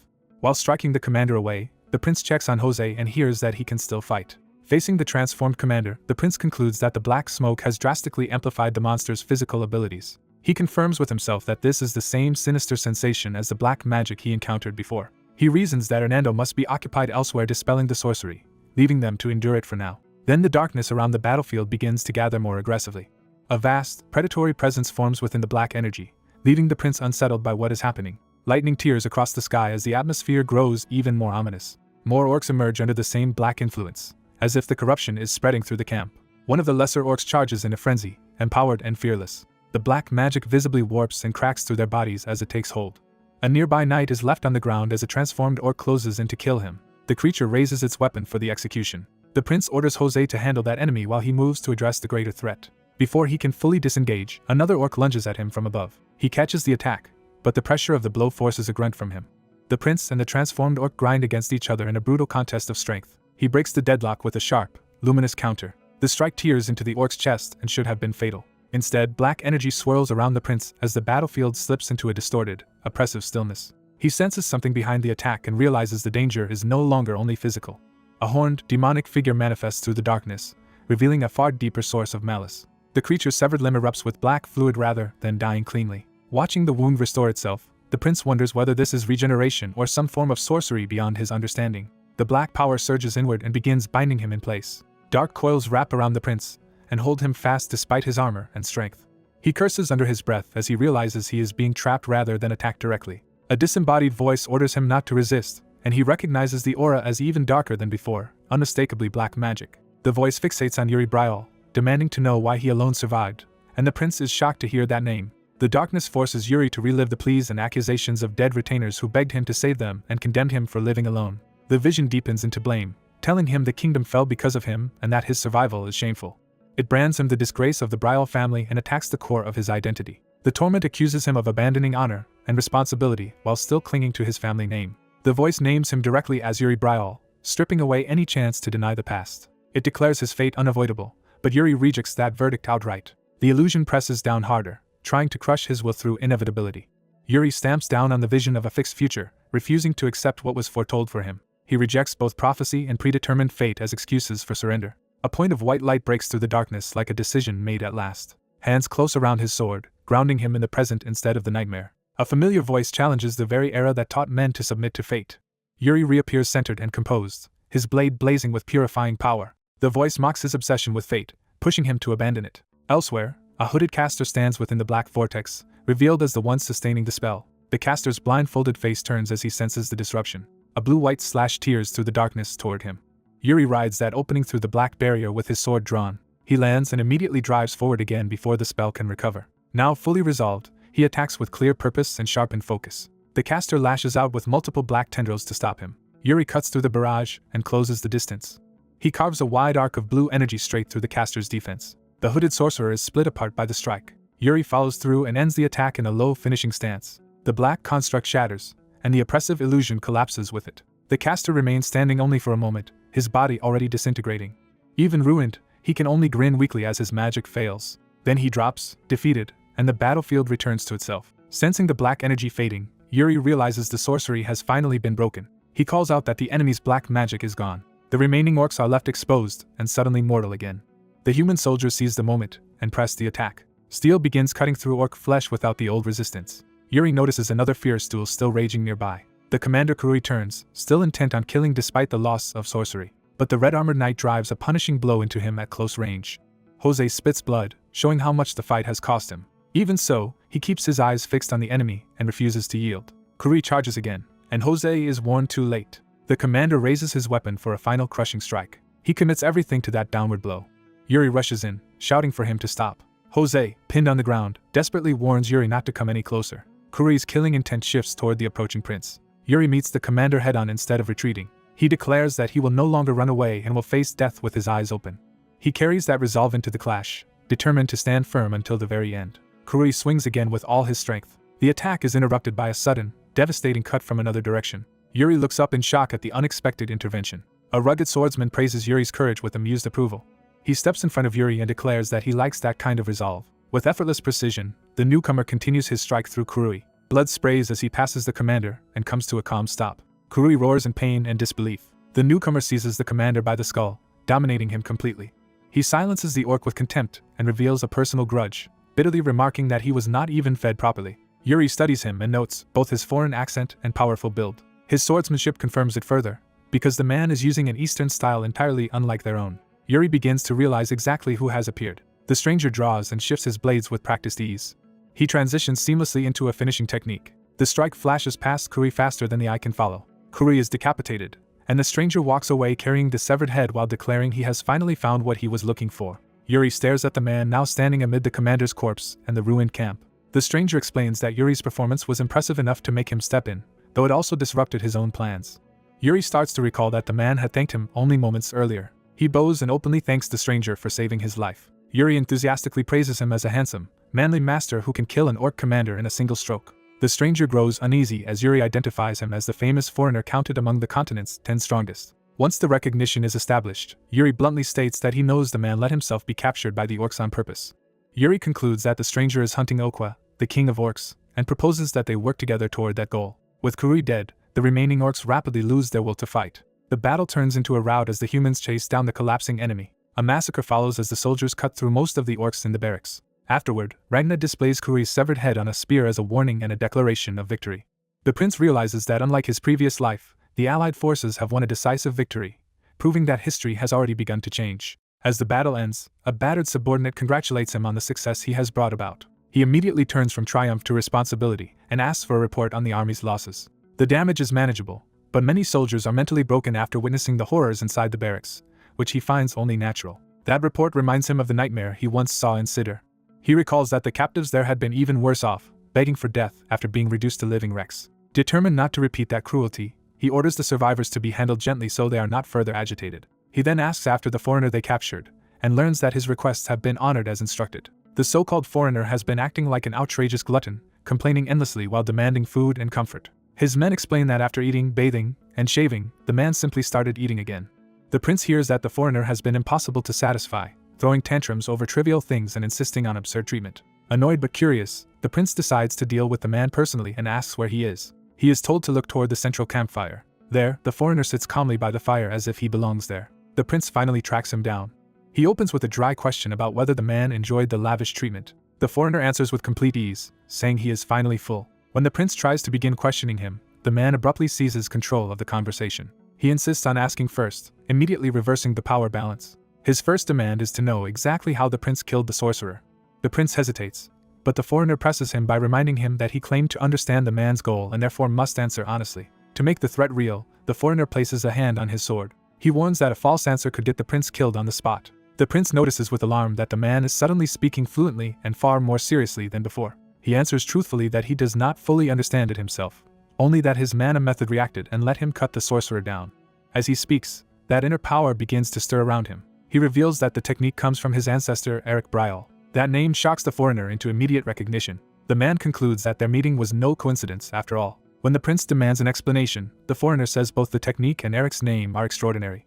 The foreigner abruptly performs a formal martial salute. He introduces himself as Muang Chan, last direct disciple and sect leader of the Chongxiang sect, and pays respect to the descendant of an ancient benefactor once known as the heaven-crushing swordsman. The prince is stunned by the sudden reverence and the man's transformed manner, but Muang Chan dismisses it as old history. He explains that Eric was remembered in his world as the heaven-crushing swordsman. According to him, Eric had once fought beside their sect and helped destroy the demonic cult. The prince tries to connect that story to the present threat. Muang Chan explains that his sect exists to exterminate those on the demonic path, and that he came west to cut down the ominous star that appeared there. Hearing that, the prince finally understands the deeper reason for the man's obsession. He realizes that in his previous life Muang Chan had hunted Okwa so relentlessly because he saw him as something to be exorcised. The prince immediately decides he cannot let such a valuable force wander off alone. So he boldly proposes that they go together. To secure him, the prince offers Muang Chan honorary knighthood and a place within the allied forces so he can pursue his goal with official support. He sweetens the offer with supplies, food, baths, and status, promising that no one will look down on him. He even promises a prestigious post in a major merchant union after the war, appealing to comfort and future reward. Muang Chan accepts the offer easily enough, but clearly has his own terms in mind. He immediately announces that his agreement comes with a condition. Having taken a liking to the prince, he demands to be called teacher from now on. He doubles down on the absurdity with complete confidence. Then he declares that the prince will become his sect's unofficial disciple. When the prince questions that arrangement, Muang Chan insists it is a rare privilege and that the prince should be grateful. The prince tries to refuse by saying he already has a teacher. Muang Chan brushes that aside, arguing that the prince can belong to both him and the sword demon at once. He boasts that his time is too precious to be wasted, making the demand sound like a favor. Then, without waiting for consent, he orders the prince to take him to the commander of the allied forces. He reminds the prince that helping him achieve his goal means giving him direct access to command. Once they meet the commander, Muang Chan explains the crucial truth about the orcs. The discussion shifts from recruitment to the hidden nature of the enemy. The prince reflects grimly on the revelation that the orcs are practicing human sacrifice. Commander Ragna confirms the accusation by asking whether Okwa is truly sacrificing humans. Muang Chan answers that the orcs are feeding human lives into sorcery, proof that Okwa has already been corrupted. He adds that in the latest battle the enemy's power surged unnaturally for a brief moment. The prince explains that they had already suspected sorcery was behind that sudden increase in strength. Ragna concludes that if the orcs can keep using such methods, the allied forces will need countermeasures against something far worse than ordinary warfare. Muang Chan reveals that he infiltrated the enemy by disguising himself as a sacrifice in order to reach Okwa directly. He complains that the allied forces ruined that plan, though the prince smoothly reframes matters by presenting him as a new ally before the commander. The prince emphasizes that Muang Chan's true objective is Okwa's death, making him too useful to ignore. Ragna is visibly unsettled by how quickly the situation has changed. Still, he accepts the warning and promises to investigate ways to resist the enemy's sorcery. He then entrusts the foreigner to the prince, who notes to himself that despite all the chaos he has succeeded in bringing this dangerous asset into the allied camp. With that settled, Ragna turns to another matter involving Yuri. He asks whether Yuri is really keeping captured half-orcs close at hand. The question clearly troubles him. Ragna explains that Graham has been handling the half-orc prisoners, but debate has broken out over what should be done with them. He asks Yuri to make the final decision. Yuri senses that Ragna is pushing this burden onto him because he would rather avoid it himself. Resentful of being cornered, Yuri goes to confront the issue directly. He finds officers arguing that Betrayal should exploit the half-orcs instead of wasting them. The dispute is happening right beside the cages holding the broken captives. One officer angrily demands to know why Yuri is being so difficult about a practical opportunity. He argues that using the half-orcs would give the Empire unmatched numbers of interpreters for the orc language. Another officer counters that many survivors suffered horribly at the hands of those same half-orcs. He insists that the victim's pain must matter too, not just military convenience. The first officer protests that they cannot afford to throw away such a useful resource. Yuri finally understands the real logic driving the debate. He steps in and takes control of the argument himself. Instead of arguing morality first, he asks whether anyone can truly guarantee those half-orcs would be reliable in battle. The officer claims they can. He insists the captives are obedient enough to be trained into usefulness. Yuri challenges that confidence with cold skepticism. He asks whether that officer would trust his own life to them in a crisis. Yuri reminds him that on a battlefield, survival depends on comrades you can trust with your back. He presses further, saying true allies must be able to protect one another at their weakest moments. Then he turns away from theory and faces the survivors themselves. One traumatized woman can barely meet his eyes. Yuri gently asks her to tell them what she witnessed. He specifically asks how the half-orcs treated helpless humans. The woman begins by speaking of her younger sister, who had been unable to move because of an injury. She says the half-orcs tore that girl apart. The memory of the mutilation is so vivid that it silences everyone around her. She describes it as casual cruelty, as if they were ripping apart an insect for amusement. Worse still, they laughed while her sister screamed, treating her suffering as entertainment. Through tears and rage, she declares that this is what those creatures truly are. Yuri then asks her name, and where she came from. When she says she is Jane from Sidr, the answer hits him personally. She recognizes his appearance and asks if he is a prince of Betrayal. He confirms it without hesitation. Jane begs him to avenge them, and Yuri gives her his word. He then calls for Sir Graham. Yuri makes clear that he is speaking now not merely as a commander, but as Bryal's prince. He declares that the orcs murdered his people and left the survivors with wounds that will never heal. From that premise, he rejects any idea of assigning value to those who trampled on humans. He concludes that the orcs will never change. With full authority, Yuri orders that every captured half-orc be put to death. Graham formally accepts the command as an order issued under the prince's authority. He takes responsibility for carrying out the execution of the half-orcs. Before the matter can settle, a lookout sounds the alarm. The camp is thrown into panic by news that the orcs are approaching. The enemy arrives under tattered red banners. Their sudden appearance makes it clear they are attempting something beyond a simple assault. Ragnar is told that the orcs are requesting negotiations and claim to have something to offer if the gates are opened. He immediately suspects another scheme. Even so, he orders the gate open to hear them out. The first sign of the delegation is the heavy step of a beast entering the camp. An orc envoy rides in openly before the prince and commander. The envoy's expression makes it obvious he does not come in humility. Yuri and Ragnar watch in tense silence as the enemy enters their camp on equal footing. More orcs wait nearby, smug and unafraid, as if they already know the humans are cornered. Human officers can only watch them with disgust and unease. After the encounter, Ragnar studies a document in private with Yuri. Yuri asks what this new development means. Ragnar answers by forcing Yuri to think beyond the battlefield. He asks why Yuri believes he was made commander of the Allied forces in the first place. When Yuri gives the obvious answer about military skill, Ragnar rejects it as incomplete. Yuri realizes Ragnar is asking about politics, not tactics. Ragnar admits that his relationship with the Emperor is poor. He explains that although his rank and strength should make him the natural supreme commander, imperial politics prevent anything from being that simple. Whenever events seem to align too neatly, he says, the Emperor's hand is usually behind them. He has learned to look for hidden schemes beneath every logical arrangement. He confesses that victory would make him a celebrated hero across the continent. That path would bring him praise, support, and dangerous political capital. But he reminds Yuri that all of that matters only if they survive and win. Yuri recalls that in his previous life Ragnar was blamed for the Allied forces' defeat, stripped of power, and used to let the Emperor seize full control of the Empire. He realizes the Allied forces were designed from the start to fail and to leave Ragnar discarded when the time came. Ragnar then shows Yuri the document he has been reading. The contents shock Yuri immediately. The letter reveals that the Emperor has secretly made a pact with Okwa and warns Ragnar not to become a disposable scapegoat and retreat. Yuri understands at once that the outcome of the war had been fixed in advance. He sees the Emperor's arrangement for what it is, a filthy betrayal. Ragnar explains that the letter supposedly came from an anonymous group opposed to Okwa, but either way it proves the Allied forces were never meant to return alive. Holding that revelation in silence, Yuri is left to decide what this treachery means for everything that has changed. A black-haired knight asks the blonde prince for permission to make a proposal, and the prince allows him to speak. The prince immediately senses the knight is offering something bold rather than cautious. The knight argues that whether the Emperor's letter is sincere or a trap no longer matters, because their only path is to win the war. He reduces the imperial pressure to a simple truth: the campaign has merely become harder, not impossible. The prince bursts into laughter, amused by the knight's blunt refusal to be intimidated.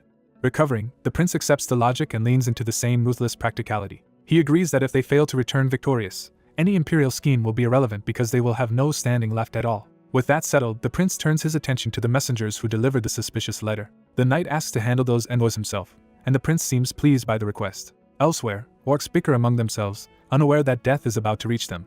One of the orcs turns in alarm as danger closes in. The black-haired prince appears before them wreathed in power, announcing himself with overwhelming force. He cuts off their noise and moves to kill without hesitation. His blade releases a brilliant arc of power. That single attack tears through multiple orcs at once. The bodies crash down around him, leaving him standing untouched amid the aftermath. Watching soldiers are stunned that he killed 3 orcs in one strike. His display forces them to realize that the Prince of Betrayal is far more formidable than they knew. The blonde prince praises the 18-year-old's talent, while one subordinate worries that his brutality is excessive. The blonde prince explains that the young prince is acting on a personal vow of vengeance. The black-haired prince surveys the fallen orcs as the weight of that promise hangs over him. His resolve is clarified as a mission to make those responsible pay for what they have done. As the sun sets over the ruined plains, the campaign enters a more ominous phase. The blonde prince stands over the battlefield ruins, already planning his next move. He orders his men to bring him Eisen. A summoned figure approaches at once. Eisen, the imperial court mage, arrives and respectfully asks why he was called. The prince demands everything Eisen knows about black magic. Eisen says black magic is now a nearly obsolete secret art, rarely used and usually countered by dispelling. When pressed for its worst possibility, he mentions old rumors that it could even revive the dead, though that is treated as superstition. The prince reveals intelligence that Okwa is currently using a sorcery rooted in black magic. He connects that magic to the last battle, explaining that human sacrifice strengthens it, and likely made the orcs stronger already. Eisen begins to consider what that implies. He suggests the orcs may have found an ancient black magic tome lost in the ruins of an older kingdom. He explains that the plains still hide many remnants of the vanished land of Adelvine. Among Adelvine's legacies, he names a terrifying creation of black magic still tied to that land, the Death Knight Gert. The mere mention of Gert conjures the image of a monstrous undead knight. The prince asks what Okwa would actually do with black magic if he had it. Aizen admits it is only a guess, but believes Okwa would use it to summon something. The prince realizes that Okwa's attempts to delay the army while exhausting his own forces may all be meant to buy time. Aizen agrees and adds that if Okwa truly found a tome, he may also have discovered a dungeon hidden in the old ruins. That means whatever Okwa seeks may be buried beneath the plains themselves. Deep underground, an ancient magical device glows as if confirming their suspicion. Back on the surface, a violent surge erupts from the earth. The black-haired prince rides with the army under imperial banners as the disturbance spreads.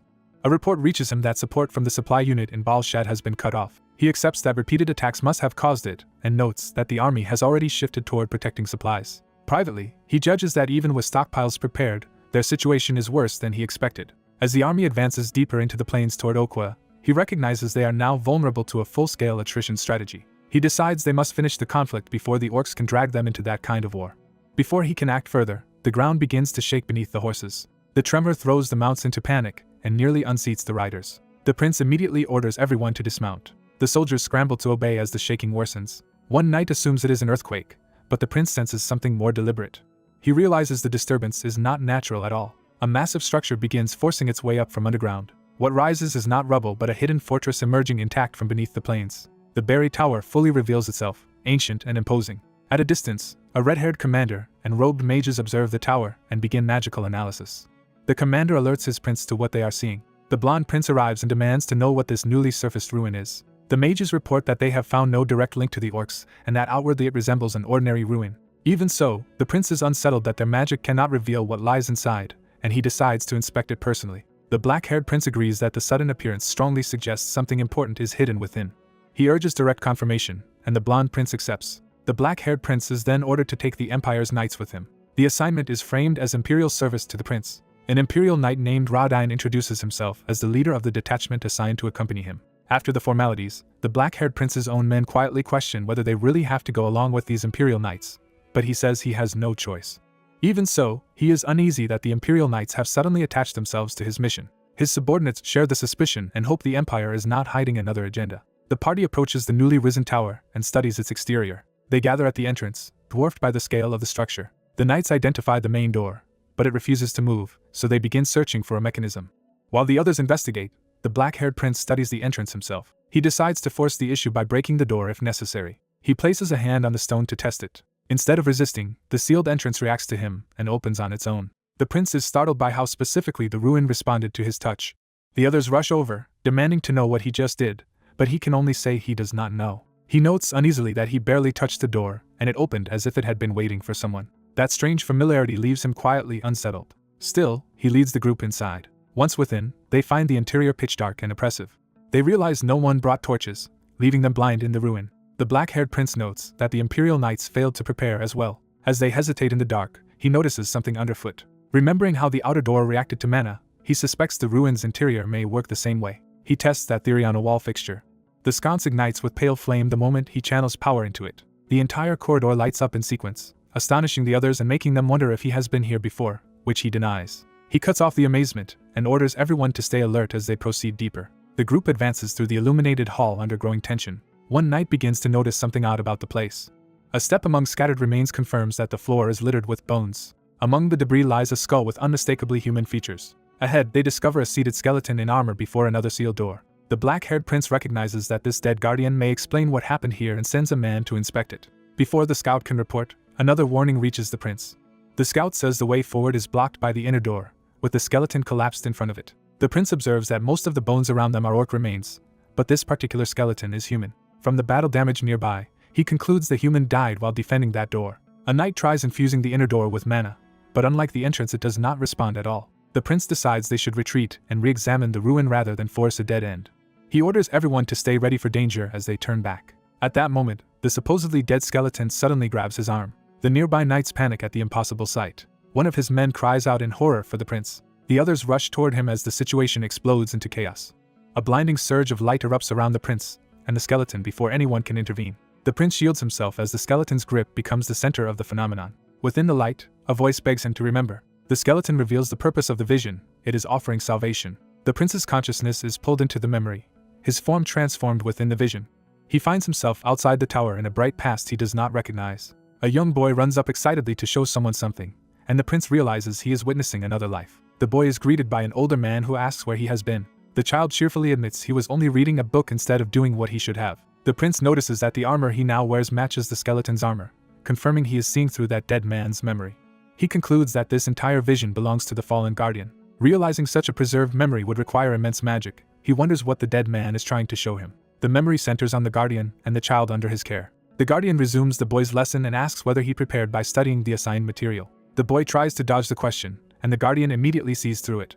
When the boy complains that reading is no fun, the guardian reminds him that a true hunter must learn, not just fight. Watching this, the prince is struck by the warmth of the scene and the way it recalls another mentor from his own life. The guardian then decides to show the boy something important. He presents a red crystal called the Orc Hunter's Mark and says it is what makes someone a proper hunter. The prince realizes the mark must be the source of the strange power now surrounding him in the vision.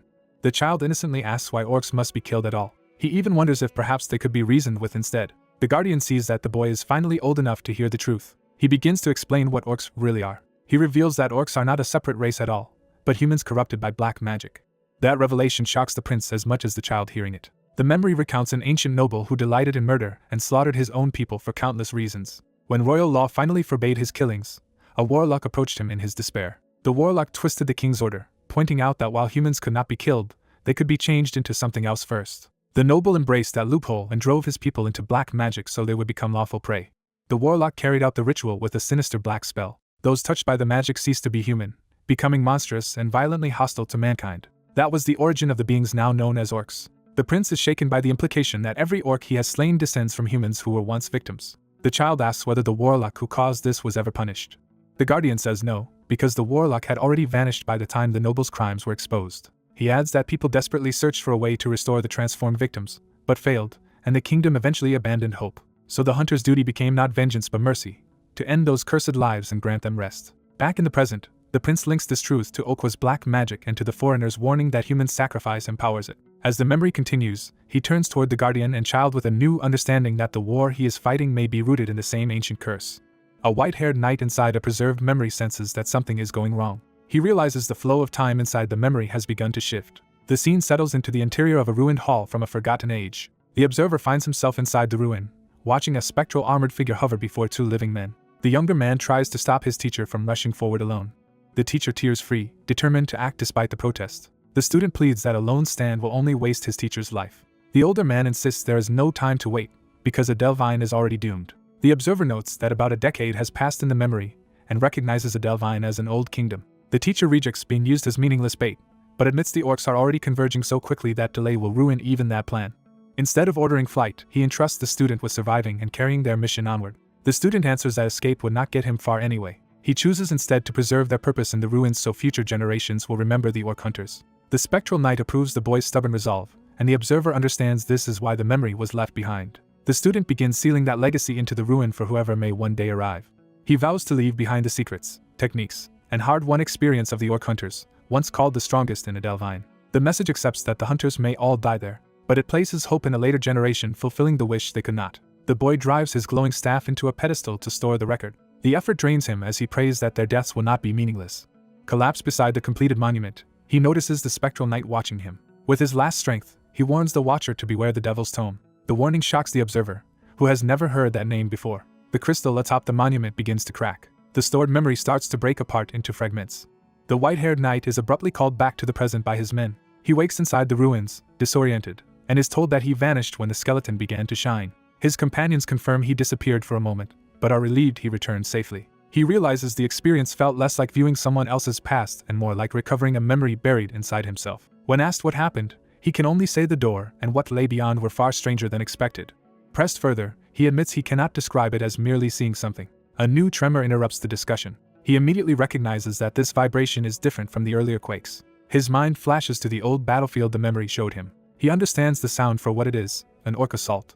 One soldier fears the orcs have discovered them or prepared a trap in advance. The knight tells them to stop panicking and listen carefully. He focuses with sudden confidence born from the memory. He explains that these ruins were once the home of the orc hunters, so the orcs would rush to destroy them if they reappeared. Reading the vibrations through the ground, he judges that the enemy is riding Komodo drakes.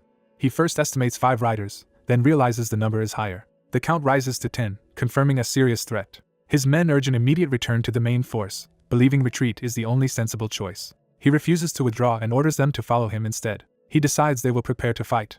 A subordinate questions abandoning retreat. The knight answers that retreat is unnecessary. He kneels beside the skeleton that triggered the memory. From the remains, he takes up a weapon left behind by the old hunters. As he grips it, he realizes he now knows exactly how to fight these orcs. The enemy riders close in across the ruined landscape at sunset. An orc commander points out the target and orders the attack. Hidden traps around the ruins ignite in response to the charge. The advancing orcs are caught off guard as the ground erupts around them. Their confidence falters when they realize they have ridden into a prepared killing field. Explosions tear through the front ranks. More buried charges detonate around the towers and approach paths. The orcs begin to panic under the sudden barrage. Inside the ruin, the knight plants himself and waits for the right moment. Then he gives the signal to strike. His soldiers burst from cover and rush the shaken enemy. They move exactly where the traps have broken the orcs' formation. The humans countercharge before the orcs can recover. One soldier throws himself into the fight with a battle cry. He drives his blade straight into an orc at close range. Another soldier follows with a clean decapitating slash. A third raises his sword to continue the assault. He drops another orc with a precise thrust to the throat. The wounded enemy howls in confusion and pain. Watching the plan unfold, the knight confirms that the old hunter's methods work exactly as remembered. He recognizes that the mark left in the ruins carries real power against orcs. He reflects that sensing enemy numbers through vibrations and laying traps were techniques he would never have conceived on his own. He begins to suspect the memory was shown to him for this very moment. A surviving orc charges him head-on. He feels as if he has honed these anti-orc skills over decades. The knight can now instinctively identify the most effective place to strike an orc. He surges forward with the old hunter's power flaring around him. His blade pierces deep into the charging orc's chest before the enemy can bring its weapon down. The dying orc screams as the attack lands true. With a single motion, the knight severs the foe's arm and notes that he does not even need his stronger technique, soul severance, against enemies like these. He follows through with another effortless cut. The orc's throat opens under the strike. The body collapses at his feet, proving how overwhelming the inherited skill has become. He silently promises the fallen hunters that he will make proper use of their legacy. He addresses the long-dead hunters of Adelvine with open respect. Later, after the fighting, the secured camp reports that the perimeter around the ruins is now safe. A blonde prince praises the knight's work, and the knight accepts the compliment formally. The prince confirms that the ruins truly were the hunters' old residence, and still bore traces of their final battle. The knight keeps thinking about the warning he heard in the memory. The prince notices his concern and asks what is troubling him. The knight asks whether the prince knows anything about the Devil's Tome. The prince says he has never heard the name before. He can only add that if it is connected to the ruins, it likely concerns black magic. With no better lead, the knight ends the discussion and says they can revisit it if new information appears. He leaves the tent still unsettled by the unanswered warning. Outside, a red-haired imperial knight approaches him and addresses him as the Prince of Betrayal. The newcomer introduces himself as Rodine of the Empire and recognizes the knight's status immediately. Rodine praises the knight's performance in battle, and the knight returns the courtesy. Rodine notices how relaxed and smiling he is now compared with his earlier stiffness. He jokes that despite being new to battle, the knight fought like a seasoned veteran, and the knight privately agrees for a very different reason. Rodine teasingly wonders whether such composure comes from leaving a lover back home. Before the knight can answer, another soldier interrupts Rodine with a question from the prince. The knight dryly deflects, suggesting Rodine seems more interested in his love life than military matters. A blonde companion joins in, and the knight says he would rather avoid becoming entangled with the imperial princess. Rodine is baffled, since the princess is admired throughout the empire. He enthusiastically describes her as beautiful, kind, and beloved by everyone. The knight immediately realizes he is talking about Yekaterina. To shut down the misunderstanding, he blurts out that he already has a girlfriend. He insists the relationship is serious and silently apologizes to Sibila for using her as proof. When Rodine still looks stunned, he doubles down and says that is all Rodine needs to know. Rodine accepts it and confides that he too intends to propose to the woman he loves, prompting the knight to warn him not to say such ominous things before a battle. Rodine asks why, and the knight explains that speaking like that always invites disaster. An explosion immediately erupts behind them, proving his point. Rodine can only stare as the knight tells him to look at what his words have caused. The knight identifies the blast for what it is, an enemy attack on the camp. Panic spreads as soldiers realize the tents are burning. Men scramble to save the supplies before the fire consumes everything. The blonde prince surveys the chaos, and realizes the enemy has appeared from underground in the middle of camp. He sees that the crisis is worse than the ambush itself, because his dispel magic is failing this time. He concludes that the enemy has prepared a countermeasure that nullifies their magic instead. The knight asks him directly whether any dispel is still functioning at all. Without waiting for a full answer, he rushes to the prince's side through the smoke. The prince warns that enemy sorcerers must have prepared this battlefield in advance, and the knight tells him to wait until his magic returns while he handles the attackers. He leaves the prince with a confident promise that he is counting on him. The prince calls after him in alarm as he charges into the flames alone. Asked how he can identify the sorcerer, the knight admits he cannot know for certain by ordinary means. But facing a cluster of orcs, he remembers there is another clue. A buried lesson resurfaces. orc sorcerers lose their sight to black magic, so the one with the awkward gait is the target. The spectral presence behind him reminds him that such guidance only works because the memory has become his own. Scanning the enemy line, he spots the abnormal orc at once. He tightens his grip and prepares to cut straight through the mob. The knight launches a sweeping charge that tears open the front ranks. One orc is skewered and slammed down before it can react. Another is struck down as his advance continues uninterrupted. He twists through the melee with unnatural speed, leaving bodies behind him. At last he reaches the wall where the limping sorcerer has been cornered. He steps through the blood without hesitation. The knight confirms to himself that he has eliminated the sorcerer. But with the target dead, he finds himself surrounded by the remaining orcs. The survivors close in with heavy weapons, expecting to finish him. The knight answers their confidence with cold certainty. At that moment the prince calls his name and unleashes restored magic. A torrent of fire sweeps across the battlefield toward the encircling orcs. The knight stands calm in the blaze's light, trusting the attack completely. He follows the spell with a rising slash that parts the flames around him. The prince's fire crashes down in a massive arc and engulfs the enemy ring. As the orcs recoil in shock, the knight taunts them from within the inferno. He asks whether they still believe they hold the advantage. A sudden realization crosses his face as something else changes in the burning camp. He grimly blames his own reckless mouth, sensing that the trouble is not over yet. More orcs keep surfacing from underground, making it clear the battle is far from over. Seeing the enemy numbers swell, the prince orders Hernando to launch another fireball. Hernando apologizes that he cannot, because more enemy sorcerers have appeared elsewhere and pulled him away. Left without magical support, the prince realizes his plan has gone wrong. He faces the horde alone and can only ask the oncoming orcs not to overwhelm him too quickly. He admits to himself that charging into the center just to kill the sorcerer was reckless and has trapped him. Even so, having already faced death once, he refuses to panic now. He steadies himself and resolves that if he dies here, it will not be in shame. With that resolve, he draws on his power and regains his composure. He openly challenges the orcs to come at him. At that moment, a new voice praises his determination. A swordsman in red suddenly cuts into the battlefield and carves through the orcs in a single sweeping strike. The newcomer speaks like a master testing a disciple, saying true life begins once one accepts death. He declares that the prince is worthy to witness the sword of Chongxiang. He names the technique he is about to use, revealing a formal sword art.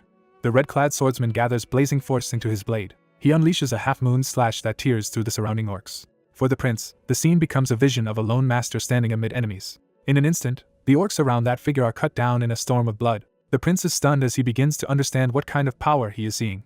He realizes this man stands among the continent's 10 greatest warriors, just like his own father. The swordsman casually offers only partial help, telling the prince to handle the rest himself. Taking that as an order, the prince rushes back into the fight. The swordsman watches him go and judges him an unusual but promising sort. As the prince cuts down an orc, the swordsman notes that his style is crude yet battle-tested and practical. He concludes that the prince has real talent and the kind of presence that naturally draws followers. While fighting, the swordsman reflects that the heavens are in disorder and a black star is spreading darkness. Yet he believes he has found a small light within that darkness and takes the prince's existence as a sign from heaven. That conviction makes him intensely curious about what the prince will become. Meanwhile, the prince meets a huge orc head-on and keeps fighting despite the pressure. The swordsman wonders whether this child will be swallowed by the black star or rise as a new star himself. He decides the only answer is to keep watching the prince's path. Elsewhere on the field, allied soldiers are being driven back by the relentless orc assault. An explosion erupts among the troops, showing the battlefield is collapsing into chaos. The ground itself begins to shake from below. More orcs burst up through the earth, proving the enemy is using tunnels to keep reinforcing the attack. Realizing the danger, the prince urgently calls for Jared and Lauron. He orders them to stop the enemy advance at once. The two knights throw themselves into combat and start cutting down the charging orcs. Lauron follows with a heavy downward strike to hold the line. After a brief exchange, they report that there are too many tunnels and the enemies moving through them are unnaturally fast. The prince agrees and senses that something about this mass movement is wrong. He concludes that besides the orc sorcerer, another hidden force is operating underground. To confirm it, he kneels and listens to the earth while his men watch in confusion. He asks them to pinpoint where the digging is happening. Focusing on the tremors, he traces the direction of the tunnel beneath the battlefield. What he senses below is not merely a tunnel but a monstrous burrowing presence. He finds the source and immediately rises with certainty. He orders his men to follow and leads them toward the hidden route. Though one knight hesitates, the others insist the prince's judgment should not be questioned.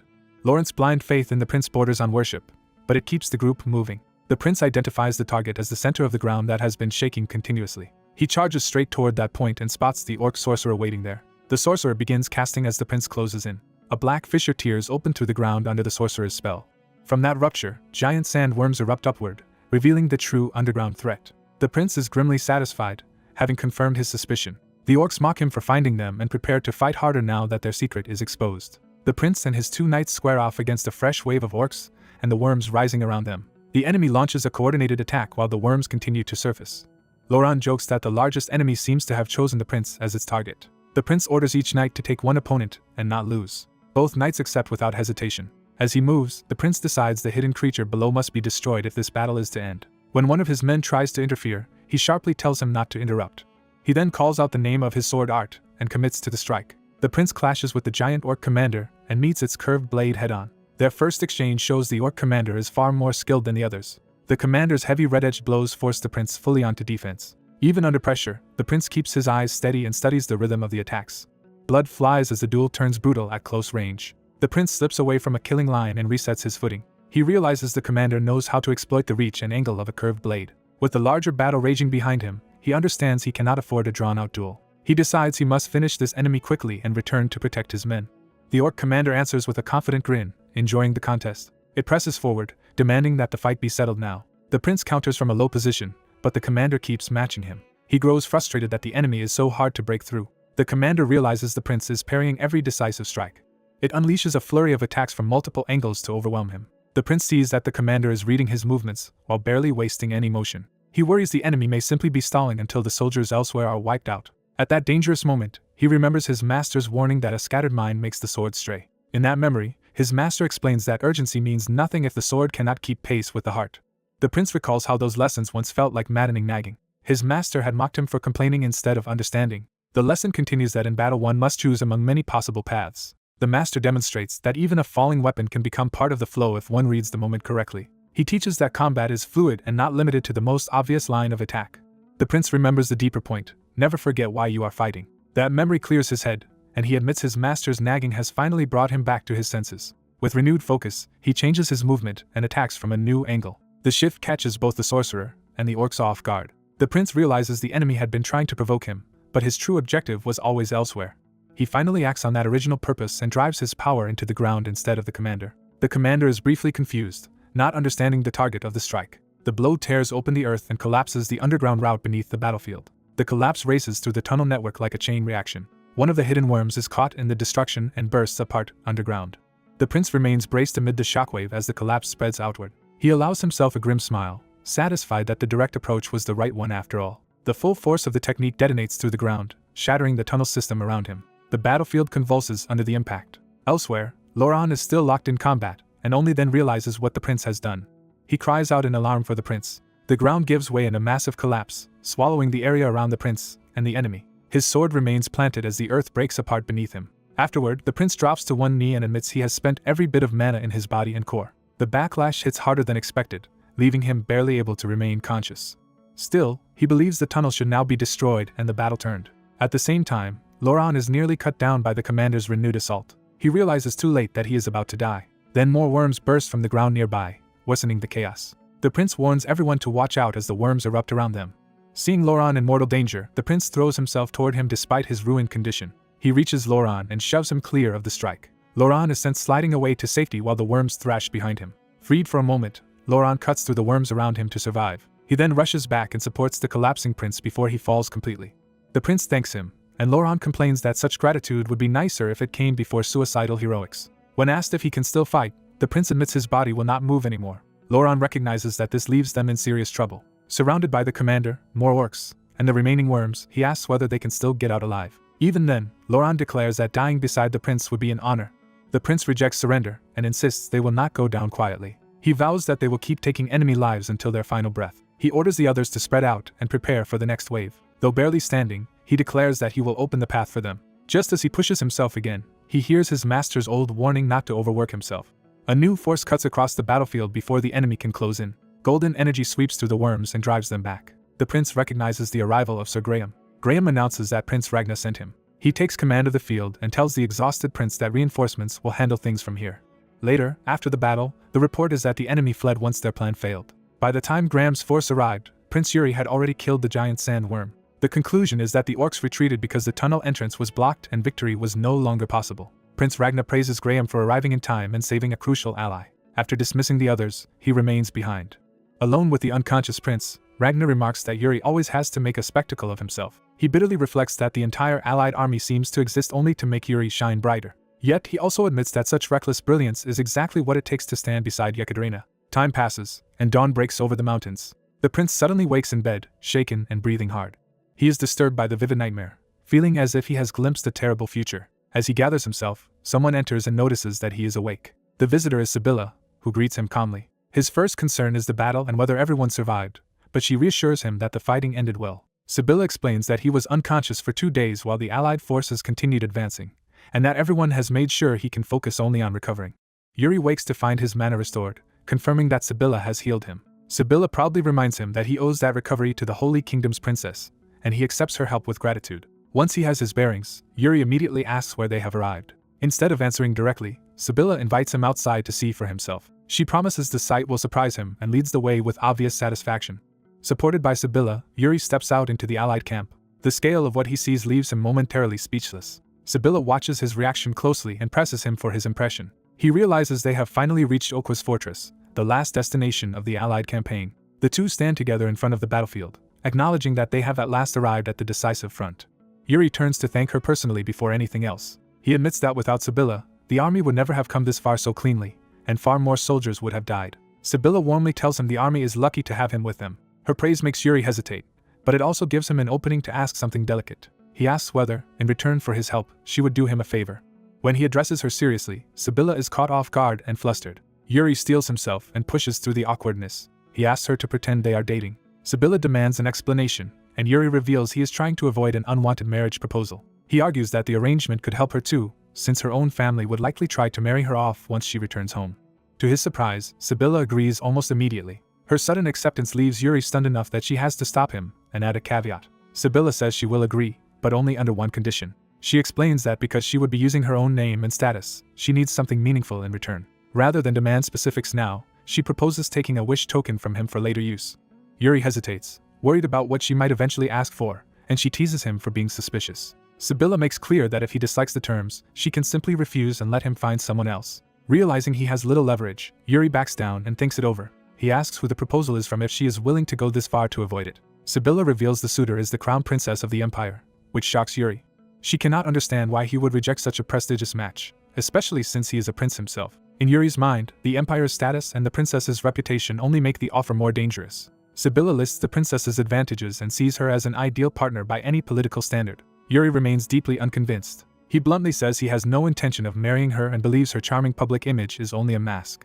He tries to return to the matter of the wish token and move the conversation forward. Before he can settle it, someone loudly interrupts after noticing he is already awake. A high-ranking imperial prince arrives, delighted that Yuri recovered so quickly and eager to report his achievements back home. The prince gushes over Yuri's rapid healing and praises him as extraordinary. Then he leans in and reveals that his niece has taken a strong interest in Yuri's exploits.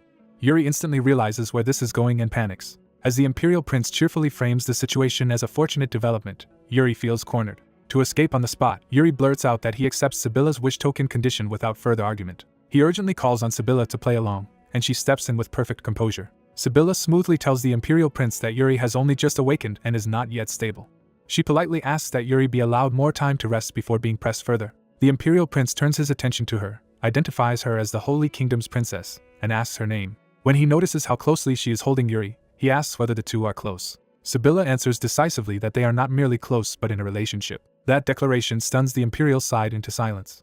Forced to commit, Yuri confirms the lie while the imperial prince visibly suppresses his displeasure. The prince can only click his tongue at the unexpected setback. He masks his frustration and offers a strained compliment, saying the pair look good together. Putting the matter aside for now, he reminds them that the final battle with Okwa is imminent. He explains that the army will rest briefly before advancing, because the campaign has already exhausted everyone.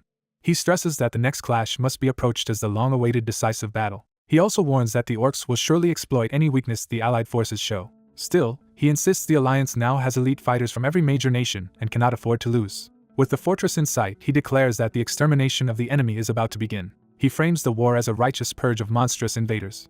He vows that victory here will make the entire continent remember their names. Yuri listens while reflecting that he joined the allied forces to correct the failures of his previous life and has reached Okwa without a single defeat. He notes that 5 years have passed since he regressed to his 13-year-old self. In that time, he has rebuilt his body and skills and reclaimed the legacy of his ancestors. He has also gathered the people tied to his fate and kept them close this time. By his own measure, this path has gone far better than the one that ended in ruin before. Yet now, standing among the continent's strongest, he senses he may have finally come face to face with the first cause of Betrayal's destruction. That realization hardens his resolve. He reminds himself that his only purpose is to prevent Betrayal's fall. He swears that this time he will protect his nation. Far away in the imperial palace, the story shifts to a late-night gathering among nobles. The palace party is already deep in indulgence and excess. Servants continue to attend the revelers despite the debauchery. Several nobles lounge drunkenly with their companions, treating the war as distant entertainment. One guest casually brings up news from the allied forces. Another says the war itself does not interest her much, but she wants to hear anything noteworthy. They mention that the alliance is nearing its final battle and that Yuri remains undefeated, which only enhances his reputation. At the same time, they mock how little recognition he receives from the emperor despite those results. A woman at the gathering steers the conversation toward a more intriguing subject. She asks whether anyone has heard fresh rumors about Brial's third prince, Yuri. A servant overhears and tenses as the gossip turns personal. The rumor shared is that Yuri is discussing marriage with the princess of the Holy Kingdom. That claim immediately catches the room's attention. A long-haired imperial princess repeats Yuri's name, recognizing it at once. The others romanticize the idea as love born on the battlefield. The servant can no longer stay detached from the conversation. The imperial crown princess enters, and the entire room freezes under her presence. The revelers falter, suddenly aware they have wandered into dangerous territory. Even the boldest among them lose their nerve in front of her. The crown princess greets them with perfect elegance that only heightens the tension. She calmly asks to hear more about the rumor they were just discussing. Her smile fades into sharp interest as she demands the details. Back at the front, soldiers rest and chat about their plans for life after the war. The mood in camp is relaxed enough for men to joke about going home and what they will do afterward. One knight from Bruzin watches the others with quiet satisfaction.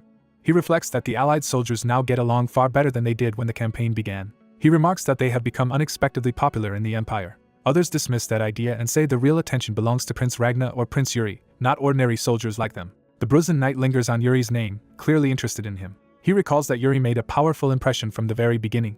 He acknowledges that Yuri's accomplishments have been undeniably extraordinary. More importantly, he believes Yuri is the one who united the alliance and created the spirit that lets them fight as one. In his eyes, Yuri is the true center of the army's momentum. Another soldier notices his reaction and realizes how seriously he is taking Yuri. The man addresses him as Sir Proin and asks when he arrived. Proin says he came because he saw Yuri sparring and wanted to watch. When invited to join the spar, he refuses, saying he is fine just observing. Instead, he warmly invites Yuri to visit Bruzin after the war and promises to show him its famous sea. Yuri accepts the invitation in good humor and proposes they celebrate together once victory comes. He imagines a feast after the war ends and the orcs are defeated. That hopeful moment is shattered when the alarm bell suddenly rings through the camp. An explosion erupts beyond the palisade, instantly ending the calm. Scouts cry out that the enemy is attacking as orcs and reptilian beasts surge forward through the smoke. A commander's eyes sharpen as the camp shifts from rest to battle. From the walls, the allied leaders see that the camp is being assaulted on a massive scale. Yuri realizes the enemy numbers are so vast that the horizon itself has disappeared behind them. Another rider confirms the worst. The allied camp has been completely surrounded. Even in that crisis, Yuri needles Jared for going quiet and asks if fear has finally reached him. Jared refuses to admit any fear, and Yuri notes that he has changed from the man who once avoided trouble. When Jared questions what he means, Yuri says only that they have come a long way. He leaves it at that, carrying private knowledge Jared cannot understand. As the orc host presses in, the enemy's advance reveals a far greater threat behind the front lines. A gigantic figure plants himself at the head of the army with crushing force. The monstrous leader steps forward from the mass of orcs. The allied side realizes this is no ordinary assault.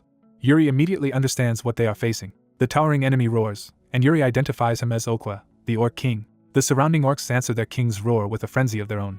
Allied soldiers raise their shields and brace for the collision. Prince Ragna answers the threat by ordering an immediate charge. The first enemy riders rush in to meet them. The allied cavalry slams forward into the orc line. Mounted knights drive their lances through the smoke as the melee begins. Yuri raises his sword and rallies Brial's forces by name. The first exchanges are brutal, with mounted knights cutting down orcs at full speed. The charge tears through the front ranks and throws bodies aside. Blood sprays as the allied blades begin carving a path. Yuri keeps moving through the chaos, cutting down enemies while the cavalry pushes deeper. He shouts for everyone to stay focused despite the confusion. Then something above draws his attention and makes him look up. A soldier notices the sky changing and cannot finish his warning before the new threat appears. Huge shadows sweep overhead. Wyverns descend with orc riders on their backs, revealing that the enemy planned an aerial assault as well. The wyvern riders immediately ready their bows from above the battlefield. A rain of arrows begins to fall from the sky. Seeing the enemy escalate, Yuri decides to answer in kind. He warns himself that what he is about to do will consume a great deal of mana. Drawing on that power, he channels green energy around his sword. The spell erupts upward in sweeping arcs, intercepting the airborne attack. With his blade wreathed in green mana, Yuri prepares to turn the battle against the wyverns. The armored prince hurls a spiraling wind blade upward, determined to break the enemy rider's momentum before they can dominate the sky. His attack lands cleanly and tears through an orc rider at close range. After judging the altitude, he decides he has enough room to seize the air battle himself. He leaps from his horse toward the wyverns, committing to an aerial assault. At the last instant, he catches a dangling rein instead of falling. Using that grip, he swings onto a wyvern and forces it under his control. Now mounted in the sky, he leaves one enemy rider dropping helplessly below. The surrounding orc flyers realize too late that attacking from above has made them vulnerable to him instead. The prince calmly gathers mana, already planning to turn the entire air squadron into targets. He declares that every enemy rider in the sky will be brought down. Below, the ground troops see wyverns crashing and the pressure from above suddenly easing. On the wall, a subordinate reports that the archers are ready, but the commander hesitates as the situation changes. The men look to their lord for orders, unsure whether to fire or hold. He can only watch in disbelief as the prince handles the crisis alone. Even the enemy riders recognize that the prince is recklessly capable. Riding the captured wyvern with a grin, he treats the chaos like an opportunity. Then his expression hardens as he senses a new threat. An orc archer on another wyvern draws on him from behind. The shot is released at full speed. He twists through the air, deflecting incoming arrows while keeping control of his mount. Impressed, he openly admits the enemy is stronger than he expected. Instead of pressing only with force, he tries to persuade the wyvern beneath him not to die for the orcs. He offers it a bargain, promising that if it helps him, he can save the other wyverns too. The beast's sharp reaction tells him it understands his words, which confirms his gamble. With that understanding secured, he orders the wyvern to turn savage against its former masters.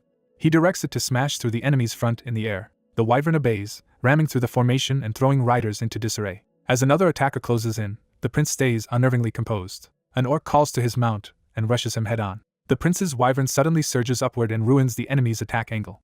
Using that opening, he drives his sword into the enemy wyvern at close range. The wounded beast flips violently, sending rider and mount tumbling. Seeing the chance to finish the duel, he prepares a single decisive strike. Cold energy floods his blade as he concentrates everything into one blow. He cuts through the enemy rider in a brutal finishing slash.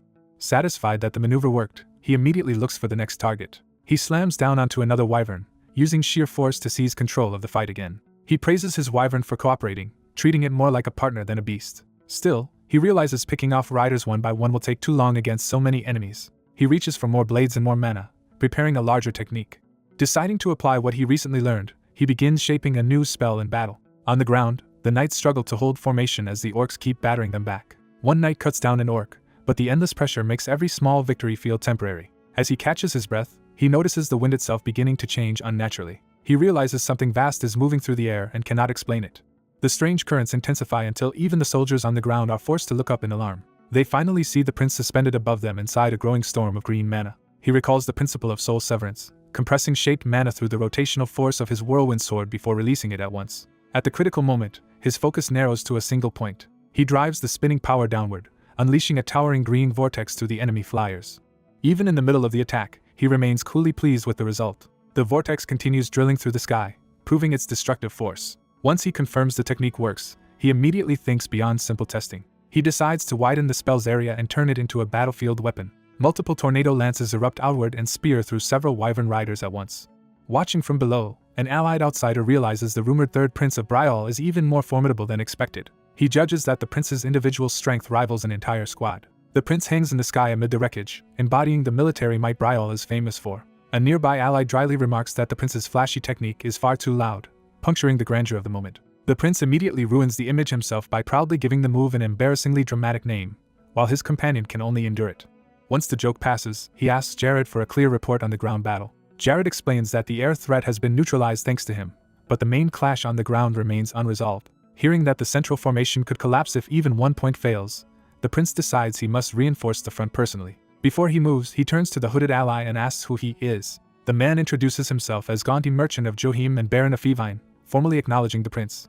The prince warmly welcomes him as an important ally and offers support if he needs anything. With introduction settled, the prince proposes driving the orcs back even farther. He teases Jared about being tired, using humor to steady morale. Then he reminds his men that every swing of their swords saves lives and orders them to hold the line. The battle grinds on without pause despite the prince's intervention.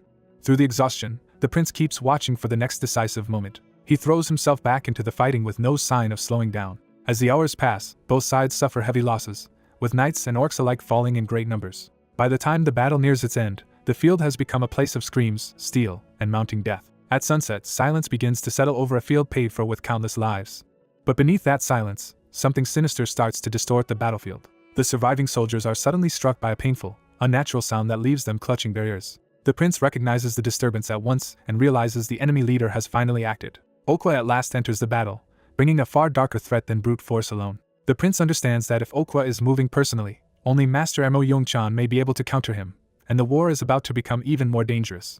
A monstrous presence bears down on him, making the threat feel immediate and personal. Okwa unleashes a terrifying roar that shakes the field. The prince sees the dead orcs beginning to stir under black magic and realizes the battle is not truly over. A warning spreads through the ranks that the orcs are about to go berserk. Reanimated enemies lunge back into combat with unnatural ferocity. Weapons crash against armor as the exhausted defenders are forced to fight again. The prince braces against a huge empowered orc and shouts for the line not to give ground. While he cuts through the revived attackers, a subordinate urgently points out a new development. They realize Okwa is withdrawing rather than pressing the advantage. The prince catches that retreat with a grim, knowing smile. He immediately breaks free from the clash in front of him. Cutting down anything in his path, he refuses to let Okwa escape unpunished. He orders a pursuit at once. A berserk orc tries to stop him, but he meets the blow head-on and forces through. He keeps carving a path while the enemy leader pulls farther away in the distance. Elsewhere, some imperial officers prematurely celebrate, convinced the retreat means total victory. At the War Council, they insist Okwa's withdrawal proves the enemy has been beaten. One commander argues they should rest now that the enemy has pulled back. Others agree, reasoning that Okwa must also be badly wounded and that healing the army should take priority. Yuri rejects that complacency outright. He reminds them they are still deep in enemy territory and cannot assume safety while Okwa's intentions remain unknown. He warns that Okwa's control over the orcs may hide an even greater danger. Yuri insists they must press the enemy immediately before that hidden threat matures. The blonde commander counters with intelligence from mages who watched Okwa's camp during the battle. Those observers reported a sinister aura rising from the enemy camp, confirming that something ominous is indeed being prepared. That report ends the debate, and the order is given to march on the enemy again at dawn without delay. As the meeting breaks up, the other officers depart to prepare. Then the blonde commander privately calls Yuri back. He asks whether Yuri has summoned the person he mentioned and says he has something confidential to share. To ensure secrecy, he activates a mana device that seals their conversation from outside ears. Once the barrier is in place, he is ready to speak freely. The room becomes enclosed in a silent blue field that blocks sound from escaping. Yuri realizes the commander is taking extraordinary precautions. The commander admits he hesitates to reveal this to someone outside the Empire, but says Yuri is the only person there he can trust. He brings up the torn letter they discovered earlier, the one suggesting the Emperor had made a secret arrangement with Okwa. Yuri adds a darker revelation of his own. Someone inside the Empire is using black magic. Since Okwa's black magic can control the enemy, the commander is forced to consider that the Empire may already be compromised from within. He fears they cannot yet know how far that influence has spread and wonders whether a traitor may be hidden among the allied forces. Because it is only suspicion for now, he says he cannot entrust the matter to just any Imperial knight. Yuri accepts the burden and promises to watch carefully for signs of betrayal. The commander smiles, relieved to have found someone willing to shoulder the secret. Then, without warning, he leans in and changes the mood completely. He casually asks whether Yuri would like to meet Yekaterina after the war, revealing a matchmaking agenda beneath the secrecy. Yuri hurriedly protests that he already has a girlfriend, while the commander refuses to believe him and turns the exchange absurd. That night, the camp settles under uneasy calm while the ridiculous argument lingers in the background. Morning arrives over the mountains, and the army prepares for the next march. A warhorse waits as the new day begins. The prince rides out beneath Betrayal's banner, returning the army to motion. When his men report that everyone is ready, he gives the order to move. Before departing, he asks after Master Mo Yongchan. He is told the master is inside the camp refining his energy, and intends to intervene only when the proper moment arrives. The prince repeats that phrase to himself, uneasy about what kind of moment the master is waiting for. He surveys the mounted troops gathering behind him. Looking over the ranks, he notices too many empty places where comrades should be. Remembering how many men died to bring them this far, he understands that grief has hardened into resolve. He calls out to Betrayal, admitting that no easy comfort can make up for the dead. Instead, he declares that the coming clash will be their final battle. A white-haired noble can only smile, saying there is nothing more to add to that resolve. The soldiers answer with renewed spirit, their fear briefly replaced by shared confidence. They vow to survive together and meet again when the day is done. The prince raises the banner and promises a feast for everyone if they return alive. A horn sounds, turning that promise into a marching order. He calls on every soldier to advance. Then he leads the charge himself. At the front, the renewed assault crashes into the orcs guarding the approach to the fortress. One allied commander glances back as the momentum of Betrayal's charge reaches the line. Betrayal's banner snaps in the wind, announcing the prince's arrival to friend and foe alike. The defenders shout that Betrayal has come, and the news spreads through the battlefield. With that opening, the allied troops are ordered to carve a path straight to the fortress. The cavalry surges forward into the breach, driving the battle toward the enemy's stronghold. A young commander urges his cavalry to move faster and follow him into the chaos of battle. His mounted knights answer at once and press forward under his lead. Spotting a siege tower near the fortress, he decides to seize it as a foothold for the assault. He narrows his focus, already calculating the next move. Before the plan can unfold, a hulking ogre bursts into the field and cuts down a soldier. The beast roars toward the commander, recognizing him across the battlefield. The commander confirms the recognition and meets the challenge with open hostility. He draws a special blade and prepares to strike first. With a sudden burst, he launches himself straight at the ogre. His charge becomes a blinding line of force racing across the ground. The ogre braces with its cleavers, trying to stop the attack head-on. The commander slips through the defense and carves into the monster in a single passing slash. The ogre is startled that the knight reached him so cleanly. Without pausing, the commander reaches for another weapon at his side. He follows with a second empowered strike that hurls the ogre back. Using the opening, he rides straight toward the siege tower. He vaults upward in one motion and lands atop the tower before the enemy can stop him. He steadies himself on the platform, having secured the position he wanted. Satisfied that the climb is over, he turns his attention to the larger battle and addresses his men. From the tower he sees the enemy's final force gathering below, wrapped in ominous black power. He immediately identifies the spreading darkness as black magic and concludes that a sorcerer is supporting this front as well. A subordinate reports that the preparations are complete, and the commander praises Jared for carrying them out. He notes that these are the enemy's elite troops, strengthened by black magic just as before, and that ordinary dispelling will not save them. Seeing that everything is in place, he decides it is time to begin the real operation. He orders Simon to raise their flag so the main army will know where he has broken through. His men rush to carry out the order while he drives the assault onward. Far away, the signal is spotted and the Supreme Commander is informed that Betrayal has located Okwa. The Supreme Commander is pleased that Yuri succeeded sooner than expected. He immediately orders the signal relayed and commands the elite troops to mobilize. Elsewhere, a veteran named Fennec welcomes the order with excitement and prepares to join the fight. A female knight answers him without hesitation and moves with him. Another hardened soldier silently readies himself for the coming clash. Across the breached area, Allied troops surge into the fortress grounds and engage the enemy. As he advances, the commander reminds his companions that they already know their mission. While the main army holds the line, he explains that their role is separate and decisive. Their true objective is not the army at large, but the death of Okwa. He gathers a mixed group of fighters around him and prepares to send them into that deadly task. Before they part, he gives them a blunt farewell and tells them simply to survive. The battle erupts in earnest as Allied knights cut into the black magic-enhanced enemy ranks. The enemy answers with brutal force, smashing back at the attackers. Even so, the Allied soldiers keep cutting down the monsters around them. The female knight centers herself and prepares to coordinate with the others. At her command, Fennec strikes in perfect timing and helps bring down another foe. Watching the cooperation around him, the commander reflects that people from different lands and backgrounds are now fighting as one. To him, that shared resolve makes this battlefield worthy of a knight's pride. Nearby, a warrior channels blue power through his blade and gathers a wide area attack. He unleashes it in sweeping arcs that tear through multiple enemies at once. At the same time, the commander is locked in close combat with another giant foe. A green light stirs around his weapon as he prepares a different technique. He wraps the sword in spiraling green energy and sharpens his focus. Then he lashes out with that power and blasts the enemy away. The monster is thrown back, but the commander remains wary instead of relieved. A flicker of suspicion crosses his face as he senses something is wrong. Another empowered ogre crashes in with a savage strike, forcing him to defend at once. While fighting, he realizes Okwa still has not acted directly, and that Master Emo has not arrived despite the battle escalating this far. Even though his side appears to hold the advantage, the situation gives him an unsettling sense of repetition. He starts to fear that he has overlooked a crucial part of the enemy's plan. Dark power begins leaking from a fallen enemy body at his feet, confirming his suspicion. The energy gathers back into the wounded ogre, and the commander is horrified to see it recovering. For the first time, genuine alarm breaks through his composure. He charges again, trying to end the threat before it fully returns. Instead, a far larger and more terrifying form of Okwa emerges under a torrent of black magic. The monster's awakened gaze fixes on him with murderous intent. Okwa rises to his full monstrous height, towering over the commander. A devastating blast of power slams into the battlefield and tears the ground apart.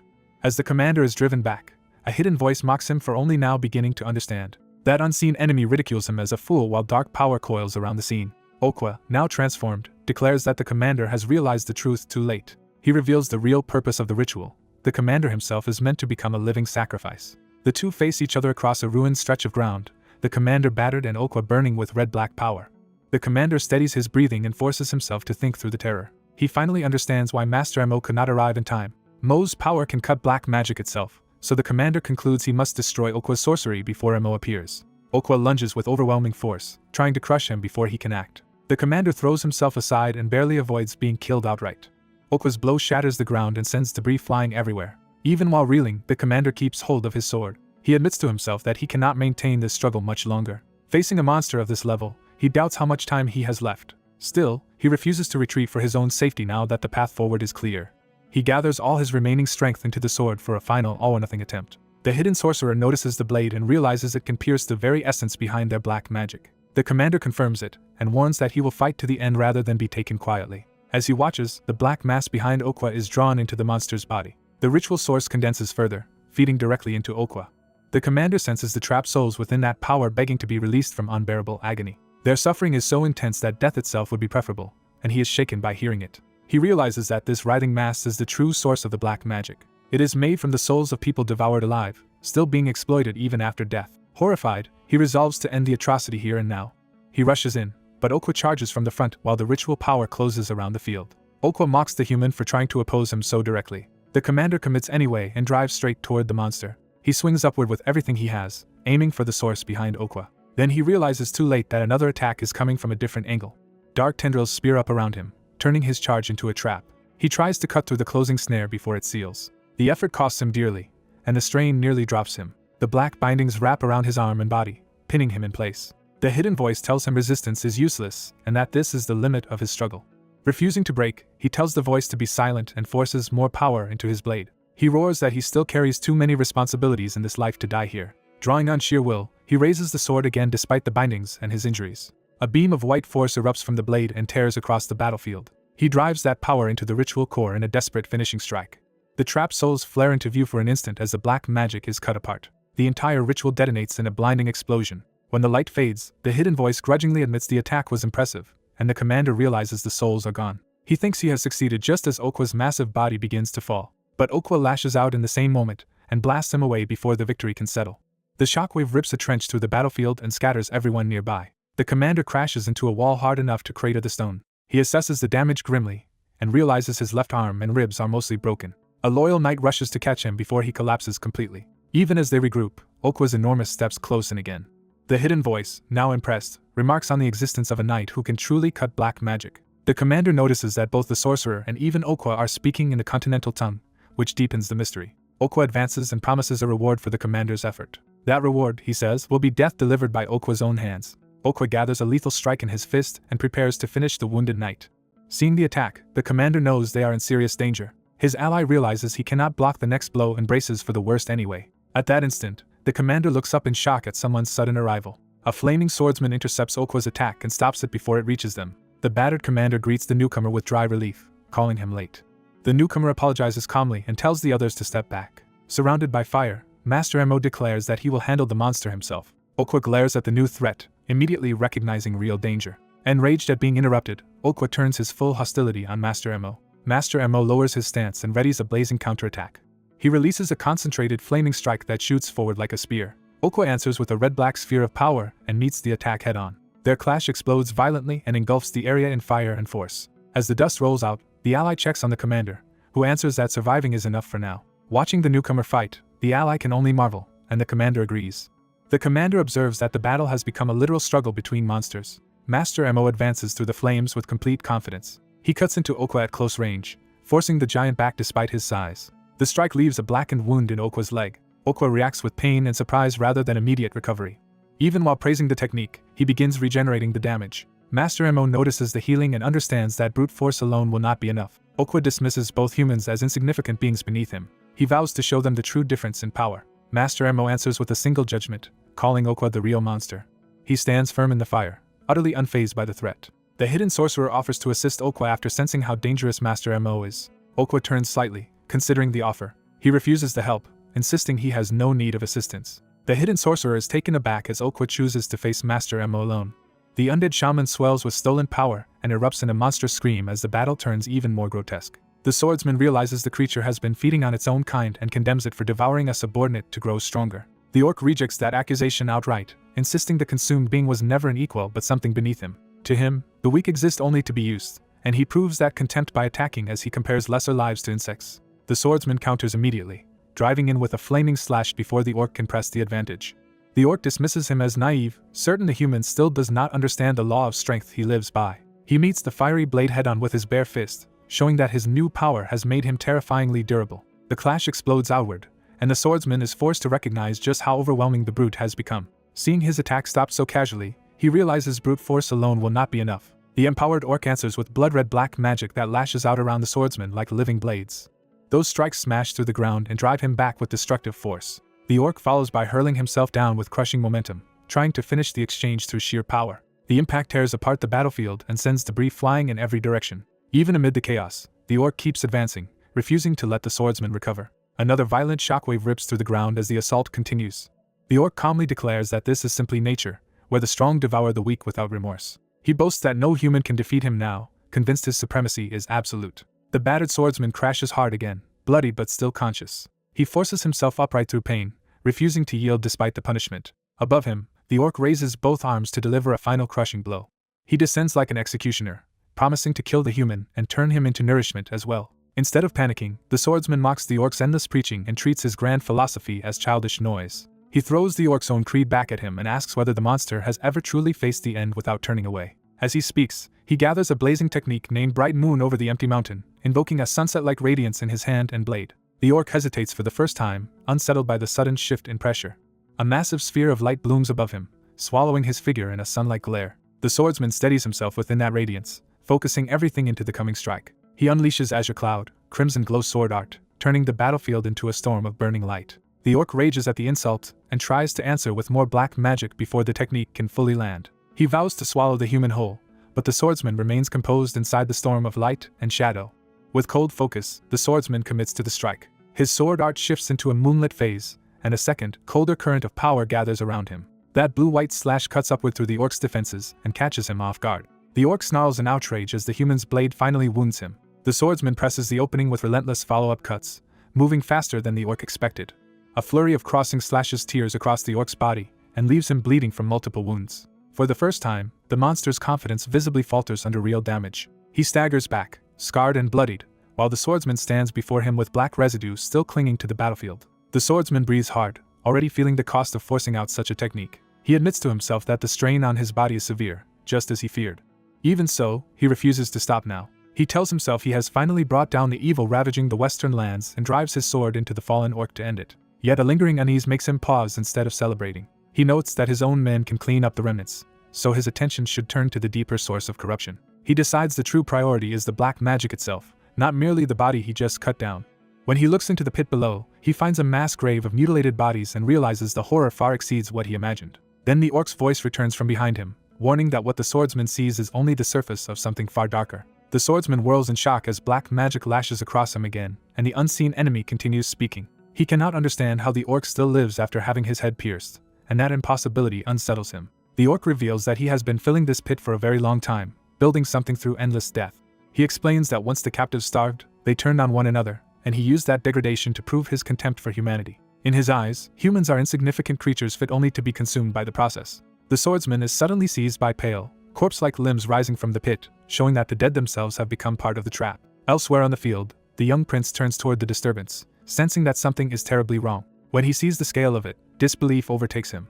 A towering pillar made from fused human bodies rises from the pit, and the swordsman atop it calls out for his master. The prince grimaces as he understands the battle has entered a far worse stage. Still fighting from within the mass, the swordsman hacks at the corpse pillar with his burning blade. He carves through the writhing bodies in broad arcs, trying to cut himself free and halt the growth. He lands in a crouch, exhausted, while the grotesque structure continues looming behind him. He curses the monster for turning the dead into tools even after death. He condemns the black magic for binding the corpses together into a new abomination that now ensnares him as well. That abomination takes shape as a giant crawling mass of bodies and blood-red magic, descending toward him like a living siege beast. The allied soldiers stare in horror, unable at first to comprehend what has been born from the pit. Recognition spreads among them that this is no ordinary monster but the culmination of the enemy's ritual. The prince and nearby knights rush toward the threat instead of retreating from it. Even while shaken, the prince accepts that the situation is beyond anything normal warfare prepared them for. The giant corpse beast fully emerges, towering over the battlefield and dwarfing everyone around it. Its face resolves into a nightmare grin, and the prince begins to understand the scale of the disaster. He realizes the battle cannot end unless that revolting core is cut down at its source. Watching the spreading corruption, he understands that the black magic they severed before was only a fragment of the whole. The creature is identified as Okwa, and the prince grasps that if it is not stopped here, the allied army and Betrayal itself will be doomed. The stakes become clear. Failure here means total collapse of the army and the destruction of their homeland. His retainers urge him to withdraw for his own safety now that the battle has become a chaotic melee. The prince turns to the knight Lauron, surprised that even his closest men are asking him to fall back. They insist he must return to Betrayal while they hold the line, arguing that the fight from here on will be too dangerous. The prince refuses to accept that and addresses Jared and Lauron directly. When they tell him he has already done enough, he rejects the idea completely. He remembers that destruction never waits for perfect timing, and retreat offers no promise that tomorrow will be any better. That conviction hardens into action as he grips his sword and chooses to stay.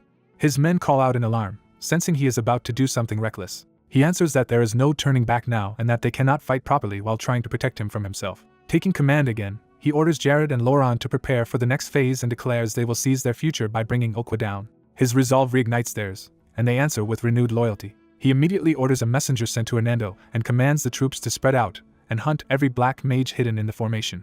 He reasons that Okwa has grown too vast for physical attacks alone, so the enemy casters feeding it must be reduced. Their true goal, he decides, is to open a path for dispel magic and pour it directly into Okwa. Meanwhile, the swordsman faces the towering Okwa alone as it looms over him like a god of corpses. Okwa lashes out with more black magic, trying to crush him under its overwhelming mass. The swordsman answers with another blazing cut, refusing to be buried by the monster's size. Even so, the force of the exchange batters him and draws another pained gasp. A knight rushes in to support him, unwilling to leave him isolated against the giant. The reinforcement closes the distance in a burst of speed. Blue magic flares from the knight's sword as he charges Okwa directly. He drives that magic into the ground and the creature's base, trying to crack open a vulnerable point. Okwa notices the interference at once and turns its attention toward the new attacker. Enraged, it denounces the humans as insects and prepares a brutal counterattack. That retaliation lands instantly, tearing through the knight and hurling him away in blood. The swordsman roars that Okwa's true opponent is him and throws himself back into the fight to draw its focus. He surges forward with a furious cry, pouring everything left into his flaming blade. His strike detonates against Okwa's body in another violent burst of fire and force. But the monster simply reshapes itself through black magic, refusing to die cleanly. The swordsman changes angle and drives a vertical cut down through its body, trying to split the core apart. He follows with a sweeping flame slash that tears away a huge section of the creature's mass. The severed portion explodes apart, briefly scattering the corpse matter and black magic. From a distance, the prince sees that the swordsman has indeed created the opening he promised. That sight steadies the prince, and he understands the moment he has been waiting for has arrived. A faint smile crosses his face as he commits to the plan. He knows there is no time to hunt down every hidden black mage before the battlefield collapses. Still, if they can reduce even some of them, the black magic wrapped around Okwa can be weakened enough to matter. The prince concludes that once the shell is broken, a single well-timed dispel can decide everything. He centers his sword and resolves to release that dispel just once, trusting one perfect strike over prolonged battle. White mana floods into the blade until it shines with overwhelming purity. Okwa senses the incoming threat and turns toward the prince with a howl. The monster lashes out in irritation, angry that the human it dismissed has become dangerous. At the same time, it orders the surrounding orcs to tear the prince apart and bring him down before the spell can be completed. The allied knights intercept those attackers, cutting into the orcs and buying the prince precious seconds. Yuri realizes the prince is preparing something decisive and promises to cover him while he casts. The others vow to hold the line no matter what, urging him to hurry. Shielded by their resolve, the prince steps fully into concentration and lets the white mana gather around him. He senses the black magic's flow clearly now and understands that Okwa is still growing by feeding on death across the battlefield. His own mana is nearly exhausted and his body is close to collapse, but he refuses to stop there. Remembering the teachings of a skeletal mentor, he steadies his heart and casts aside fear of the enemy. He follows that lesson by choosing the path he believes is right without hesitation. For Brial's sake, he gathers every last fragment of power into one final spell. He swears to fulfill Brial's duty to the very end, even if it costs him everything. Then he swings, releasing a vast white arc of dispelling power. His eyes blaze with absolute resolve as the spell leaves his control. The white slash expands into a sweeping wave that races across the battlefield. It carries the full burden of Brial's name and the prince's determination to answer it. That attack becomes the calling his title demands of him, made real through action rather than words. As the wave spreads, the allied soldiers realize the prince's prediction was correct and that this is their chance. From afar, the enemy mages understand the danger too late. Okwa has been absorbing life through dark magic, and a prolonged battle would have doomed the allies. One of them turns as the white power approaches their hidden position. The white-haired noble notes calmly that his companion has been watching the battlefield because this outcome was expected. The older mage recognizes that this must be the opening the prince said he would create for allied magic. Even while admitting the prince is remarkable, the white-haired man judges the battle too difficult to win by ordinary means and begins considering another plan. The older mage explains that Okwa has already become one with dark magic itself. Unless the power flowing into Okwa can be severed even for a moment, he warns, the allies will be unable to use mana properly at all. He doubts the allied side has any mage capable of delivering the large-scale magic needed to critically damage Okwa once that opening appears. The white-haired noble tells him not to worry about that part, implying he has already prepared an answer. That confidence shocks the older mage as he realizes what the younger man intends. A pillar of blinding white light suddenly erupts over the battlefield, cutting through the darkness. Both enemy observers watch in stunned silence as the beam tears upward and outward. The older mage reports in disbelief that the dark magic blanketing the entire battlefield has been sliced away. He is left speechless by the scale of what he is witnessing. A vast blue magic circle forms overhead, and the white-haired noble tells him to step back. Obeying the prince's earlier request, the noble finally reveals his role and declares that he will answer that opening with his greatest magic. he extends his hand to release the spell he has been holding in reserve. As the older mage can only marvel, the white-haired noble calmly prepares to unleash a godlike strike into the battlefield. A massive fire spell detonates and turns the battlefield into an inferno. The blazing sphere surges across the sky while distant observers realize an overwhelming force has been unleashed. As the firestorm bears down on the orc lines, the enemy is caught exposed with no time to escape. Even Okwa, the monstrous leader, is forced to face the scale of the attack. He is stunned by the impossible amount of mana behind the spell. Watching the explosion spread, he cannot understand how such power could exist. The human commander immediately orders every soldier into a defensive formation to survive the blast. The frontline braces, trusting the order rather than trying to outrun the flames. Yuri remains composed, having committed fully to this decisive strike. His allies channel protective magic around their own side while he stands at the center of the plan. Okwa tries to meet the oncoming inferno head-on instead of yielding. He refuses to believe a being like him could be brought down by this attack, but the fire slams into him with enough force to shake even his confidence. The human shield holds, sparing the allied soldiers from the worst of the blast. Okwa is engulfed and screams as the flames tear through him. The impact gouges the battlefield apart, turning the ground into a crater of fire and debris. The remaining orcs are caught in the same wave and burn with their leader. From behind the devastation, Yuri recognizes that his long effort to build this moment has finally paid off. He quietly takes satisfaction in seeing his relentless preparation produce overwhelming firepower. The attack is aimed specifically at Okwa, with the intent to reduce even his bones to ash. Once the flames pass, the soldiers inside the barrier finally breathe again. One knight complains that Yuri could have warned them, and he answers that it was less a plan than battlefield instinct born from experience. Even so, his allies marvel that he erased Okwa and the rest of the orcs in a single strike. For a moment Yuri dares to wonder whether the battle is finally over. That hope vanishes the instant he senses something still alive in the ruins.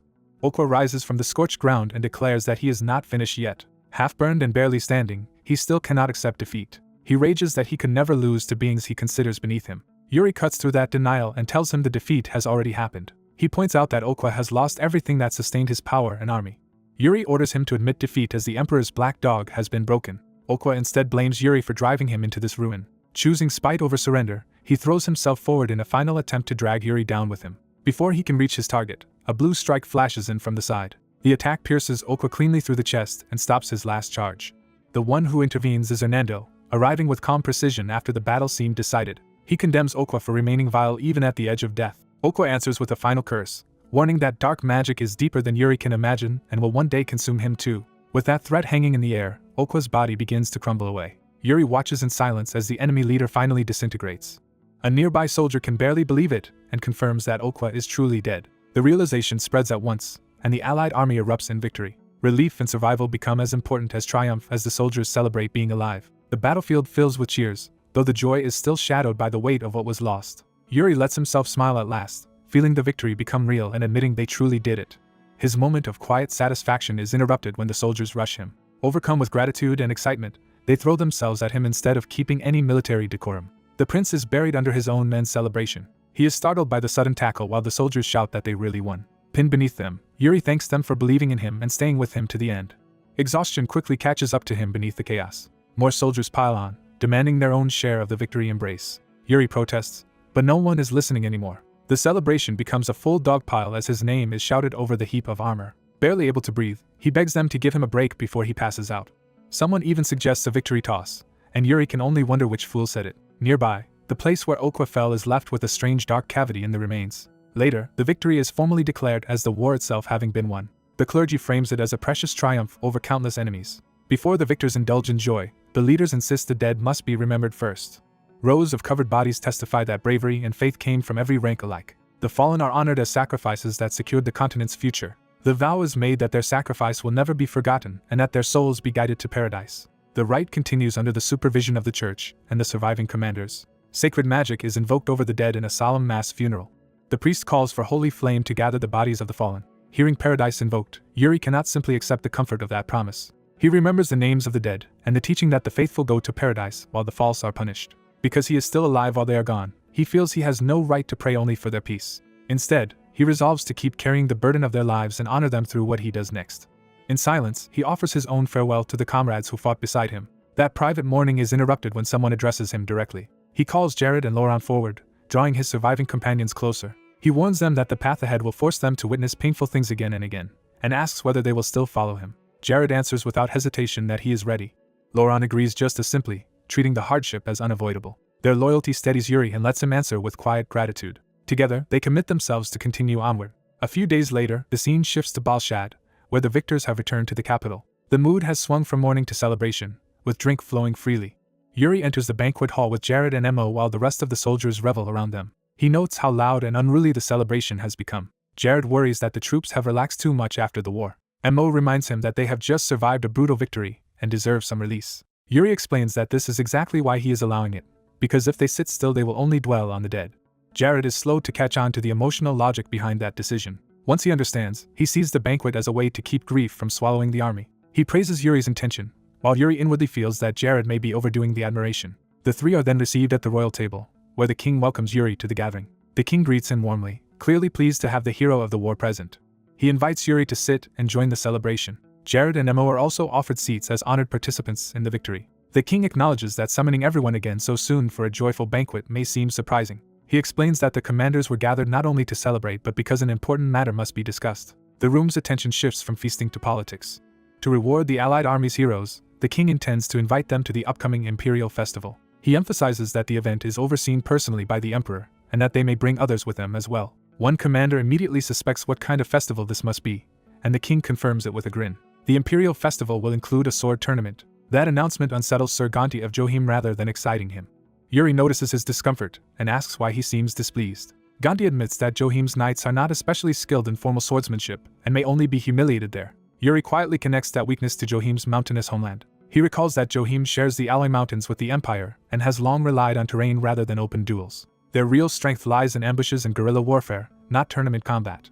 Gonti adds that newer recruits are lax and poor with hierarchy, making disciplined training even harder. Instead of dismissing this, Yuri realizes the problem could become an opportunity. He proposes an alternative directly to Gonti. Yuri offers to take some of Johim's knights and put them through intensive training on his side. Gonti is shocked by the seriousness of the offer, but Yuri presents it as a way to strengthen both skill and friendship between their nations.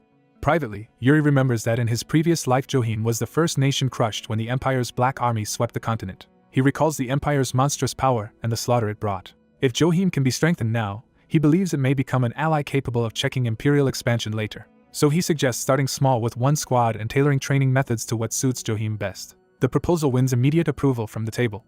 Even the archmage, who has been bored through the banquet, is drawn back into the conversation. Her attention shifts when someone addresses her directly. At that moment, a flustered admirer presents her with roses and a confession. For one brief instant she looks almost pleased by the offering. That softness vanishes immediately.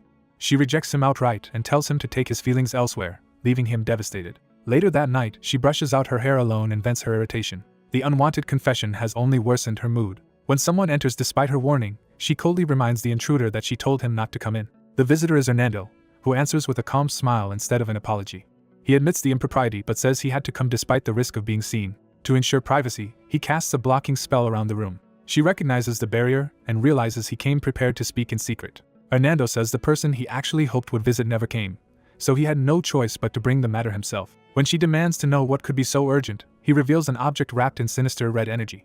He explains that he found it on Okwa's corpse. She is immediately alarmed and asks what it is. Hernando tells her to come closer, but warns her to strengthen her mental defenses first. Still skeptical, she approaches while preparing her own magic. She warns him that if this proves trivial, she will throw him out at once.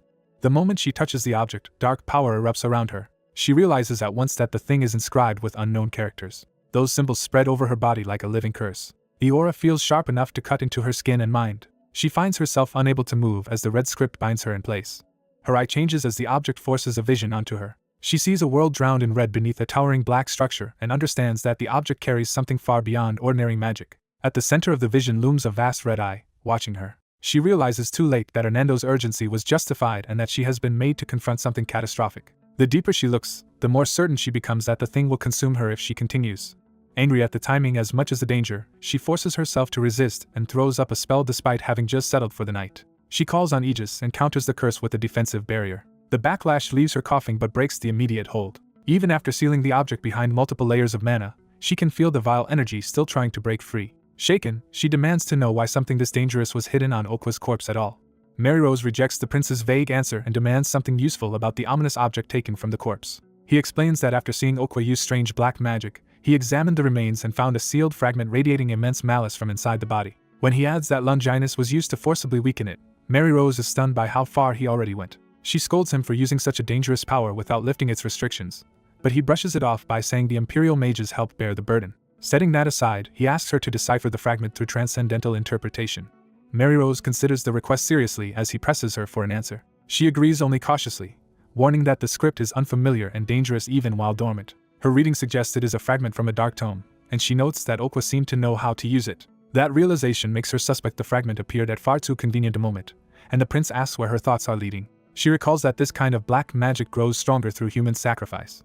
So the fact that a page of such a tome ended up with the Orc King just as the allied army arrived feels less like chance and more like bait. She points out that victory depended on the Prince of Betrayal being able to cut down black magic, and asks who might have arranged matters if that power had not existed. As the implications start to sound like a deliberate conspiracy, the prince cuts her off before she goes any further. He warns her not to dig deeper into a line of thought dangerous enough to threaten them both. A new voice interrupts, insisting there is no reason for Mary Rose to stop and asking for the archmage's full opinion.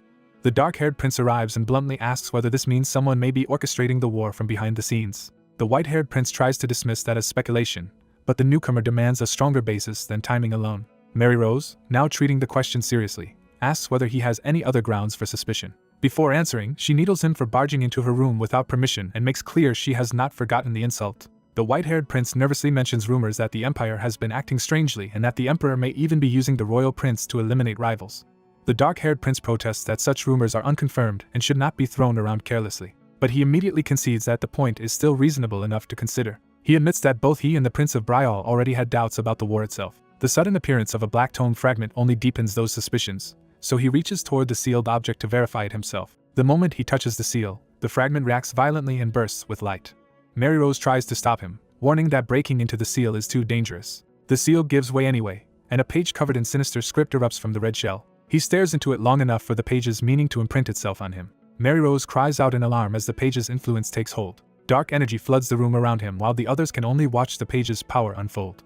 A demonic eye-like sigil manifests, showing that the fragment is trying to reveal its true nature through him. He endures the vision in silence until the surge begins to settle. Mary Rose and the white-haired prince brace themselves, expecting the worst. Instead, he calmly announces that he now understands what the fragment is. The white-haired prince recalls an old warning about something called the Devil's Tome. That warning lets the dark-haired prince identify the page as part of that Devil's Tome. With that confirmation, he immediately decides they are going to the Empire and hands the page over. The white-haired prince hesitates, but the decision stands because they were bound for the Empire anyway and now have even more reason to see the truth firsthand. Before they leave, Mary Rose stops him with one more question for the archmage. She asks whether black magic users leave any distinctive physical signs or traces behind them. When he asks if that is all she wants, she makes it clear she expects payment for the information she has already provided. Mary Rose reminds him that she has interpreted the script and shared dangerous knowledge while receiving nothing in return. She adds that he entered her room rudely and without even the minimum courtesy of a greeting. He realizes she is bargaining and asks what exactly she wants from him. Mary Rose says she wants no immediate reward, which only makes the demand feel more dangerous. She asks instead for a promise that he will grant her one favor later. The request reminds him of another woman who once trapped him with the same kind of cheerful condition. Remembering how those debts keep accumulating, he resigns himself to being cornered again. Night passes over the castle as the uneasy negotiation gives way to departure plans. Mary Rose presses him for a clear answer and refuses to let the matter slide. She demands to know whether he will make the promise or not. The white-haired prince quietly warns him that refusing Mary Rose would only make things worse. He adds that Mary Rose is fiery and never forgets a slight, which convinces the dark-haired prince that resistance is pointless. When Mary Rose catches them whispering, he hurriedly denies saying anything improper. He finally agrees to grant a future request, and Mary Rose accepts with obvious satisfaction.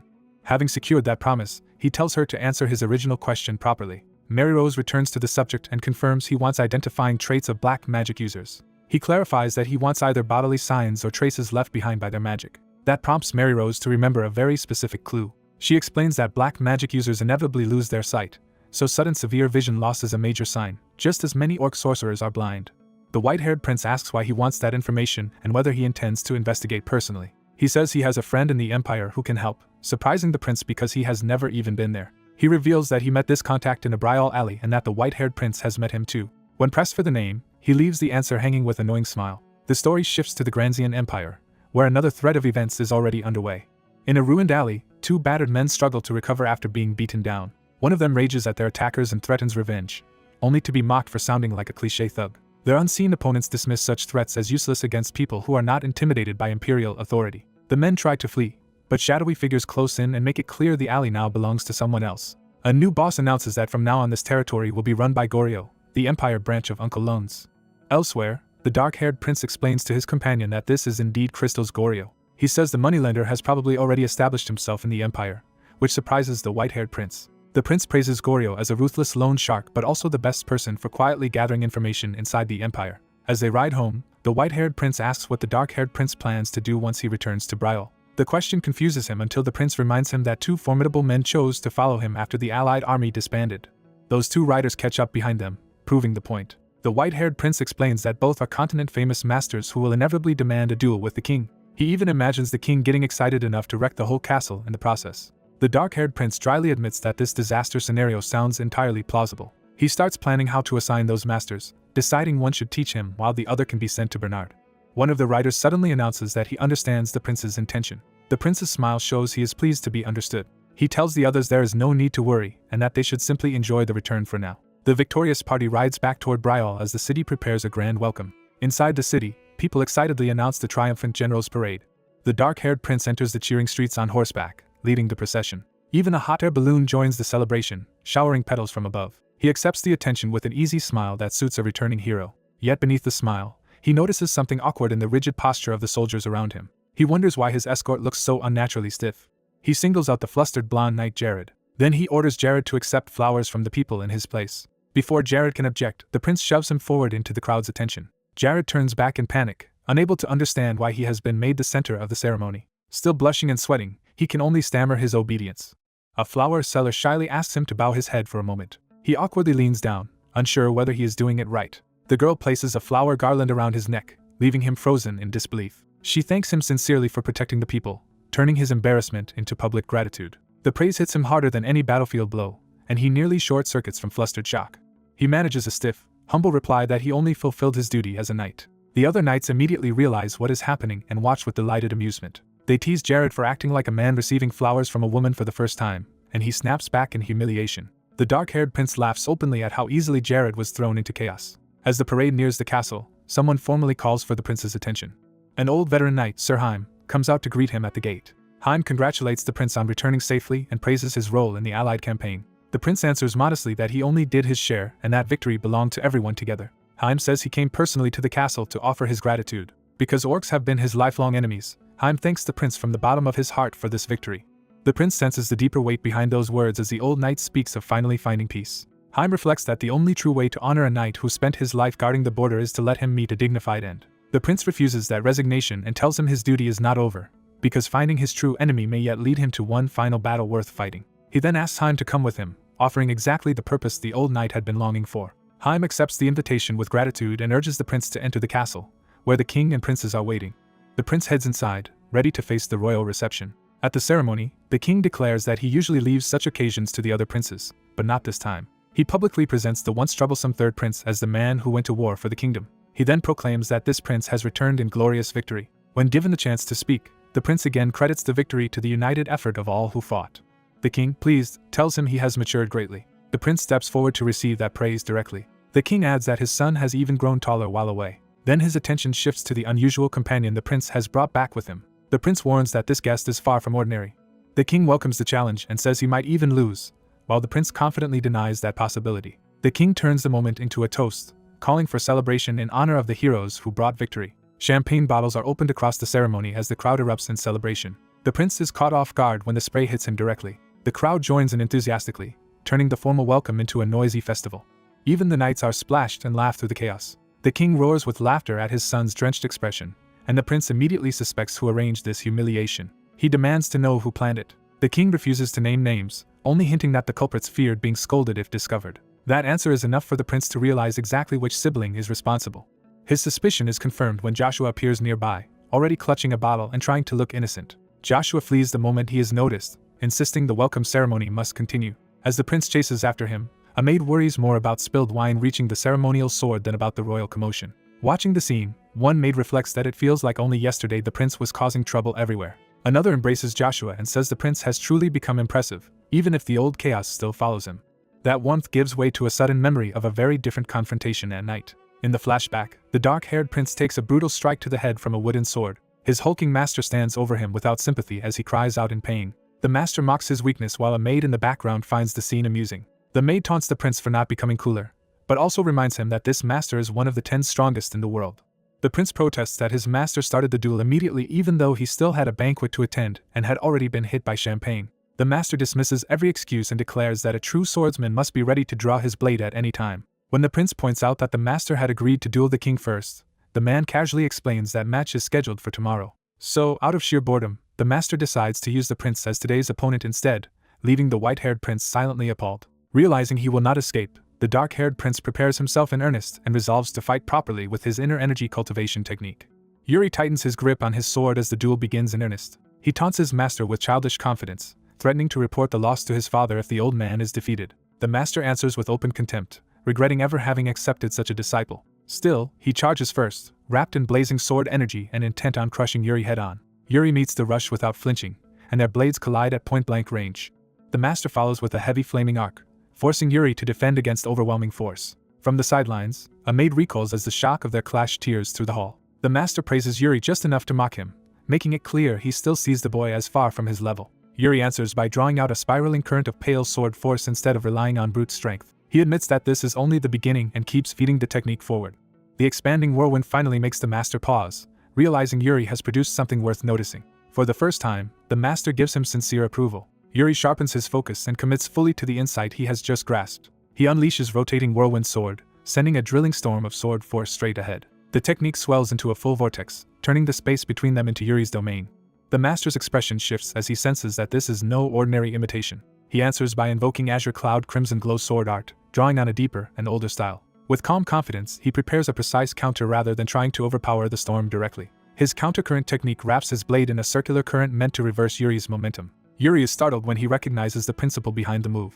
He realizes the master has turned the whirlwind itself against him. The master mocks Yuri for revealing too much of his hand and says the boy still has a long road ahead. Instead of retreating, Yuri plants his foot and decides to force a breakthrough. He hurls himself back into the vortex, joking that if one method fails, he will bite through with another. The strain shows on his face, but he refuses to let the reversal swallow him.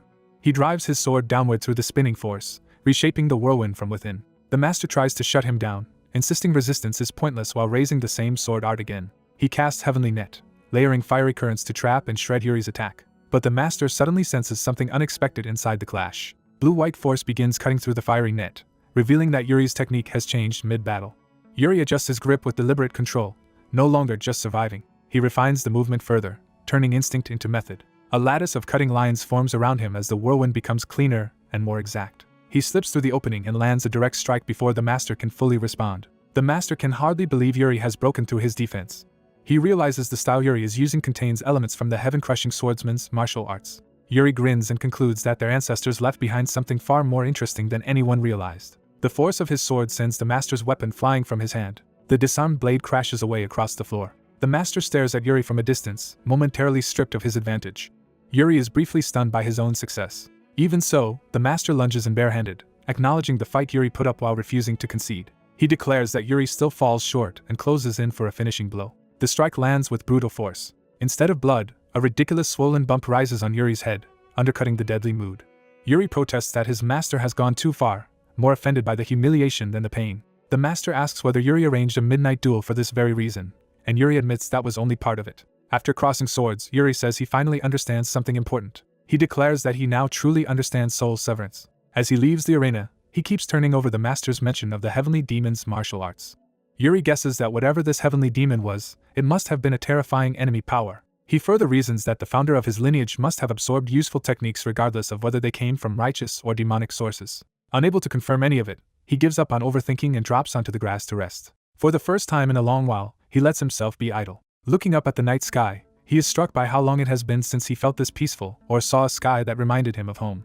He wonders whether this new life has made him a better person than he used to be. That private reflection ends when he notices someone approaching. The visitor is Cedric, who greets him warmly. Yuri asks when he arrived, and Cedric says he only just found him resting there. Cedric sits beside him and remarks that he has heard a great deal about Yuri's recent activity. Yuri brushes it off with embarrassed modesty. Cedric laughs that Yuri hardly seems like the troublesome younger brother he remembers. The familiar affection catches Yuri off guard. Cedric pats his head and tells him he has worked hard. Yuri accepts the praise with a rare, unguarded smile. When Yuri asks how everyone has been, Cedric says he himself is unchanged, but Joshua has taken an unexpected interest in politics and commerce. Yuri immediately assumes Joshua must have caused some new disaster. Cedric explains instead that Joshua has been proposing economic reforms and involving himself seriously in state affairs. That makes Yuri recall Joshua's promise to protect the royal palace while he was away, and he begins to think the promise may have been sincere. Cedric says it is reassuring to have such capable younger brothers, and Yuri answers that Cedric is the most remarkable of them all. Yuri admits that the others could live so freely only because Cedric had always looked like the ideal future king. He says plainly that he wants to see Betrayal led by Cedric. Cedric receives that trust with quiet emotion. He then turns the conversation to Yuri's coming trip to the Empire, and Yuri confirms he will leave once matters here are settled. Cedric hesitates, and asks if he may share something personal. Blushing, he struggles to say it aloud. At last he confesses that he has started seeing someone from the imperial royal family. Yuri is shocked and immediately tries to identify which princess he means. When the answer points toward Yekaterina's side of the family, Yuri reacts with outright horror. Cedric, confused by the intensity of that reaction, asks why it matters, while Yuri hastily backs away from explaining. Cedric says the woman is named Katrina and that they have been exchanging letters since the royal ball. He describes her as intelligent and kind, and suggests Yuri meet her in the Empire because she may be useful to him. Yuri thanks him sincerely for the help. Cedric then mischievously asks whether Yuri himself is interested in Princess Yekaterina. He cites the rumors linking Yuri to one princess and now possibly another, turning it into a dramatic love triangle. Yuri vehemently denies any romantic interest in either woman. He steadies himself and answers more calmly. Yuri insists that love is not something he needs. Cedric only smiles, amused by the certainty. Privately, he thinks men like Yuri always end up making women cry. Morning arrives over the palace. Elsewhere, a red-haired soldier fights fiercely against multiple attackers. Another veteran blocks a blow at close range, showing this is a desperate melee rather than a formal duel. The skirmish broadens into a chaotic clash among returning soldiers. Back at the palace, Yuri sits casually on the floor eating with a maid and a blonde guard.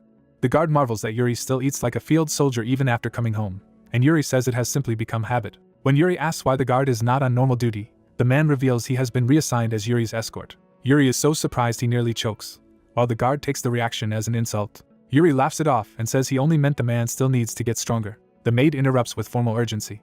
She tells Yuri it is time to receive his guests, and he complains that nobles only see him as a useful connection. She insists he at least review the registry because the visitors are all high-ranking figures. Yuri unrolls the list. One name or detail on it immediately catches his attention. He abruptly stands and tells the maid to come with him instead. He explains that an especially important guest is arriving today, a soldier from the Allied forces. At the gate, a hooded man desperately begs to see Prince Yuri at once. The guard tries to keep order, but the visitor insists there is no time. He reveals that Sir Raymond has been imprisoned and must be saved immediately. The urgency hangs over the palace as the day brightens. In the city, the hooded messenger is beaten down by a noble in red while others look on. The noble treats him like vermin and tells him to stop bothering him. He demands to know whether the messenger really thought he could refuse an order to surrender his place in line. The battered man insists he also needs to see Prince Yuri. The noble answers with another kick, saying that is none of his concern. He rants that a commoner has no right to stand beside him or act above his station. Even after venting, his anger only grows. The messenger spits back that this arrogant third prince is no different from the rest and mocks the idea that Yuri is a war hero. He goes further, claiming Yuri's reputation must be a lie. The noble sneers that Yuri probably exploited his subordinates and stole their achievements. That accusation finally gives the noble pause when the messenger reacts with genuine fury rather than fear. The messenger warns that if Yuri is insulted again, he will stop holding back. The noble cannot make sense of such loyalty from a beaten commoner. He grabs the man and demands to know what connection he has to Yuri. Before his men can seize the messenger, a new voice answers that the bond goes beyond family. The noble turns toward the interruption. Yuri explains that surviving war together and sharing joy and grief creates a deeper tie. He names that bond comrades in arms, and the messenger recognizes him at once. Yuri greets the injured veteran by name, calling him Fides. The noble and his followers go pale as they realize whom they have provoked. Yuri tells Fides he came personally to bring him in. Once Fides is safe, Yuri notes how badly he has been beaten. In a private room, Yuri asks why Fides endured the abuse instead of using what he learned in the Allied forces, though Fides points out that striking a noble openly would be a serious crime. Yuri bluntly replies that then he should have beaten the man in secret and escaped, exactly as he was taught. After the joke lands, Yuri asks what could have driven Fides all the way to the royal castle. Fides reminds him of the Allied Forces Veteran Association that Yuri himself established after the war. He says Yuri arranged compensation for all who fought, regardless of status, and gave extra help to families left in hardship. Because of that, many soldiers and bereaved families found real relief. That memory leads into the true problem. Powerful lords have begun circling the fund like vultures over treasure. Fides explains that those lords are now taxing the compensation money. They claim the payments come from an unclear source and are seizing more than half, acting in collusion with one another. Yuri lets out a cold laugh and reveals that the compensation fund was actually his own money, sent anonymously after he made a fortune through the Elaine Merchant Guild. He had hidden the source because openly flaunting the third prince's wealth would have caused trouble. Now he understands that the nobles are exploiting that secrecy as a pretext. Yuri decides he has one matter to settle before leaving for the Empire. Fides says there is still another urgent issue. When Yuri asks what it is, Fides points to the worst hit territory. He explains that Sir Raymond was imprisoned there while protesting the local lord's abuses. Yuri's expression hardens at once as the name connects to a larger threat. He asks whether the lord responsible is Yuges. Yuri admits he has unfinished history with the Lord of Yuges and prepares to face that past directly. He recalls Duke Jernard Jetari as a traitor from his previous life who blocked his plans before, making this return to Yuges personal as well as urgent. Even so, he sets out immediately. When Aina asks why he must leave so soon after arriving, Yuri makes clear there is no time to waste. He gently explains that the faster he handles this matter, the better the outcome will be.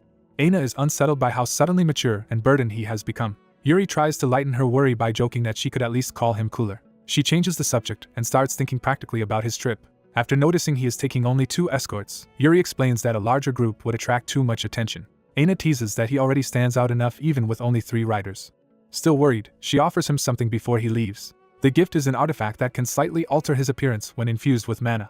Yuri gratefully accepts the artifact from Aina. With preparations finished, he mounts up to depart. He rides out with his 2 men and leaves the estate behind. Aina watches him go with quiet affection and concern. Left behind on the road, she can only pray that he returns safely. The 3 riders press on at speed through the forested route. When one escort questions taking the mountain path, Yuri insists they need the fastest road because Sir Raymond has been imprisoned. As the escort worries about an attack, Yuri bluntly reminds his men that dealing with danger is exactly why they are there. Another escort tries to argue for caution, but the conversation is cut off. The blonde knight, Lauron, dryly frames Yuri's recklessness as part of some grand plan rather than trying to stop him. His exaggerated praise makes it obvious he is teasing Yuri's impulsive excuse for choosing the scenic but dangerous route. The warning proves justified when hidden archers prepare an ambush above the trail. Arrows are loosed toward the riders. Yuri reacts instantly, twisting in the saddle as the attack begins. He draws his sword in one smooth motion before the arrows can reach him. Without even dismounting, he cuts through the incoming shots. Seeing the ambush unfold exactly as predicted, Yuri notes the irony with calm amusement. The attackers reveal themselves, and Yuri identifies them simply as bandits. The 3 riders halt and face the men blocking the road. The bandit leader demands payment for crossing what he calls their territory. He mocks Yuri as a pampered young master traveling with only 2 servants and assumes the group will be easy prey. That insult makes Yuri's escorts bristle more than the threat itself. They are offended at being dismissed as servants rather than dangerous fighters. The leader laughs off the idea that only 2 retainers could challenge his whole group and orders them to surrender their valuables. Yuri's mood shifts from playful to cold as the insult and extortion finally irritate him. He orders Lauron to put the bandits down, and Lauron charges at once. The bandit leader realizes too late that the blonde man is no mere attendant but a trained knight. Lauron slips past the leader's first attack with practiced precision. He uses footwork and timing rather than brute force to seize control of the exchange. Then he counters with a clean, explosive strike. Yuri immediately recognizes that level of swordsmanship as the product of real battlefield experience, not simple banditry. Jared voices the same conclusion, noting that the enemy leader's fundamentals are solid. As Lauron keeps pressing, Yuri judges that the man fights like a proper knight who has seen actual combat. That realization makes Yuri suspect these supposed bandits are something else entirely. Lauron lands another sharp blow and draws blood. The leader is driven back under Lauron's relentless offense. Wounded and rattled, the older man can no longer maintain his swagger. Lauron raises his blade to finish the fight. Before the killing blow falls, the leader desperately calls for him to stop. Yuri intervenes and says there is no need to continue, because he has already guessed who these men really are. He points to the scar on the leader's chest and identifies him as a veteran of the Allied forces who once fought beside Yuri's father against the orcs. The older man studies Yuri more carefully and begins to understand who stands before him. Yuri reveals himself as the son of Fiori Brial and notes that recognition came late. Dropping the pretense, he demands to know why war veterans have been reduced to robbing travelers. The leader answers with bitter sarcasm, implying Yuri has lived too comfortably to understand their situation. He begins explaining that everything changed after the orc extermination campaign ended and the soldiers returned home with honor and pay. According to the veterans, nobles could not tolerate common-born soldiers gaining status, so they crushed them with taxes, fraud, and false charges. The leader says he spent his life protecting others with a sword, but when his family's survival was threatened, plunder became his only option.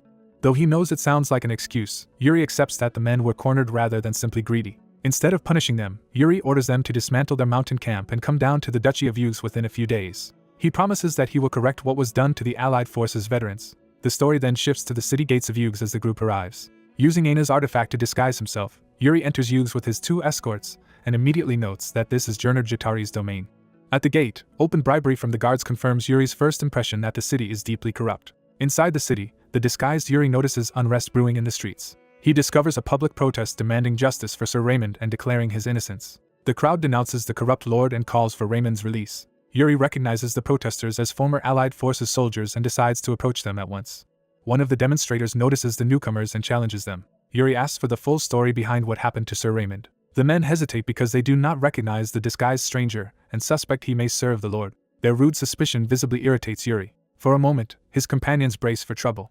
Instead, Yuri reveals that the stranger before them is their prince, shocking the protesters. When they ask when he arrived in Yuges, Yuri answers that he has only just entered the city. The men are relieved that Fides reached him safely, and Yuri brushes aside the awkwardness to get straight to the issue. He tells them to forget formalities and explain the situation clearly. They begin by saying the authorities first seized their funds under the excuse that the money's source was unclear. Even after that, the pressure only worsened until the veterans were treated like criminals. When Sir Raymond stood up to defend them, he was imprisoned for it. Yuri immediately promises help recovering their confiscated money through the Merchant Guild, earning their gratitude. But he remains focused on the deeper question of why Gernard is pursuing this so aggressively. Lauron suggests that someone else may be manipulating events from behind the scenes. Yuri agrees with the suspicion but decides this is not a matter for Lauron to handle. He orders Jared and Lauron to stay with the veterans while he goes elsewhere alone for a moment. Yuri says he already knows exactly who can help him uncover the truth. That lead takes him into the city's poorer night streets, where hunger and hardship are visible everywhere. He heads to Sejong-Ryu, a grand establishment that clearly serves as an information hub as much as a pleasure house.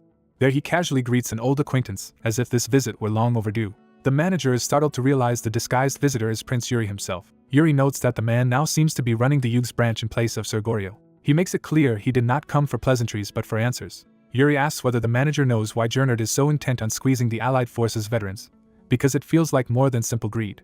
That question makes the manager remember something important. He reveals that not long ago the Lord's closest aide came to Sejong-Ryu with several guests, and demanded a private room with no attendants allowed inside. More troubling still, those secret guests were nobles from the Empire. Yuri presses for when this meeting took place. When the manager says it happened during the chaos surrounding the disbandment of the Allied forces, Yuri realizes the conspiracy runs deeper than local corruption and that the situation has become far more interesting.